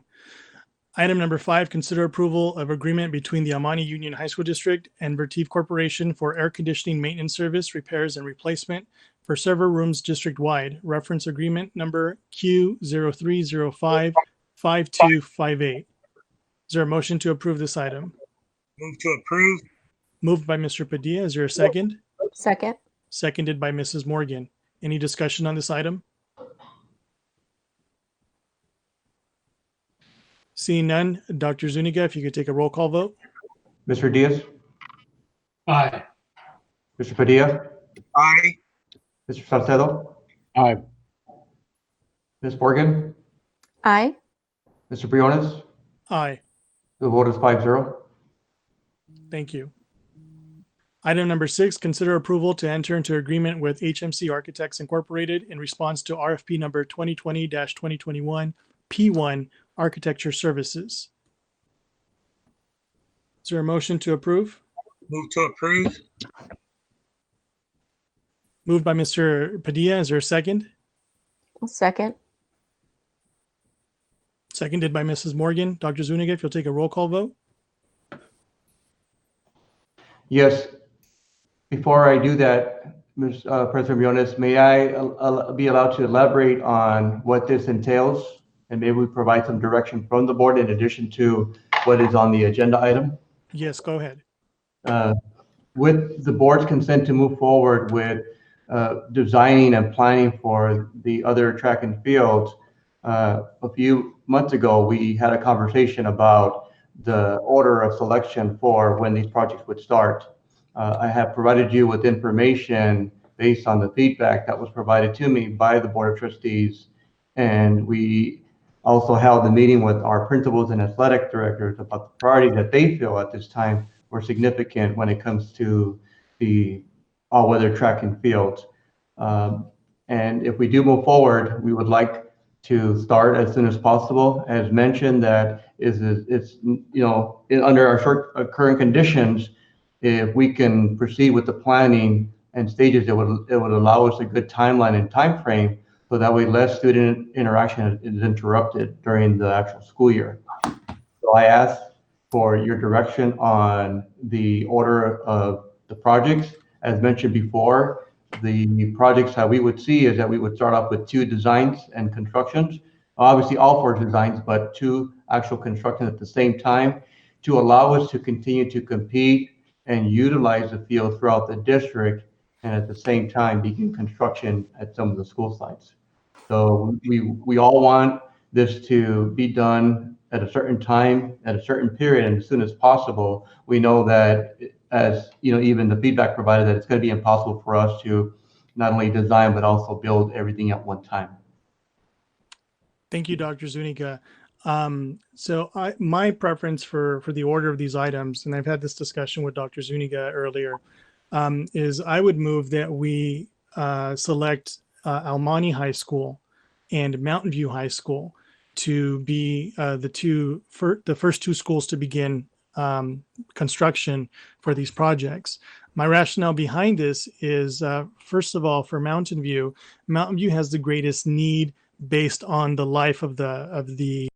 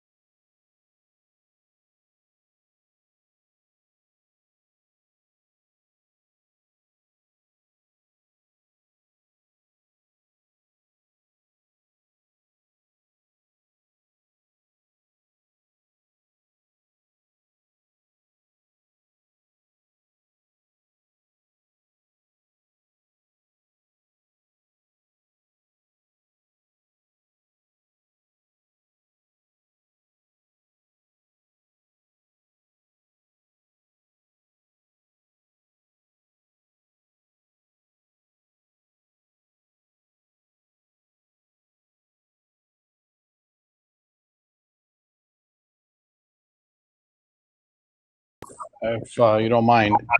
Um, I went through the notes, and I mean, obviously, all of our fields are about the same condition. It reads like we can always, aerate one field to bring it up to par. We can do things on another one to bring it up to par. It's never going to be a right time. But again, I do like the idea of Mountain View and Arroyo. One of the reasons with Arroyo, the perfect timing right now, because we do have the highest amount of enrollment. This would be just a perfect timing. It has the most number of classes on there. And so it just kind of behooves us to move in that direction. So I'm for those two schools.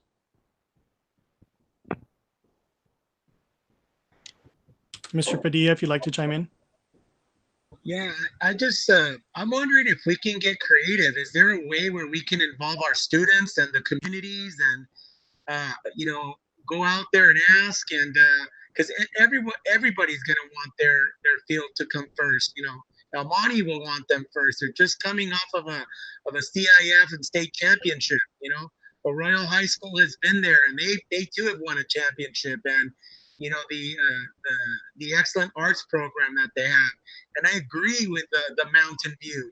That is our school that needs the most attention, and so forth. So, is there a way, Dr. Zuniga, that we could get creative and have some feedback or some input from the cities and see what type of response we get, and kind of based our decision on that?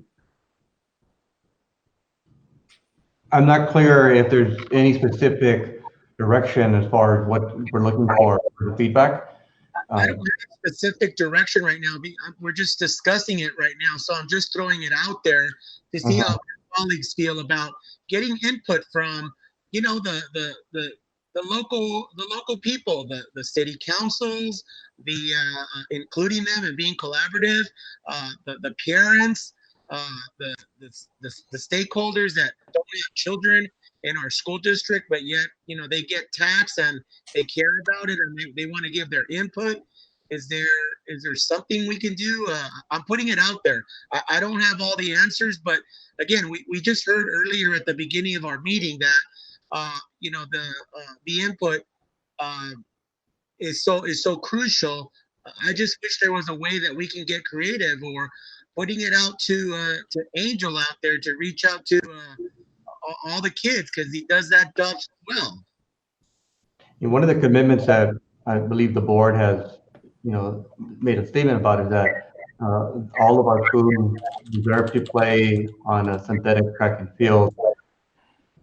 So I believe that all of our community members are very pleased to hear that, where many high school districts or even school districts committed to one or a district stadium itself.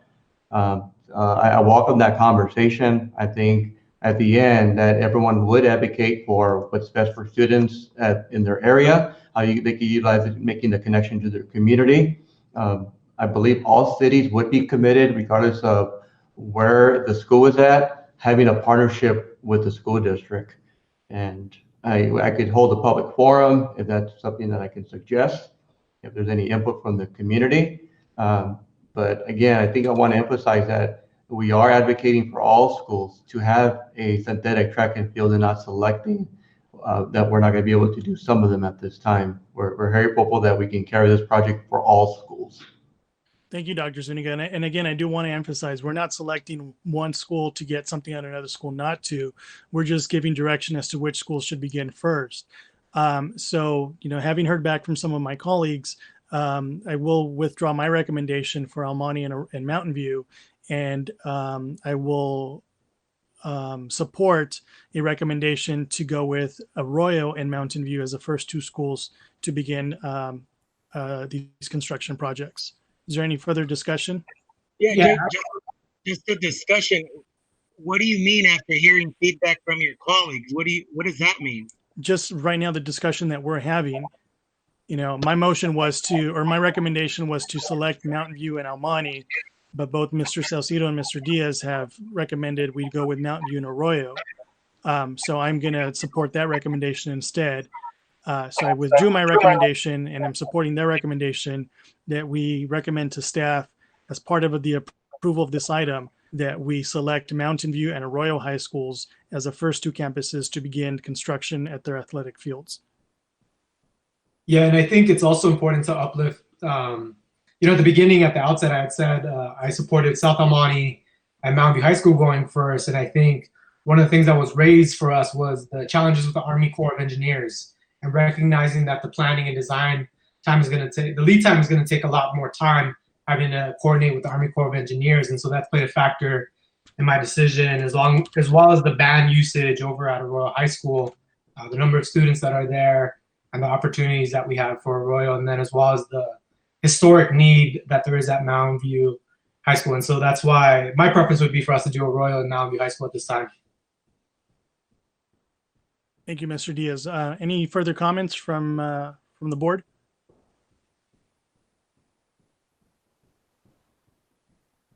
Okay, so the item has been moved and seconded with the recommendation that Mountain View High School and Arroyo High School be the first two campuses to move forward with construction.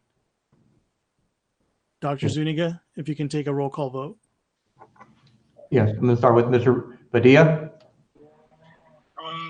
Come back to me. Let me think about it. Come back to Okay, me. thank you. Mr. Diaz, Aye. Mr. Salcedo, Aye. Ms. Morgan, Aye. Mr. Briones, Aye. and Mr. Padilla. Aye. Thank you. The vote is 5-0. Thank you, Dr. Zuniga.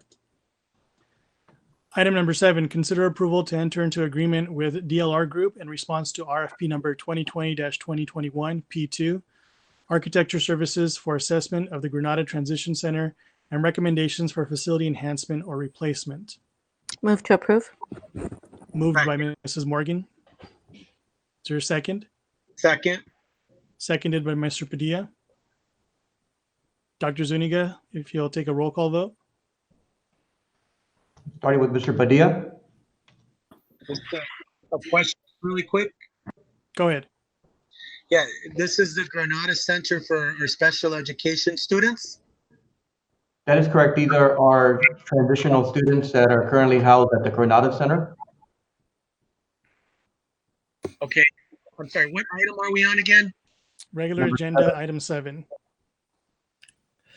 May I make a comment here? This is for assessment of what the Granada Center transition, the Granada Transition Center can be upgraded to, either at the existing site or at other school sites, or maybe even using the Rosemead adult center. So it's just an assessment. Thank you, Mr. Alatar. Mr. Padilla, did that answer your question? No, not really. It confused me even more. So are we looking to replace some of those buildings, the prefabricated buildings that we have there? Because I know in the past that's been a concern in terms of having special education students there. Is this to bring in like new construction or prefabricated buildings or C-string type buildings that we convert into classrooms? Mr. Mr. Alter, you can elaborate on that. I just wanted to clarify that currently there are trailers that are there now that have been moved there, and we've actually recently added more. And we have a few concerns. Number one is access to classrooms, to offices, so making sure that we have all requirements met through ADA under these conditions that we have for our students that are vulnerable related to any health conditions, physical conditions that we have and are transitioning into the center. So the assessment is to analyze whether the facility could be built there if we were to do any type of, ground up or modular, whatever the district moves forward with, or whether the assessment would provide a better opportunity to house it at a different location, such as another comprehensive high school, such as the Rosemead Center, which is currently being leased for with Pasadena City College. So there's several options that we have because it's not a large facility, but it's an important facility to provide services to our students who transition from high school into adult. So they are still counted for our students related to 4 years after high school. Hopefully that helps. Okay, so the assessment will look into all of the possibilities that this board can select in terms of moving forward. So one of those things for classrooms for special education students can be, they will look at all of the different styles that we have, whether it's to bring in more of those buildings or to build a new structure or to do the modular or to do the the shipping containers, correct? That's correct. Or whether it's feasible to build it there at the current site. Okay, got it. So I didn't understand. The word is assessment, right? That is correct. Got it. Okay, thank you. That's all for me. Okay. Thank you, Mr. Padilla. Any further discussion on this item? Okay, hearing none, the item has been moved and seconded. Dr. Zuniga, if you'll take a roll call vote. Yes, we have Mr. Padilla, Aye. Mr. Diaz, Aye. Mr. Salcedo, Aye. Ms. Morgan, Aye. Mr. Briones. Aye. Vote is 5-0. Thank you. Item number 8, consider approval to enter into agreement with LPA Incorporated in response to RFP number 2020-2021 P3 Architecture Services Mountain View High School Modernization Project. I move to approve this item. Is there a second? Second. Seconded by Mrs. Morgan. Any discussion? Hearing none. Dr. Zuniga, if you could take a roll call vote. Yes, Mr. Padilla, Aye. Mr. Diaz, Aye. Mr. Salcedo, Aye. Ms. Morgan, Aye. Mr. Briones. Aye. Vote 5-0. Thank you. Item number 9, consider approval to ratify agreement with MTGL Incorporated to provide DSA Lab of Record services for the Community Education Center project. Is there a motion to approve this item? Move to approve. Moved by Mrs. Morgan. Is there a second? Second. Seconded by Mr. Salcido. Dr. Zuniga, if you'll take a roll call vote. Thank you. Mr. Padilla, Just a question. Talk a little bit about that. What do you mean record services? What does that mean? okay. Mr. Elatar, would you like to respond, or Ms. Macias, I also believe you're still on?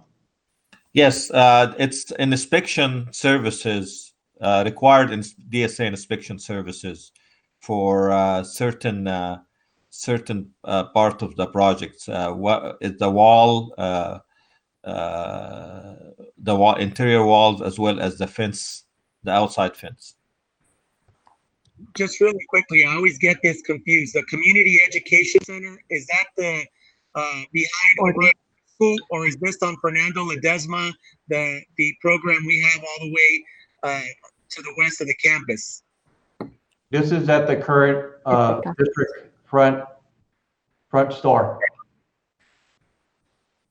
Oh, in front of our building. That is correct. What you're referring to is a CDS, is a Royal High School parking lot. That's community day school. Got it. Thank you. I was envisioning the back of a Royal High School in that program. So thank you for the clarification. I apologize. Thank you, Mr. Padilla. Any further discussion or questions on this item? Hearing none. Okay, Dr. Zuniga, if you'll take a roll call vote. Thank you. Mr. Padilla, Aye. Mr. Diaz, Aye. Mr. Salcedo, Aye. Ms. Morgan, Aye. Mr. Briones. Aye. Vote is 5-0. Thank you. Item number 10, discussion on fencing options for Community Education Center. Dr. Zuniga, if you'd like to give a brief on this. Yes, thank you again, President Briones. We also have brought forward to you an opportunity to discuss further the options that we have for the Community Education Center. This is relevant to what we just discussed right now, as construction is currently happening. Architect for Education has been leading, is the leading architect and designer of that project. We've had some conversation with them related to the fencing that we have discussed previously when we did a board presentation. The existing plans were to provide a 6-foot fence around the perimeter in front of the actual building itself to provide students with an opportunity to be outdoors, study, do some work while they're continuing their education and visiting here at the Community Education Center.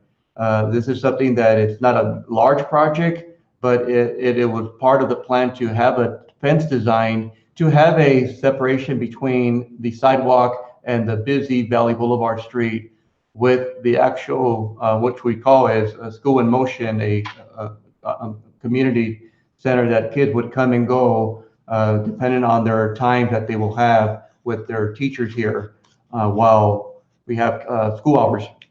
And we had some feedback from the board. Some conversation were that the fence may have been too high, may have been a roadblock or kind of a distraction or just uninviting for the public to see. Keep in mind that the actual design is not like a chain link fence. It's not like a solid wall. It is a framing that allows some openings within the actual design of the fencing. Very, very architectural, very nice designs, and would provide also the nameage as far as the school or the community education center logo, district logo, as far as the name as well on the actual fencing. Our first priority is students and safety, and that's why we felt that it was important that there was a perimeter or some type of separation between Busy Valley Boulevard and actual students while they're outside during school hours. And we've had some discussions from what I recall about downsizing that fencing. Examples such as what the looks are as cafes, such as Starbucks, etc. So we had a discussion with A4E because they're waiting for a decision so they can start the construction of the fencing. That's the only delay at this point. And we provided a recommendation for a 4-foot fence, a design for that and how that would look like, which I have provided to the board. I believe it's actually included in the attachment there. So the board has the options to move forward with plans as having the 6-foot as originally planned, or moving it to a reduction of a 4-foot plan, similar to the same design. I also have heard some comments about not having a fence at all.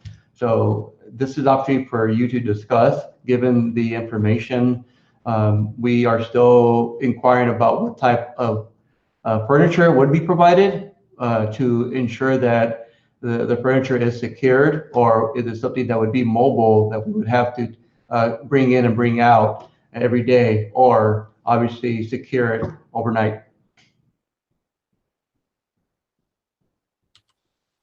Thank you, Dr. Zuniga. At this time, I'll open up the floor for discussion or comments from my colleagues. Mrs. Morgan, you can begin. Thank you, President Briones, because I know, as you know, I've been pretty vocal about where I stand, what my preference would be. And so I am going to plead to my colleagues on the board in regards to the recommendation of the 6-foot. I saw the drawings and I really felt that that was very helpful as well. And I think it actually supported my initial thoughts. The Community Education Center is an extension of our other schools. And so we have fencing for security all around our other schools. And I feel that this one is no different. We need to ensure that our kids are safe at all times. And I feel that the fencing is very nice. It's very aesthetically pleasing to the eyes. The 4-foot, based on the drawings that were provided, and having some actual pictures of people right in front. The 4-foot, I feel like anybody could jump over it very easily. I know that at one point somebody had mentioned that at some of our K6 schools, there was before there used to be like the 3.5, 4-foot little brick walls. I used to jump that all the time at Lagore, when we wanted to play on a Saturday on the swing set. So honestly, I just feel like 4-foot is too short. I'm thinking about our staff that would have to every day, if we have issues with people jumping in. I am very sensitive to the needs of our community in regards to our homeless residents, in our community. And, but at the same time here with this, we need to make sure that our schools are safe, and this school being the one. I think that it would be easily able to be jumped into, slept in. Restrooms, obviously, I mean, they have to use the restroom in the middle of the night. They may defecate, urinate on on the campus. And so I think these are just all things that we really need to think about. And as a mom, honestly, I will just say that I want to make sure that our kids are safe at all times. If it was one of my kids and they chose to go to that school, I would prefer that there be a 6-foot fencing around so that they can sit outside and enjoy. If it was a cafe, had we decided we were going to create a district cafe, then that 4-foot fencing would have been perfect. But that's not the case. We are creating a school, an extension, and that's my perspective, guys. I'm humbly asking that you please remember that our kids, the safety of our students is one of our top priorities. And so I'm asking that we consider that. Thank you, Mrs. Morgan. Mr. Diaz, do you have any comments or questions on this item? Yeah, no, I just want to thank Mrs. Morgan for her candidness in response to the fencing options. I know that one of the initial concerns was, us putting up additional fencing and, given the national politics of building fences and not welcoming people, that we really wanted to make sure that there was a design that still felt welcoming and warm while providing some additional safety measures. And so I think that's accomplished here in the design options that are included. It's decorative fencing, looks really nice. I like that there's still windows, as long as we don't put up coverings restricting people looking outside, because I think it's important to be able to look outside. And I do share the concerns that Mrs. Morgan does, having walked up and down and biked up and down Valley quite a bit. If we are going to be putting students out there, I think the 6-foot fence is a better fit in this scenario. Thank you, Mr. Diaz. Mr. Padilla? Yeah, I just wanted to say that, as a Latino, I really have a problem with walls and barriers, and I'm more into like bridges and stuff like that. And it does kind of strike a chord with me. But the police department is right next door. So I would like to ask Dr. Zuniga. Dr. Zuniga, you have the courts right across the street. You have the police department there. What are some things that you guys have dealt with in the years that you've been superintendent there at the district building? And I say that because I know stuff does happen, and there's stuff that you guys have dealt with. What are some of those things that, and I know we've talked about the safety of our switchboard operator, Carmen and Lupe. What are some things that we tend to deal with at school district with people walking on Valley? That's a great question, Mr. Padilla. A lot of concerns around the traffic that we've seen throughout the year being on Valley Boulevard. As you know, that our parking lot has access through the pathway to Valley Boulevard. So it's a clear path for individuals that may not be visiting the district to come on through the passage, the breezeway, and either into our facility just to use the restroom, or also be there with no business. Overnight, we've had some concerns with breakage of lights that are currently exist in the front of the property where this building would, or this fencing would be around. For folks to be overnight and wake up and be there still, they have broken night lights that shine, and we found them that we've had to replace the glass because they've been broken several times. So those are some of the things that we've experienced through overnight, but our safety is probably the utmost important for us. Our students, obviously, but with employees, this is a very busy street. I wouldn't say a dangerous street because, as you mentioned, the police department is right next door. They're there in an instant when necessary.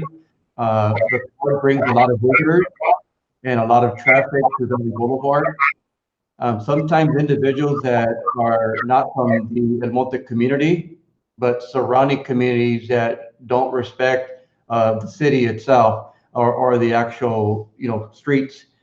So there is a lot of traffic, a lot of noise that's happening on Valley Boulevard throughout the school day. For the evening, it's more particular to any overnight. We've seen homeless gathered. There's specific spots where you can be not seen over planters that are currently there now, and some of the issues that we've had over the last couple of years that I've been here. Yeah, excellent, excellent. Thank you so much, Dr. Zuniga. Safety is my number one priority as well. You know, when I ran for office, that was my number one thing on my platform. So you have said more than enough things that raises concerns for me for our students. So thank you very much for that. Sure. Thank you, Mr. Salcido. Sure. I am not about to rock the boat, and but I've always been in favor of that 6-foot fence, so I'm good with that. I like the design, so I'm all for that. Thank you. I did have one question for staff for the new facility there, ingress and egress. Will that be folks will have to walk through the fence to get in to that now courtyard area to then enter into the facility? Or is there a separate side entrance that they would need to come into? That's correct, President. Sorry, I had a little knot there in my throat. That's correct. They would have to walk through the fenced area to be able to access the storefront to the Community Education Center. Staff might be able to access it through the boardroom via the kitchenette, but public will only be able to access it through that gate and then through the actual storefront doors there in front of the facility. Okay, so then regardless of which option we choose, whether it's no fence, 3-foot or 4-foot fence, or the 6-foot fence, during the operating hours, that gate would be unlocked. Is that correct? Hi, this is Wael Alatar. The design, I'm looking at it right now, and it doesn't look like it's impacting the gate at all at this point in time. Either the 4 feet or 6 feet. The gate actually, the fence end up before the gates. No, I don't mean the gate that exists now for that long corridor to get into the district office lobby. What I'm talking about is to enter into the Community Education Center. Folks would have to go through the fence that we're proposing to build to get into the CEC. Is that correct? Yes. Okay. So then my question is, in order to enter the CEC, they would go through that gate. So during regular business hours, that gate would have to be unlocked, regardless if it's a 4-foot or a 6-foot. Yes. And I heard a yes. Okay. So I guess really the concerns would mostly apply to after hours. The 4-foot fence, I think, is more aesthetically pleasing to me because it opens up the area and it allows folks who are either walking by or driving by to see activity in the facility and know what it is. I do have a concern that the entrance into the CEC is not immediately clear. And I envision folks walking into the lobby only to be redirected out, not understanding where they have to go. But that being said, I think there's already a consensus from the board to go ahead and move forward with the 6-foot fence. So at this time, I'll entertain a suggestion or a recommendation from the board as to which option they'd like to take. So, Mr. Briones, I'm hearing that the 6-foot fence is something that the board can come to an agreement with, and we can move forward with the construction of the fencing. Yeah, that's a consensus that I heard. Okay. So if there's no objection, you've got your direction. Thank you. Okay, moving on to item number 11. Sorry, let me bring my window back up. Item number 11, consider approval of participant agreement between the Almani Union High School District and the Upper San Gabriel Valley Municipal Water District for water filling station pilot program. Is there a motion to approve this item? Move to approve. Moved by Mr. Padilla. Is there a second? Second. Seconded by Mr. Salcido. Any discussion? Just a wonderful idea. I know that we did something similar at South Almani High School, if I'm not mistaken. And correct me if I'm wrong, but I don't think we did it at any of our other high schools.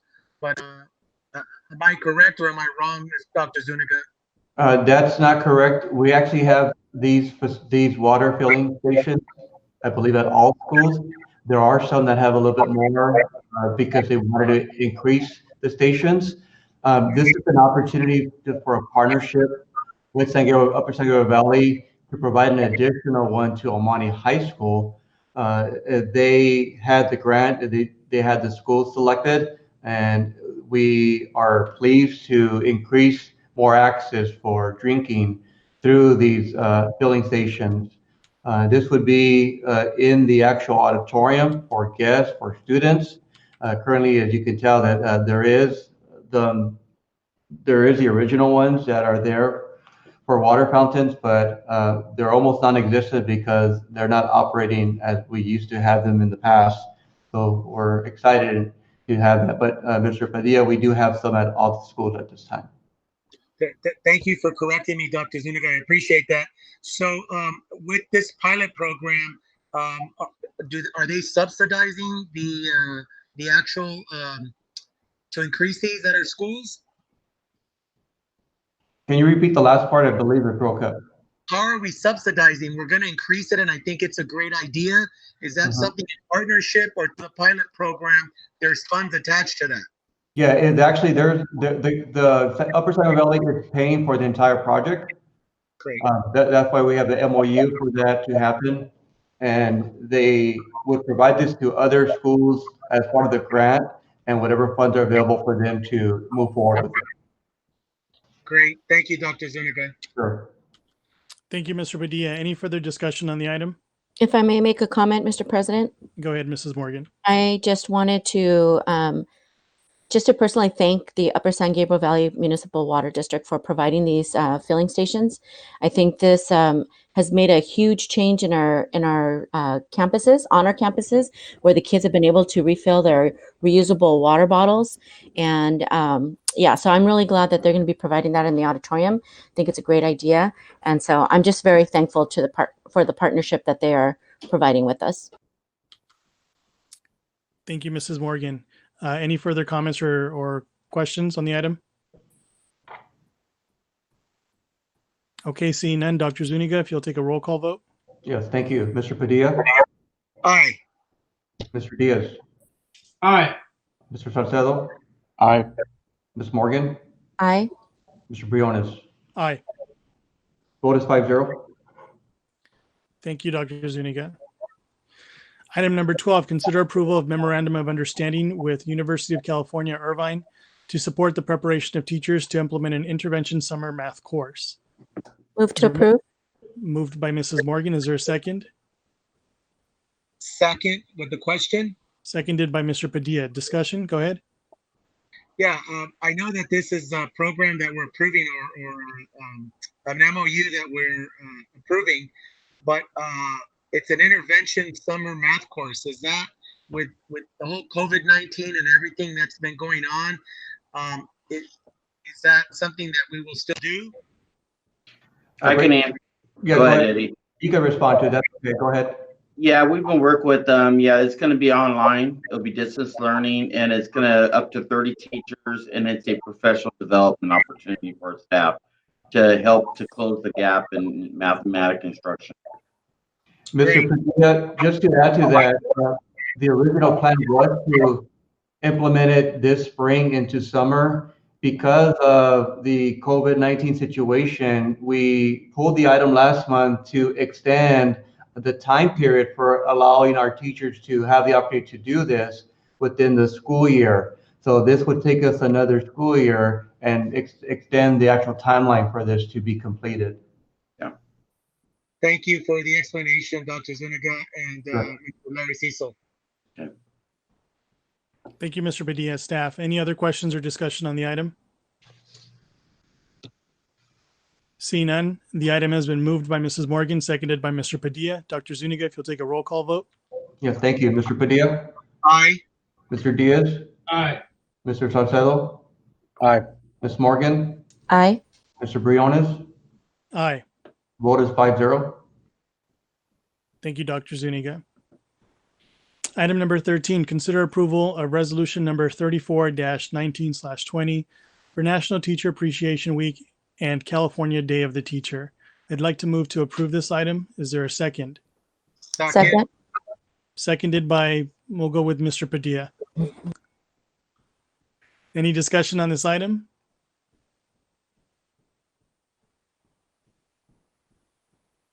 Okay, before we take the roll call vote, I do want to make a comment.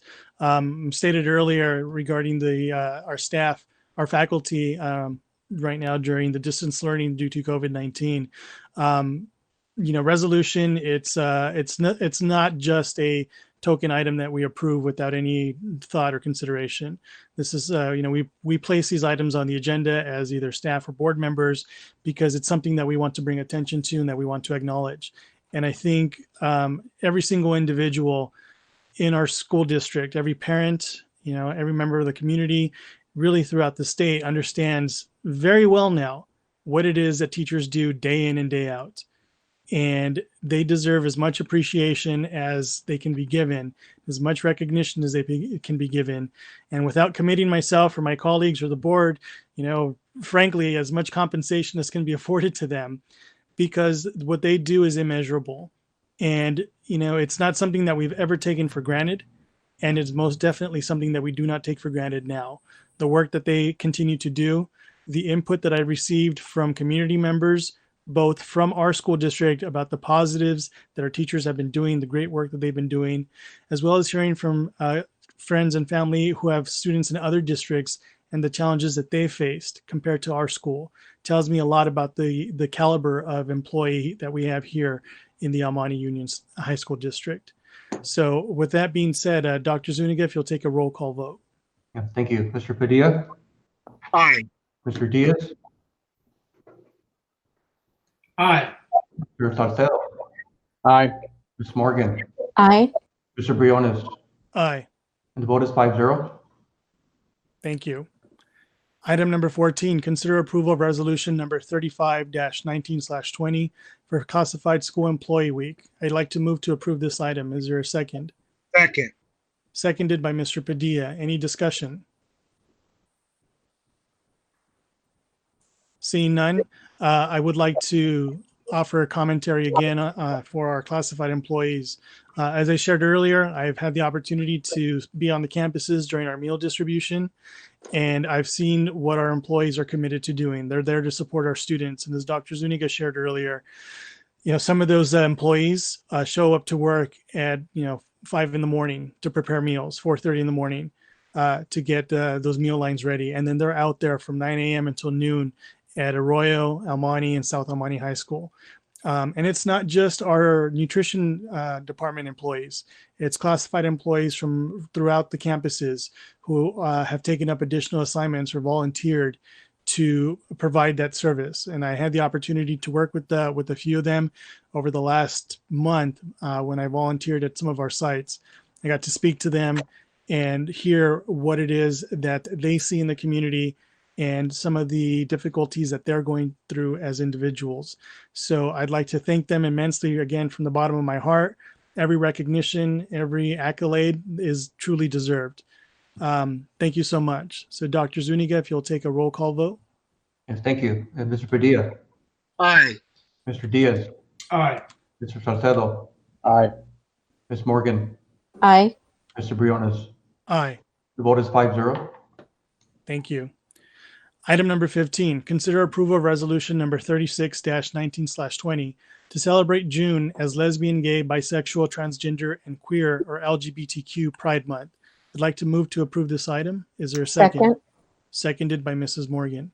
Any discussion or comments on this item? Just a question. Yes, Angel, go ahead. So I know last year we had a little flag raising, and I assume we can't have like an event like that this year. But is it possible to still have the flag on for Pride Month on the district from where it was last year? So Dr. Zuniga, the request is if we'll continue to raise the Rainbow Pride flag throughout the month of June. Yes, President Briones, that is our goal. We were able to purchase a flag that's durable, that would allow us to raise it year in and year out. Hopefully, it allows for a couple of years of wind and as far as flying it for the whole month. I absolutely agree with the event. That's a great recommendation, and that was our plan. Yeah, just a comment. Mr. Padilla, go ahead. Yeah, just make sure you get the steel flag, not the concrete one. It'll last. Thank you, Mr. Padilla. Is that your opinion or evidence-based or cited, Mr. Padilla? I have a friend that knows a little bit about it. His name's David Diaz, and that's a good source. Thank you. I thank you for your comments. So at this time, if there's no further discussion, the item has been moved and seconded. Dr. Zuniga, if you'll take the roll call vote. I think we're getting tired here. Yes, thank you. Mr. Padilla. Aye. Yeah, Mr. Diaz. Aye. Mr. Salcedo. Aye. Ms. Morgan. Aye. And Mr. Briones. Absolutely. And vote is 5-0. Thank you, Dr. Zuniga. Moving on to item number 16, consider approval of resolution number 37-19/20 regarding the filing of candidate statements for district elections. I'd like to move to approve this item. Is there a second? Second. Seconded by Mrs. Morgan. Any discussion? Seeing none, Dr. Zuniga, if you'll take the roll call vote. Thank you. Mr. Diaz. Aye. Mr. Padilla. Aye. Mr. Salcedo. Aye. Ms. Morgan. Aye. And Mr. Briones. Aye. Vote is 5-0. Thank you.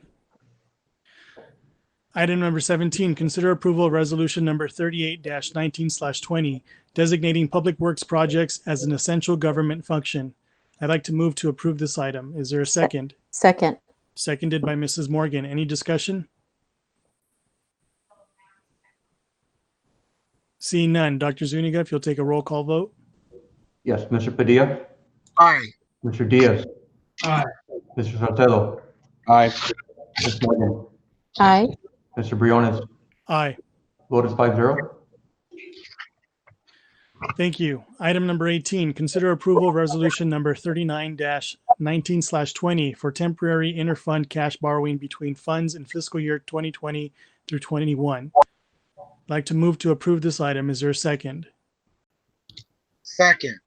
Seconded by Mr. Padilla. Any discussion? Seeing none, Dr. Zuniga, if you'll take a roll call vote.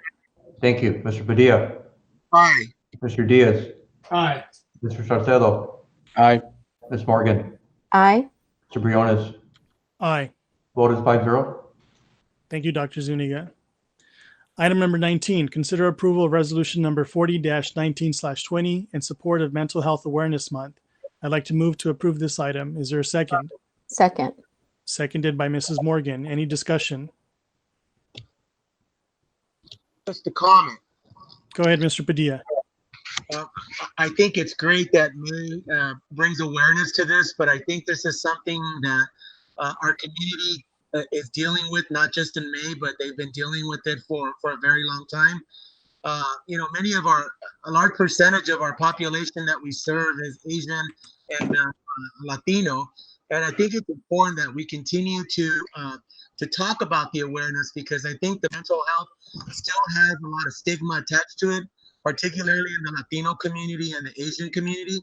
And so I'm glad to see that. I know that in my day job, our Assistant Superintendent of Educational Services, Mrs. Virginia Castro, shared with us a calendar of simple things that people can do just to take care of themselves, just some self-care. I know that, for example, the calendar for May, today for May 6th, it said, get moving, move your body for 10 minutes. And it gets you involved and engaged, or being more mindful, or being aware of your own mental health well-being and your physical well-being, because I think it's all interconnected. So I would like to share this document that I know Mrs. Morgan received and Mr. Salcedo received, because we work with the same district for our day jobs.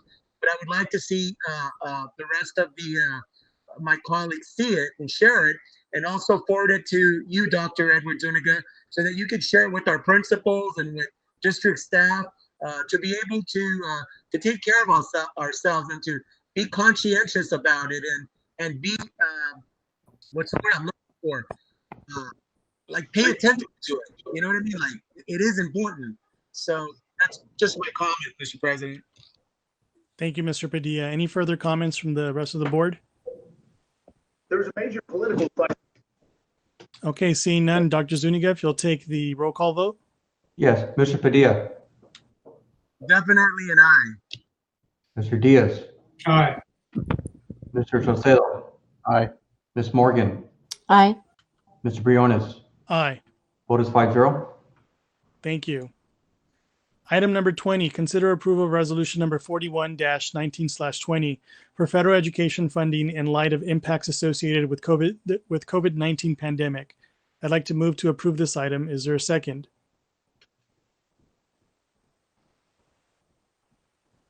Second. Seconded by Mrs. Morgan. Any discussion? Seeing none, Dr. Zuniga, if you'll call for the roll call vote. Yes. Mr. Padilla. Aye. Mr. Diaz. Aye. Mr. Salcedo. Aye. Ms. Morgan. Aye. Mr. Briones. Aye. The vote is 5-0. Thank you. Item 21, consider approval of memorandum of understanding between the California School Employees Association and its Almani Union High School District Chapter number 11 and the Almani Union High School District concerning the district's response to the coronavirus or COVID-19 pandemic. I'd like to move to approve this item. Is there a second? Second. Seconded by Mr. Salcedo. Any discussion? Seeing none, Dr. Zuniga, if you'll call for the roll call vote. Yes. Mr. Padilla. Aye. Mr. Diaz. Aye. Mr. Salcedo. Aye. Ms. Morgan. Aye. Mr. Briones. Aye. Vote 5-0. Thank you, Dr. Zuniga. At this time, we'll be moving on to section F, board communication and roundtable. This is an opportunity for the board and the superintendent to bring forward topics or issues to be brought forward for future agenda items. I will start with, I was about to say on my left, I will start with Mrs. Morgan. Go ahead, if you have any items or any discussion. I just want to start by saying thank you to my colleagues for really considering the fencing. I know this was something that I just had on the back of my mind for the last couple of months as we started the discussions. And so I really respect how everybody has different perspectives and looking at the different reasons why not to have fencing. I don't have fencing in the front of my house because I love for it to be open. Yet in the backyard, I want to have a bit of protection. So for me, you know, it depends on the situation. And again, with it being one of our schools, I just felt like, you know, we needed to really stay focused on the safety and security of our students. So thank you so much for moving that and approving the 6 foot, making that recommendation. I wanted to just publicly thank Ms. Gonzalez from Memorial High School for all of her years of service. We are going to miss her tremendously. And she has just been an inspiration. She's been a second mom to so many people and always on them. She's been a true partner with their PTA as well, always working hand in hand with them. And there's just so many different things to even talk about. So I just want to, again, thank you, Ms. Gonzalez, for all of your years of service to our community, to our school community, to our families. Let's see. I want to just wish our school nurses a happy Nurses Week. To our teachers, thank you from the bottom of my heart. And I know that I speak on behalf of my colleagues, and I'm sure they're all going to say something, but just for being so flexible during this time. I know it's not easy, I know everybody coming from different ways of teaching, and teaching online might not be the strongest point that some of our teachers might have, but I want to thank you for working so diligently to make sure that our kids are still receiving the instruction that they deserve. And so thank you for your commitment to our community. To our classified staff, that this month will also be celebrating our classified appreciation week. Again, thank you so much for all of the work that you have always done.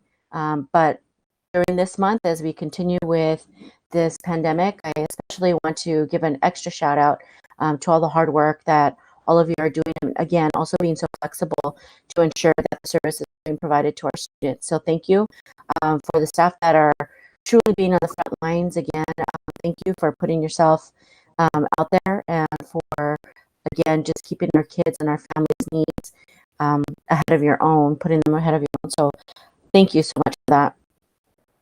I also wanted to thank the City of El Monte, and I know that Dr. Zuniga had thanked the city for the partnership in the superintendent reports. So thank you so much, Dr. Zuniga, for having done that. And I also wanted to just say thank you. I know that they have also been working really hard and partnering with our school districts in providing extra meals for families that have extra needs. So I know that they've been working on that.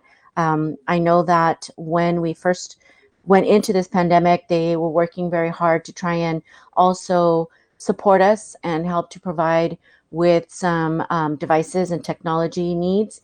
I know that perhaps it couldn't work out at this point, but I do want to acknowledge the work that they did, and putting forth all of that time and effort to really work on behalf of our students as well. So I did want to thank you for that.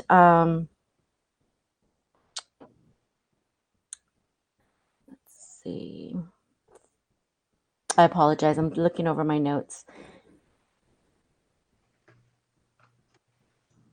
I think that is it. Other than that, I think Dr. Zuniga, I look forward to our departments working together to start thinking about what next school year could possibly look like. I know that based on recommendations that we've heard from the governor as well as from our LACO superintendent, it's going to be tricky. And I think that really considering all options when those decisions will be made, I feel very comfortable knowing that our kids' needs are always going to be the top priority. So thank you so much. And I look forward to, listening to those ideas. And just to my colleagues, again, thank you so much for all of the work and direction and support that you provide the district. I hope you're all staying safe. I'm glad to see each and every one of you, actually, being able to see your faces. I know there are moments when we go off the camera, but I've enjoyed seeing the faces. It's been a while. And so to see you all well, I think that's really important. And just to echo what Mr. Padilla had mentioned as far as mental health, that is just, especially in this time right now, really being conscientious of keeping connected to some of our colleagues as well as to our neighbors and family members that we haven't been able to see, just checking in with them and just making sure that everybody's okay. So stay safe, everybody. Thank you. Thank you, Mrs. Morgan. Mr. Salcido?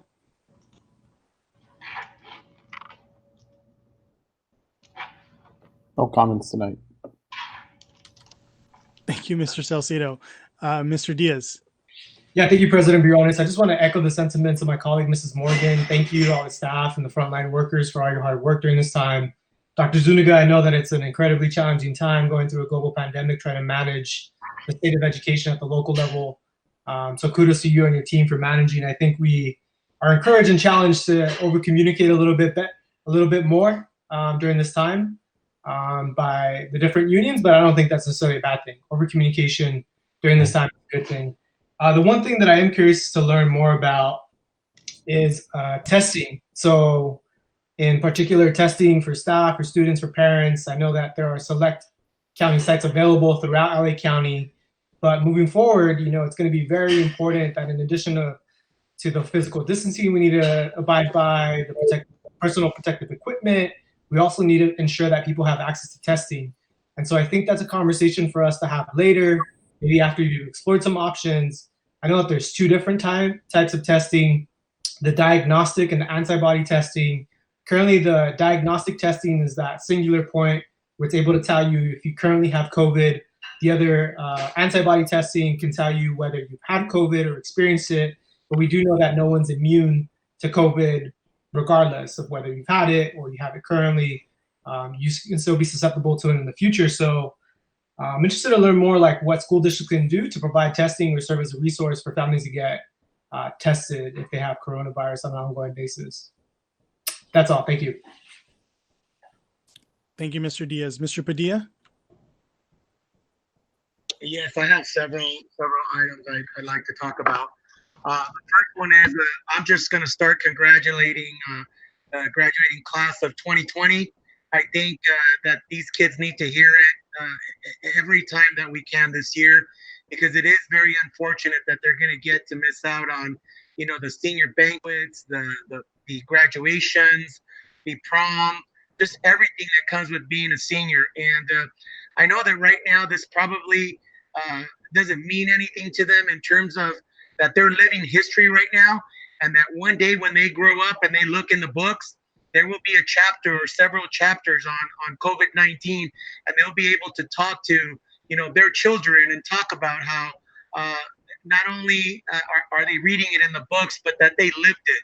I heard a story recently that said, when at our age, our parents told us a story about when they had to walk, 50,000 miles or, in the snow with no shoes. And we hear that. I think the COVID-19 will be that story for the seniors today. So I just feel so bad with them. And I know that we're working really hard to try to do some activities for them that it will make it a special time to be class of 2020. Also, kudos to Channel 7. I don't know if the rest of you guys have seen, but Channel 7 has this thing where you can email them. And I actually have seen some of our students from Rosemead High School and South El Monte High School senior portraits come out on there. And it's called Celebrating Class of 2020. And it was pretty cool seeing some of our kids with their picture and their senior portrait with their name on it. So I thought that was awesome that Channel 7 is celebrating our kids in our class of 2020. To Miss G, to Miss Angelita Gonzalez, she truly has been an Angelita to a Royal High School and to all the schools that she was at. I had the privilege of meeting Miss Angelita Gonzalez when I was a student at Rosemead High School back in 1991. That was the year I graduated. And I experienced a traumatic event back when I was a youngster, and she was there to comfort me and tell me that everything was going to be okay. And I remember crying, and you don't forget those kinds of things. I'm 47 years old, and I can still remember the day that she and Mrs. Adami took care of me and comforted me with my situation where I thought it was the end of the world, and they saw me through that. So thank you, Ms. G, for your 35 years of service. Just know that you have done your part in making this world a better place. And I will miss the students calling you out and saying, hey, Miss G, I thought that's awesome that your kids talk to you like that. And a lot of respect from the Royal students. You will be missed, Miss G. But please know that we will have an open door for you anytime you want here in the El Monte Union High School District. Thank you for your years of service, Miss G. The next thing is I'd like to thank all of our teachers for their amazing work with virtual learning. Education has been turned upside down, and I cannot thank the teachers enough for what they've done to keep our students engaged and to keep them connected to the new way of doing education. Thank you with this pandemic. Thank you, El Monte Union High School District educators. I think we as board members have a new respect for you, and also our parents. I know that sometimes funny memes would come out, And I remember the first week that we started doing homeschooling with virtual learning, I remember one specific meme that said, first week of online learning, we've had 2 suspended students and 1 teacher fired for drinking on the job, being the parent. And I thought that was so funny because I think they got a feel of what you guys deal with day in and day out, El Monte educators. Also, thank you to the cafeteria workers, to the campus supervisors, and to CSEA. The grab and go numbers that Dr. Zuniga quoted earlier today, it's just amazing on what we can do.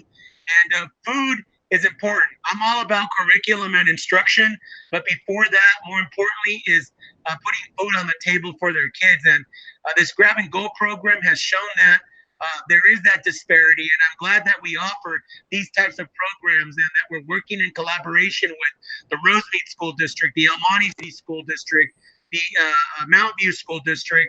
I think it's just great that our families come and get this food because there is a need.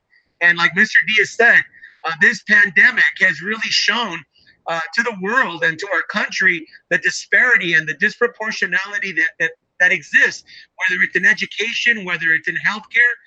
Mr. Diaz talks about, COVID-19 testing. I wish we had some of that testing that some of these other communities that are more affluent are able to get. In one city, in one particular city, the residents were affluent enough to pay a specific medical facility to come in and test the entire city. And I wish that my city here had the capability of doing that, with not just for people that have pre-existing conditions and frontline workers, which I think absolutely they should come first. But I think for regular folks that have no pre-existing conditions, we too want to know, have we been exposed? Have we created antibodies? Or just knowing that you don't have the virus. So thank you to all of those CSE employees, also to all the principals and the assistant principals for continuing to meet. I know Mr. Salcido is a principal as well, and I know that in my day job, they meet all the time, and I'm glad to know that we're doing the same here, and that they're always putting in some long hours and are always worried about the welfare of our students. So thank you to them and to their supporting cast at the site. And number 5 on my list, congratulations to all of the recipients of these great scholarships. And I have to point out 2 specific students that come from Potrero School, one of the schools that I work in my day job. And one of those students is Dana Hua, who got accepted into MIT, and to Santiago Alviar, also from Potrero School, who was accepted to Stanford.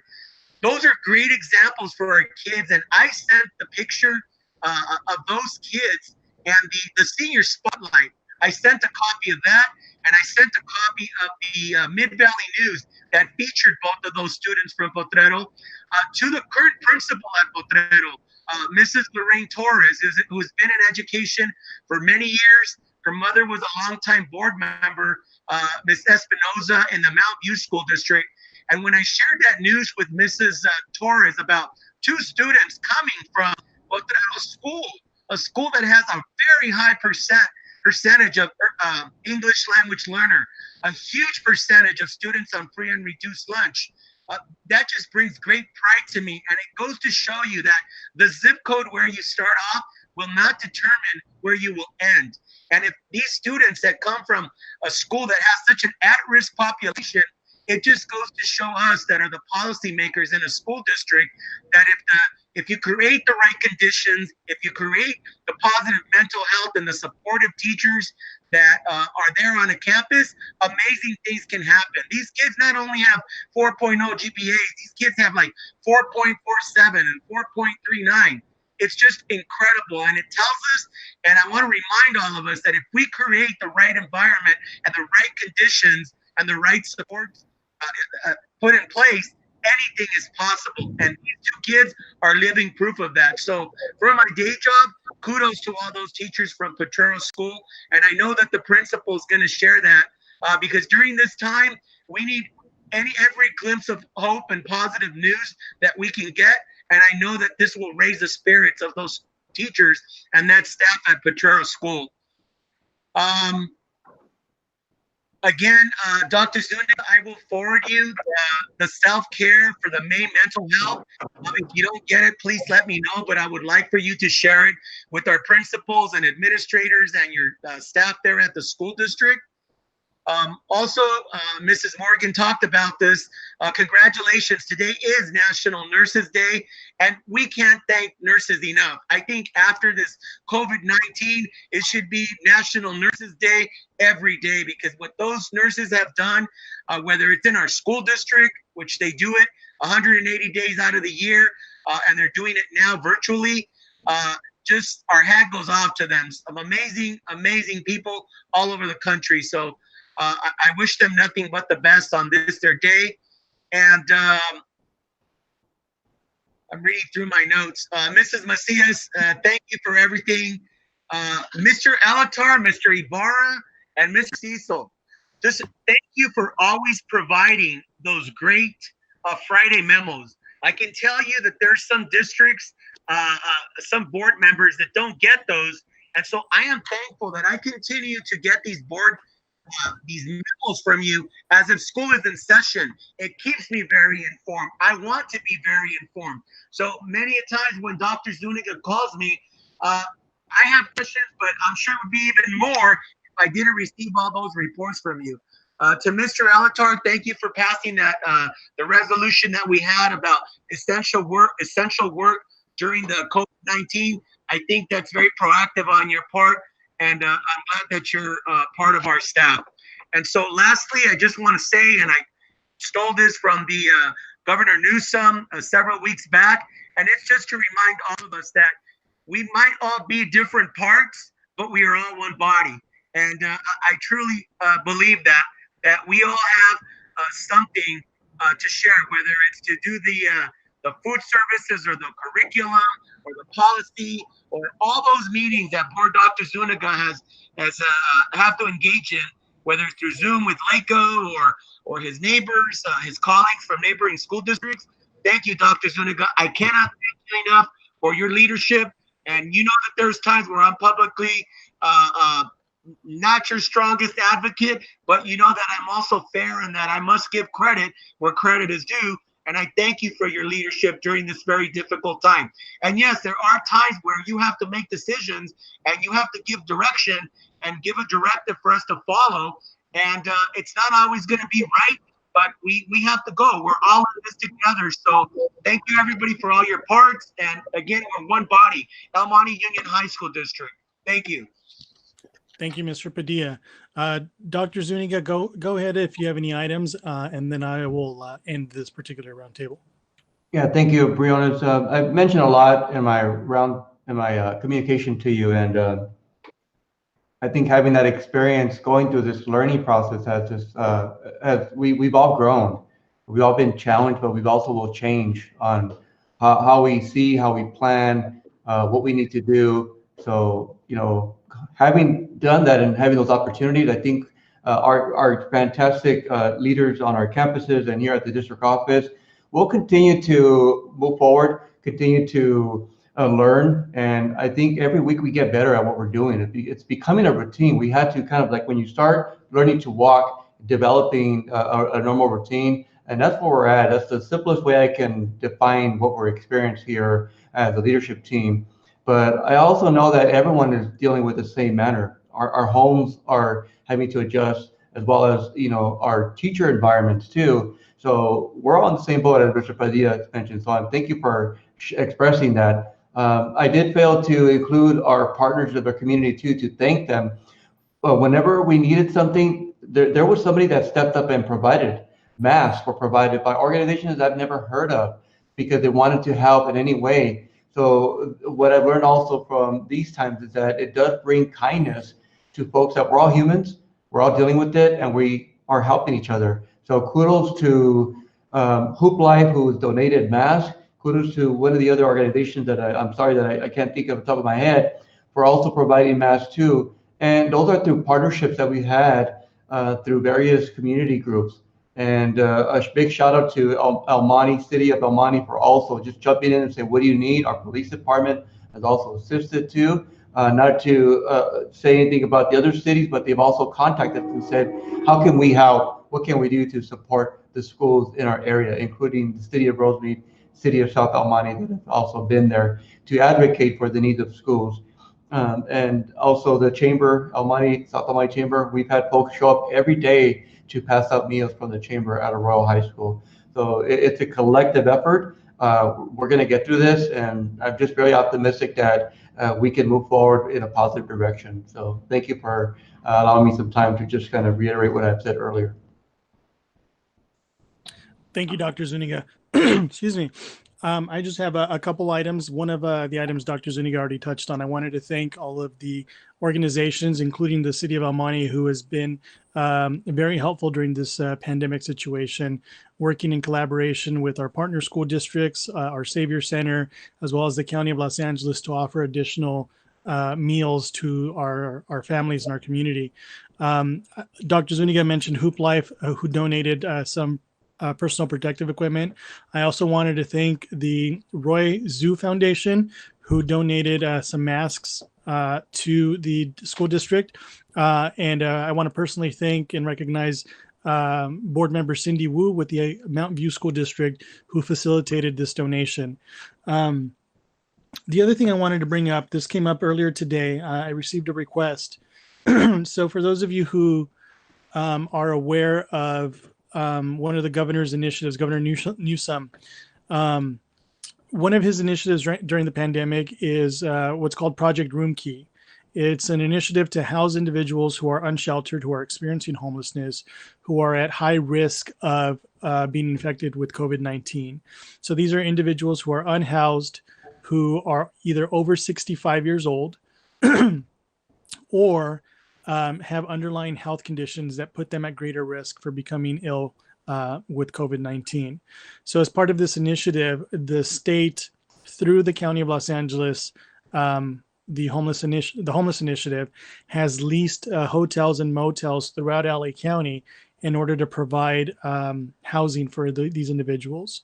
As we're all aware, we have a stay-at-home order, and that's really difficult when you're unhoused. If you have no home to go home to, and you're at high risk, then it's almost inevitable that you will become infected and become ill and possibly die. As part of this initiative, the county has been leasing hotels in various parts of the county, including here in the city of El Monte. The city council has been very supportive of the property and having it here. There was an announcement last week that the state had entered into a master lease agreement with Motel 6, their corporate entity, to lease, I believe it was 47 properties throughout 19 counties in the state. Some of those properties are here in some of the cities that we serve.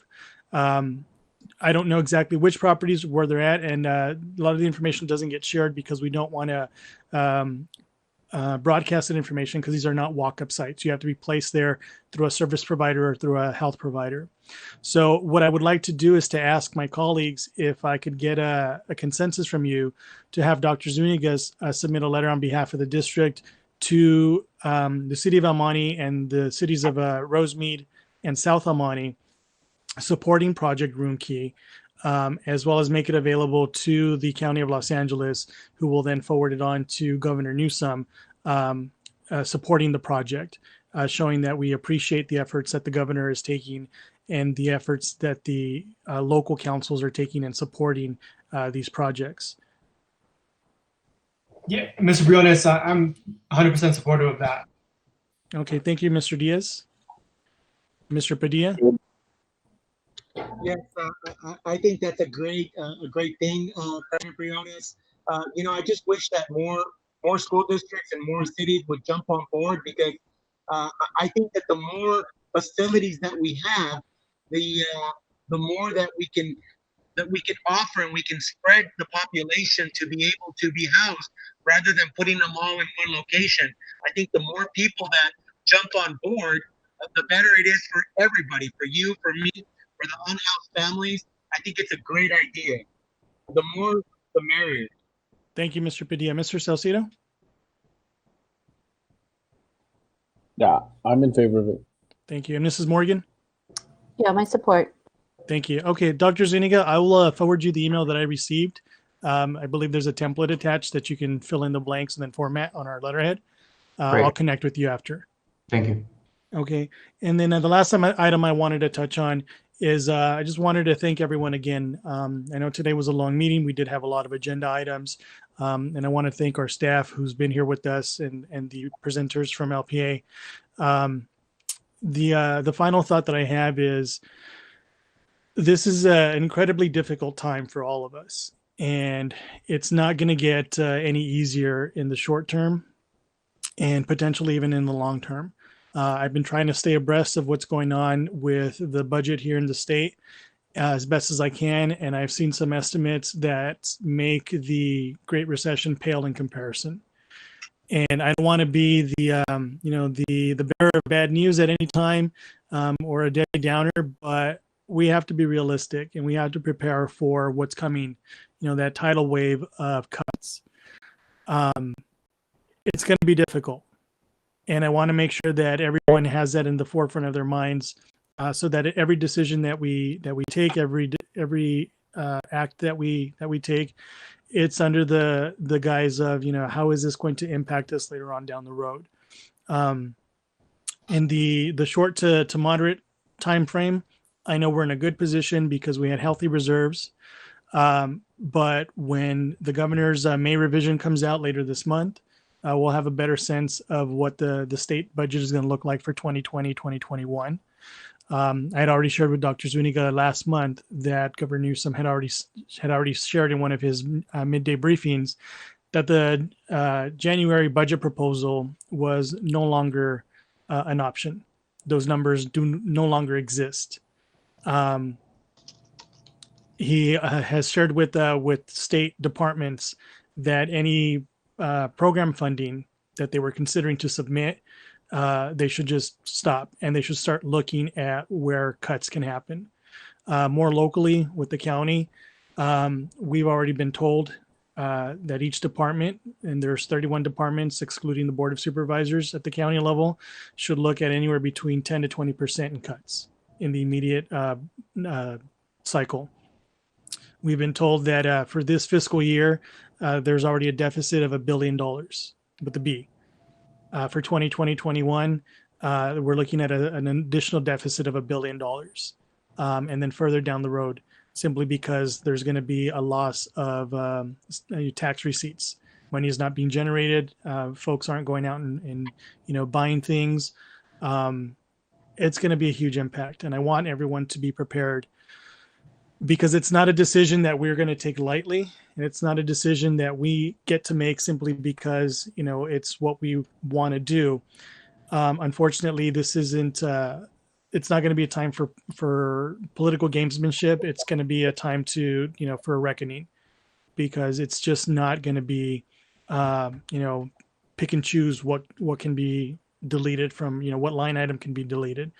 We're going to have to look very deep into not only as local education agencies, but, as community members, what is it that is not going to be feasible in the short term for savings, but also in the long term, just simply for survival. So with that, we'll move on to closed session. Madam Legal Counsel, if you're on, if you could read us into closed session. Mr. Briones? Yes, sir. Mr. Padilla? Can I just make one final comment? Yes, keep it brief, please.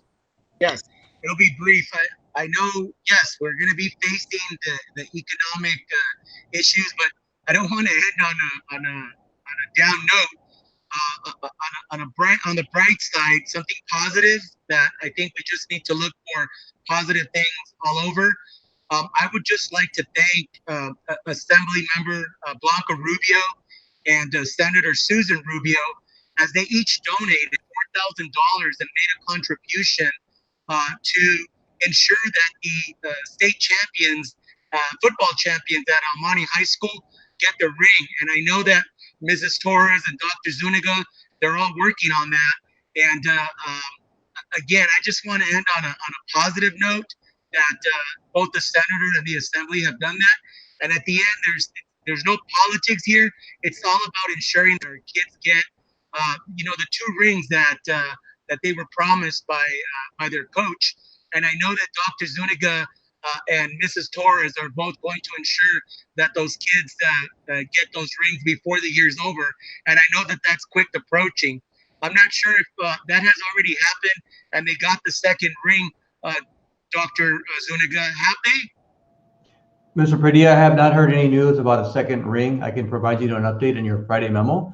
I do not have any new information whatsoever regarding the ring or when the rings would arrive or when they would be delivered to students. But it's a question that I can ask and get an update from the sites and from the vendor.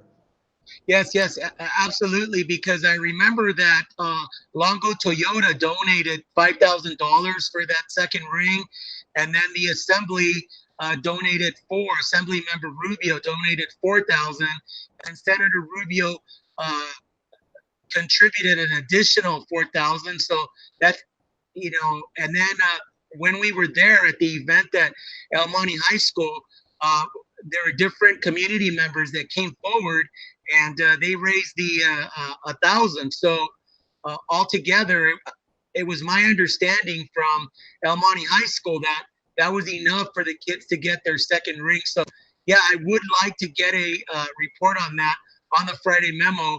And I also wanted to ask if it was possible to do a certificate for Longo Toyota. I'm not sure if we did anything for them, Dr. Zuniga, like a certificate from the board. As of today, I don't believe we have done a certificate for the actual donation. Okay. All right. Okay. So I'm happy to provide to Longo a great contribution to students for their rings. Okay. Thank you, Dr. Zuniga. Sure. Thank you, Mr. Padilla. At this time, Madam Legal Counsel, if you're there, if you could read us into closed session. Yes, thank you. Regular agenda closed session items are pursuant to Item A, Government Code Section 54957B1, Public Employee Employment, Principal of Arroyo High School. Item B, Government Code Section 54957B1, Public Employee Employment, Principal of El Monte Rosemead Adult School. Item C, Government Code Section 54957B1, Public Employee Employment, Assistant Superintendent of Human Resources. And item D, Government Code Section 54957.6, Labor Negotiations with EMUEA. Are there any public comments? Thank you. I don't believe there are any public comments for any of the closed session items. Mm-hmm. At this time, the board will recess into closed session. Thank you all for joining us. We will reconvene once we have gone through the closed session items.